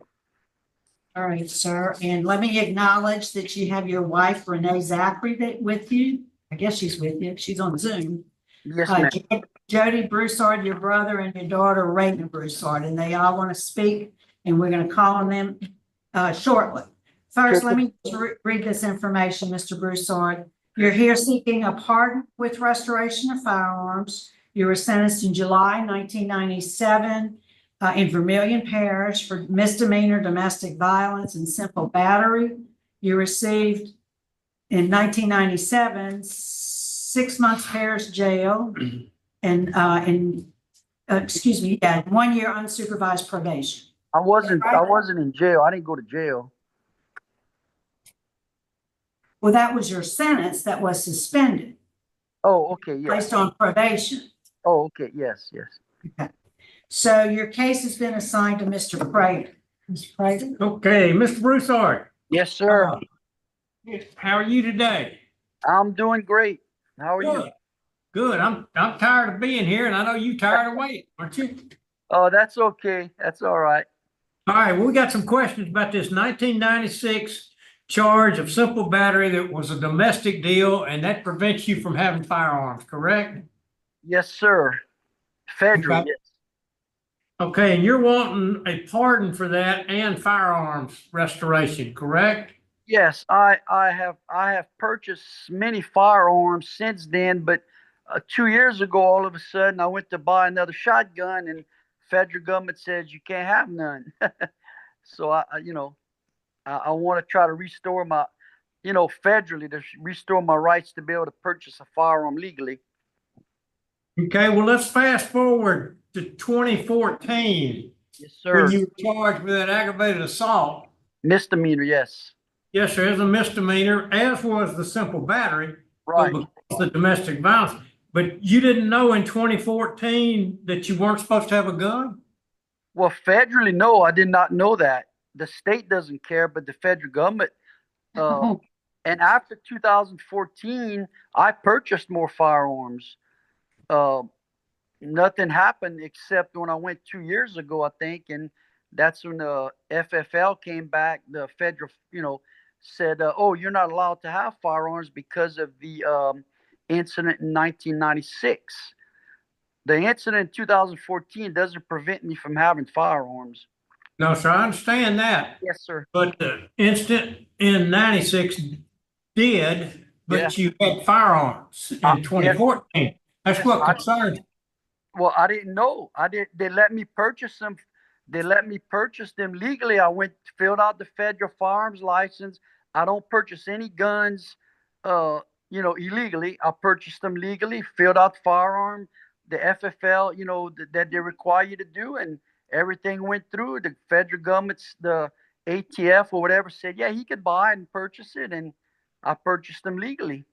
Okay, well, I'll come back and ask a couple more questions, but I see you got some folks that want to speak on your behalf, and let's sit them with a brief statement and y'all don't need to say a whole lot, just tell us what you're thinking, okay? And we'll start with Renee Zachary, your wife. Let's hear what she's got to say. Hello, sir. I'm sorry, the panel, to everyone. What do you want me? What do you want? What do you need to know about Chad? Is he a pretty good guy? He ever slapped you around or anything? Oh no, no, sir, never, Well, it never, says never, on here never. you want to say something, so I don't need to interrogate you or interview you if you don't have anything in particular you want to add. Well, he's a great person, a great husband. He's a deacon at church. As I've, we've been together for like 7 years or a little bit before that, and you know, um, nothing has ever transpired. Domestic wise, between us. So. All right, well, thank you, ma'am. I All appreciate right. it. Thank Okay. you for being here. Am I Let's free to go. go? I'm sorry. Am I free to to go, or I have to stay on? No, ma'am, you free to go. Thank you. Y'all have a good afternoon. And yourself. Okay, let's talk to Jody Broussard, your brother. He's having trouble getting on his phone. He was going to use my phone, but he had to leave, and he just texted me and said he was having some problems getting on his phone. I understand, and we apologize for the delay. These days, we don't even take a lunch break. We've been going since 6 this morning. Yes, sir, I understand. Okay, let's talk to Raina Broussard, your daughter. Is she around? Yeah, I'm here. You are? Hey, Raina. Hey. Tell us what you want to tell us about your dad. Well, the incident in 1997 or whenever, I mean, I was a kid. I don't really remember, but I could say my mom is the crazy one. um, no, my dad's a good man. This is kind of wild. So he's always, been into guns, had guns. He looks like Santa Claus. He's harmless. He's great. He's a great person. Like my stepmom said, he's a deacon at church. He's the HOA president of his neighborhood that he takes very seriously. So I don't see any reason for him not to be able to buy, firearms under the federal government. Okay. All right, let's talk to Chad again. Yes, sir. Chad, my concern is not the pardon. My concern is what you're really after, and that's the firearms because of the 2014 incident where you're out there. From what I got, and I've got copies of the police report, and I've read them several times, and the police, you were charged with terrorism, which is, there was a real shootout, wasn't it? No. I had a brand new truck, and I was living in a very exclusive apartment complex, and we had a closed-in garage, but my truck was out the garage, so I went out right when it was getting dark to put my truck back in the garage, and I had 3 people in my truck trying to steal my truck. I had a pistol between my driver's seat and the middle console, and I reached over to get it. A little fight ensued, and I ended up getting the pistol, and I just walked around my truck and shot my tires out. That's all that happened. There was no shootout with anybody, although the manager of the apartment witnessed it, and she said that somebody from the rear seat of my truck shot back at me. I don't remember that. But that's all it was. I shot my tires. That's all it was. And they did not arrest me at first. I was downstairs getting kind of cold. I didn't have a shirt on. I said, can we go up to my apartment to, write the report? I'm getting cold. No problem. Well, when they got up to the apartment, they saw I had a lot of guns locked up, and then they went crazy. They called SWAT team. They called, and all they ever wanted, all the prosecuting attorney, her name was Christine, whatever, she's a judge now. All she wanted was the guns. She said, you sign over your guns, let us keep them, don't fight us for it, we'll let you go. And I said, y'all can keep me in jail as long as y'all want. Y'all can't keep my guns, for shooting my tires out. So, and at that time, I was working at the gun shows with the federal firearms license, not mine, but another gentleman's. I was helping him sell guns. and purchasing guns. So that's all that happened. And they kept me in jail, 10 months, I believe, and dropped it to misdemeanor. Cause like I said, there was no shootout with anybody else, around. I just shot my tires out. Of Well, my you gotta explain that to me. What kind, I'd say what kind of fool shoots his own tires out, but I didn't want to call you a fool. Well, no, that's fine. The thing was, they had a person in the front on the driver's side and 2 people in the back. Now, what was interesting is they took off. They left before they ran. So while I was in jail, there was a gentleman I was in jail with, and he was telling another guy, and that was the first time I've ever been in jail. I ain't never even got a speeding ticket before that. And come to find out that one particular guy was one of the guys that was trying to steal my truck. So when I found out, I asked the jailers, I said, y'all need to move him out of my pod because, it's not going to look. Of course, the police didn't believe me that's why I shot my tires out. But that's the reason I shot my tires out, Why you still haven't told me the reason you shot your own tire. Yeah. Why? Just to keep them from stealing my truck. Oh, okay. You thought they was gonna steal your truck. Yeah, they were in the truck. They were inside the truck. Yeah, I was worried they were stealing my truck. But it was only have a key to it? Did they have a key to the truck? I had keys inside the truck, but he hadn't found them yet. When I got there, when I got in the truck, the door was unlocked. I had the keys underneath the mat. He hadn't found the keys yet to the truck. And then I just walked around and shot my tires out. They took off running. That was it. The manager was right next to me the whole time, the apartment manager. She made a statement. Yes, I read it. I read his statement. Yeah. I'm kind of concerned about World War III or something. Arsenal of weapons. It's not a laughing matter. I mean, but it was just something that occurred, Okay. All right, I'm gonna throw a lifeline out to my friends here and see if they can. Well, I'm still concerned. I don't even understand how you felt. I don't even understand how you got away with the firearms, because I keep hearing. Because it was a misdemeanor. Okay, because it says that when they went into your apartment in plain view, an arsenal of weapons ranging from guns, military style assault rifles, and handguns. Cops are so dramatic. I had a gun collection. Most of those guns were from my childhood. Am I allowed to talk? No. No, ma'am. Most of those guns were from my childhood that I've collected since I've been, actually, I think 10 years old. I've been hunting since I've been 8 or 9.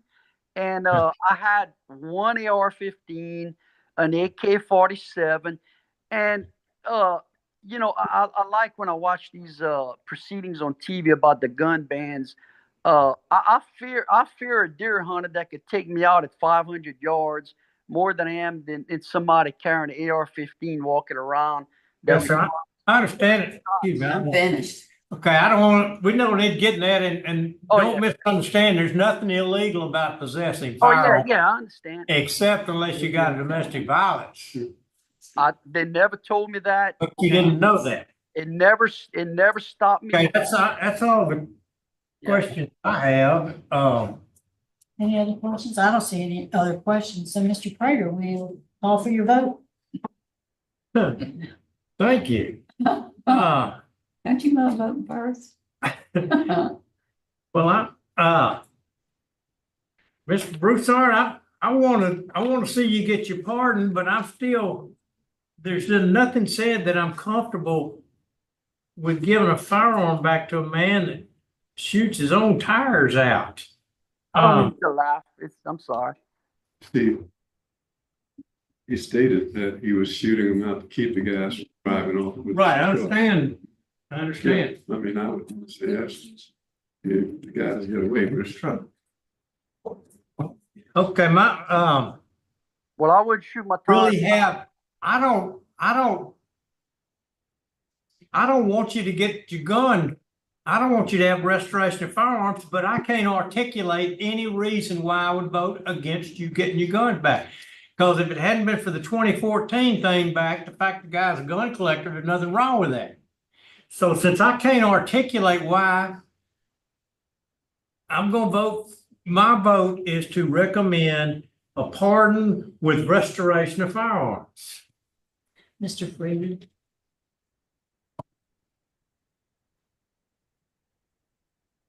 I'm like you, I'm caught. It's not.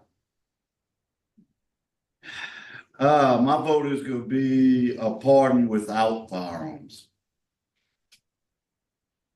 Mr. Tiller. My vote is to, grant with firearms. Mrs. Stapleton. Mine's gonna be pardon without firearms, and it's because anybody else that shows up here with a domestic violence charge, they can't have a gun. So that's why. Can I ask you a question real quick? No, we're voting. We're still voting, sir. I'm sorry. All right, so you've gotten four votes for a pardon. And it's split. You got 2 with firearms and 2 without firearms. My vote would be the pardon with restoration of firearms, because I feel like Mr. Prater, there's really not a reason that I can say why you shouldn't have it. We see all the time where people are confused with the federal law and the state law and having the misdemeanor conviction. I mean, we see that confusion all the time, and they don't know that they can't have one until the most recently. So, so you've gotten a unanimous vote for the pardon, and the majority says pardon with restoration of firearms. So we're going to make that recommendation to the governor. Pardon with restoration of firearms. Thank you very much. Y'all won't be sorry. All right. Thank you. Don't make us sorry. No. Thank you.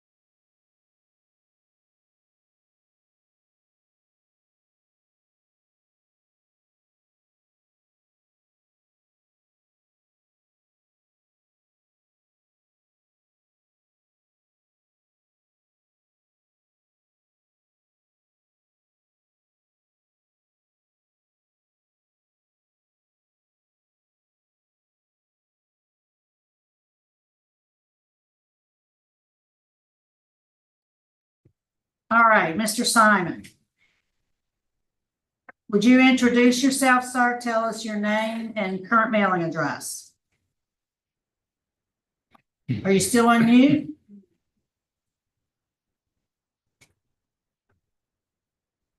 You gotta take it off of mute. Still muted?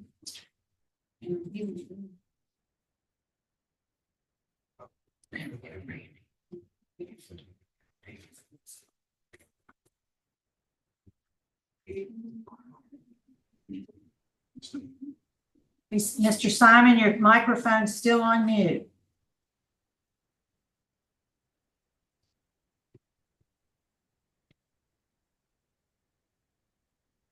You're trying to give him a call. I think.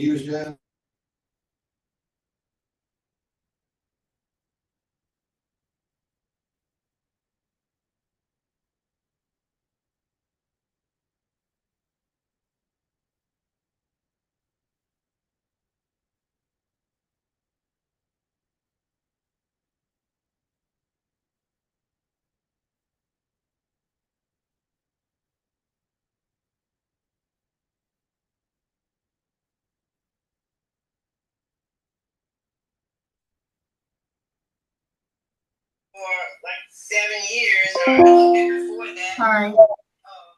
Mr. Simon? Yes, ma'am, I'm here. Good. Introduce yourself, sir. Tell us your mailing address. My name is Michael L. Simon Jr. My mailing address is 1218 Columbus Street, New Orleans, Louisiana, 70116. And you are represented by counsel today. Ms. O'Neill, would you introduce yourself for the record? I don't think Miss O'Neill was going to be able to make it. She had kind of stayed around all day, and then she, later this evening, she texted and said that she had a jail visit, I believe. And okay. So are you ready to proceed without her, or you want to wait till she could be here? Let me see if I can text her and see if she's available. But yes, we can proceed without her. Okay. I mean, all right. I can't make that decision for you, sir, but we would continue if you wanted to wait for her. So another day, not today. No, let's just go ahead and continue. Okay. So, Mr. Simon, you're here today seeking a pardon with restoration of firearms. You were convicted in Jefferson Parish, March 2003, battery of a police officer. You received a 1-year DOC sentence. Is that correct? No, it was a suspended sentence. Still, it was a 1-year sentence. Yes, yes. Okay. So you were on probation for a year. Yes, I was on probation for a year. So your case, let me acknowledge first, we have some folks that we'll call on. In support, we have Jimmy Woods, a mentor, family members, Natasha James, Shakita Washington, who sorry. Shakita, she had a flight to take, so she won't be able to make it as well. I'm sorry for the delay today. It's been a long day. Also here, one wishing to speak is Mr. Randy Meyer from the DA's office in Jefferson, and we'll hear from him as well. Your case this afternoon, Mr. Simon, was assigned to Mr. Tillis. He'll have some questions for you, Mr. Tillis. Good afternoon, Mr. Simon. How are you? I'm okay. How are you, Mr. Tillis? Good, good. Tell us why you have these charges and why we should vote in your favor today. The charges was over almost 23 years ago. The reason that I had them, I had paid my attorney to take care of a ticket for me. I was working for Velocity Express at the time. I had got an attorney, Joseph Rome, to represent me to the I guess the ticketing agency to see if the matter could get resolved, so I wouldn't have to miss work. I was stopped by the police going home from work. And when he came to the car, he told me that I had well, he asked me for my license. I was compliant. I gave him all of the information. I identified myself. And then he asked, he went to the car. He brought the ticket back. I signed the ticket. And then afterwards, he told me that I had an attachment for my arrest. So I started to kind of like plead with him, but he wasn't, he said that I, would have to go to jail. I kind of panicked. He grabbed for some mace. He sprayed, and when he sprayed, I drove off. When I drove off, I rolled over his foot. After that point, maybe I think a day later, I went and turned myself in. And when I turned myself into the authorities, it's when we started to proceed with with the case.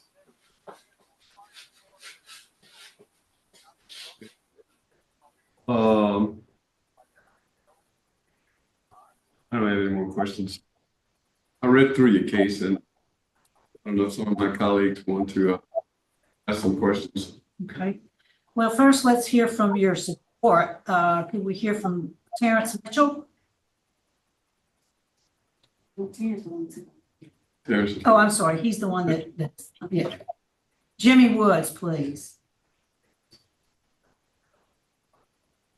Good afternoon. Afternoon.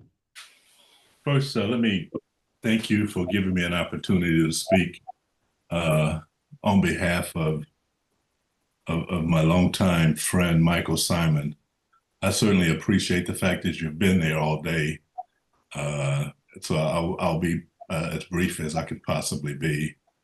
Having served where you're sitting, serving the state on board, I happen to had served on the LSU Board of Supervisors for 7 years under both Governor John Bell Edwards and for a year under Governor Landry, and happened to be the immediate past president of that board.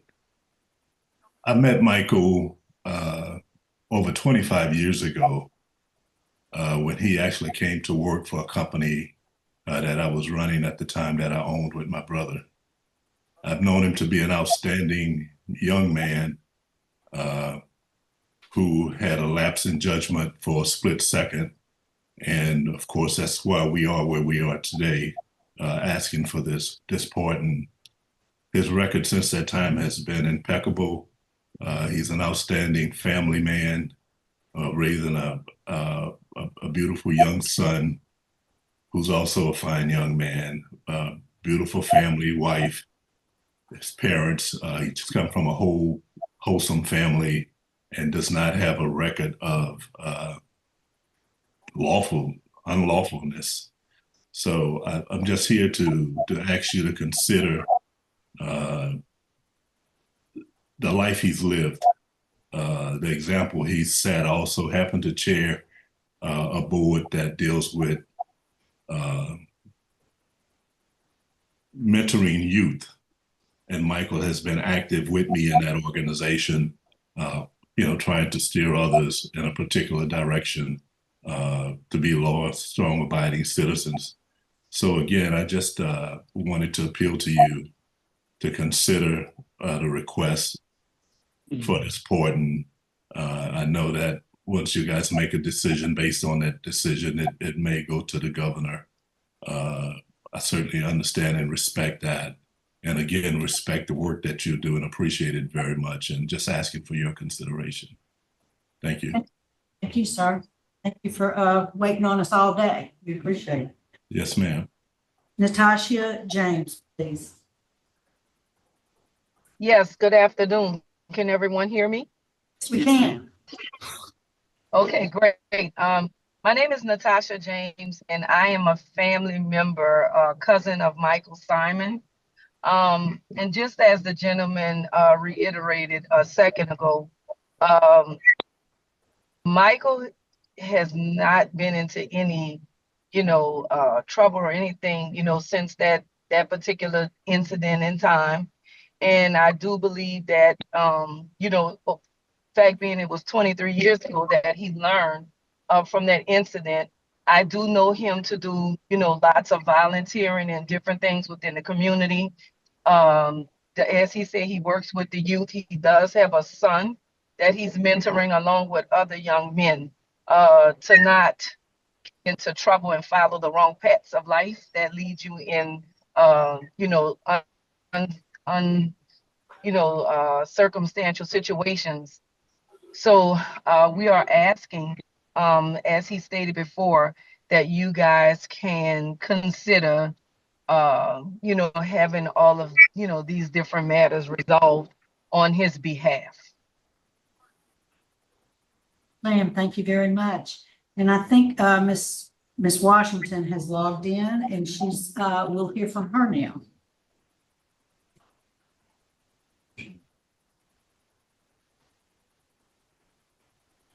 I am very honest, but I'm really sorry I'm on the phone, so I'm gonna try to make my statement as fast as I can before they make me put my phone down. Okay. I am Chicago flight attendant speaker. So I know Michael. Somebody's got the YouTube on. We'll turn it off.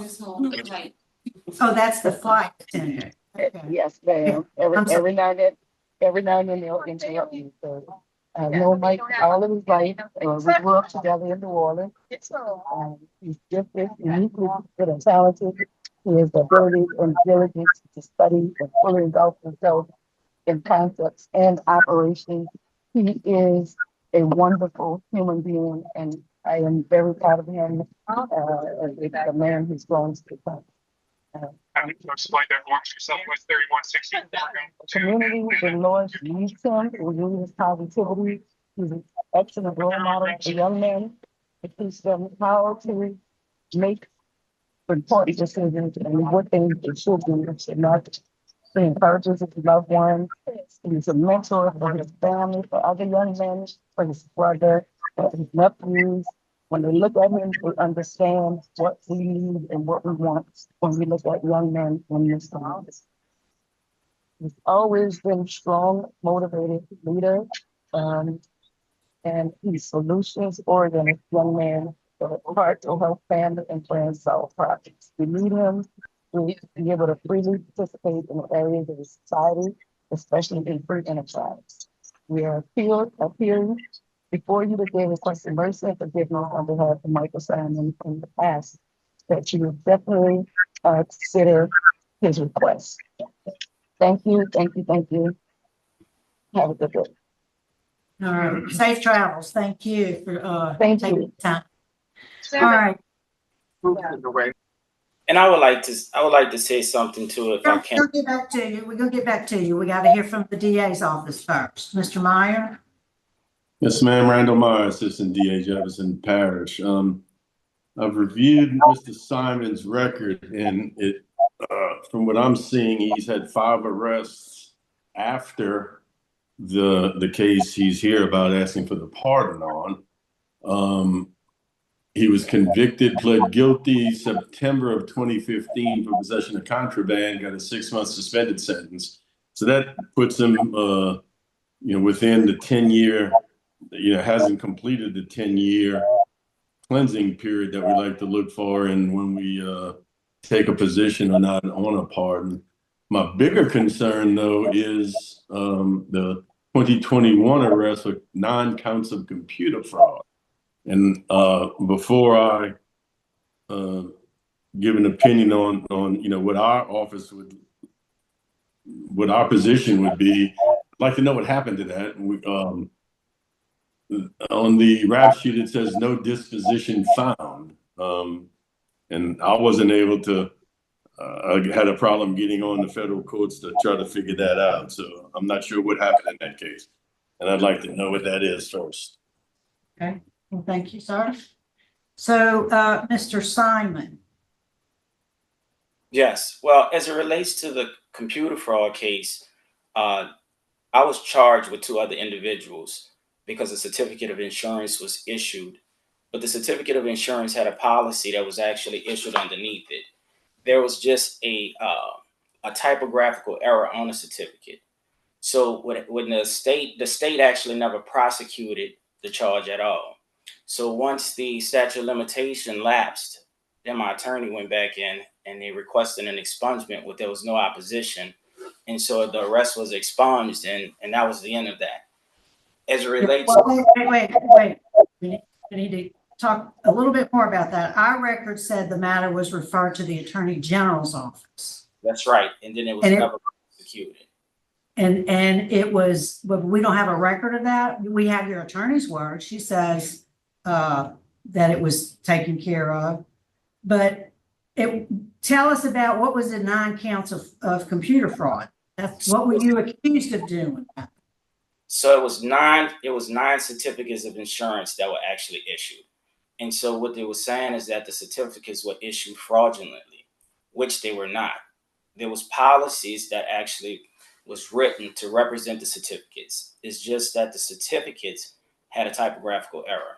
Now, in my office, I don't even issue certificates of insurance, but my name was on the certificates. And as a function of that, then, you know, I was charged. I mean, well, we was never charged. We were arrested. There was never any charges filed. And so I'm sure the Mr. Myers, if he's at the 24th district, then he can go in the system and see that they actually granted the expungement. So there was never any charges filed. It was only an arrest, and then the charges were subsequently expunged. I'm sorry. All right. Now, what else? You wanted to say something else to us? What I was going to say is, in that other situation where there's contraband, I was actually prescribed Percocets. So it was not any contraband. I had a prescription. Now, what happened when my attorney put forth the subscription, because I had a back injury, when my attorney put forth the prescription, because the prescription was old, what they said is that they could not accept it. And so I had stated to them that I had the medication, which I did for a while. Like, I wasn't taking the medication as prescribed. I would only take it on an as needed basis. And so, because I didn't want to continue to fight, and they said that they would, you know, it would reduce the charge to a misdemeanor with contraband, and I would just be able to get it expunged and move on. I just accepted the charge, and I just went through with the expungement after the time frame, and then that was it. Why was the prescription expired? How old was it? The prescription was, I think it was over a year old.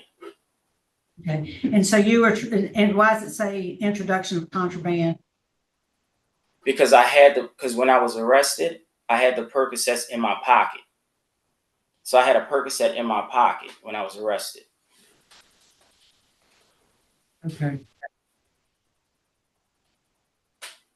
And you were arrested for what? I was arrested. I think we was at a pizza stop, my wife and I was arrested because the pizza guy, I had asked for my pizza to be hot. It was a pizza spot in the French Quarter.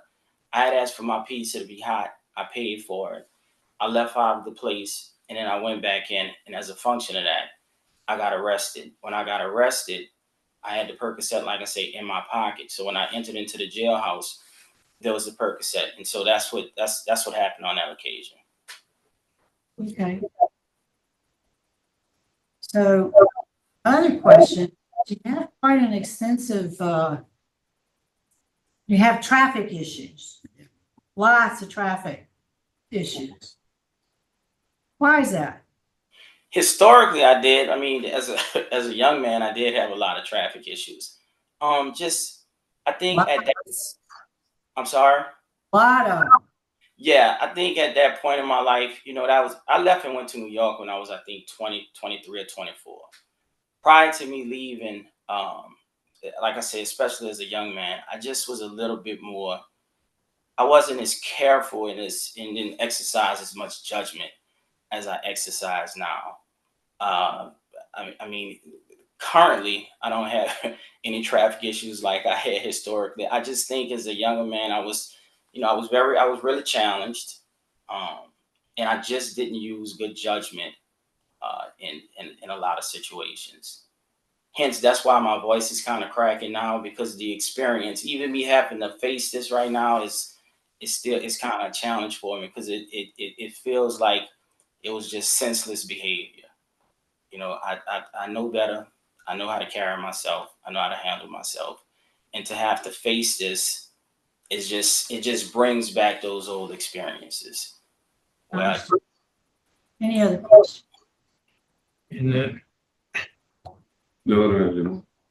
What about the stuff? All right. I don't see any other questions, Mr. Simon. Is the board ready to vote? Yeah. Mr. Tillis. Mr. Simon, after going through your case, you know, running over a policeman's, I realize you got panicked and all that, but you know, these guys put their life on the line for us and ran over his foot. Luckily, it wasn't broken or anything. And You've been arrested a couple more times, so today my vote is to deny. There's a statement. I'm gonna concur with Mr. Tillis. Mr. Prater, Concur? Mr. Freeman. Concur. All right, Mr. Simon, today you've gotten 4 votes to deny your application. So today your application clemency's been denied. So good luck to you. Okay, thank you. And we have no other business, so we will adjourn at 2:55.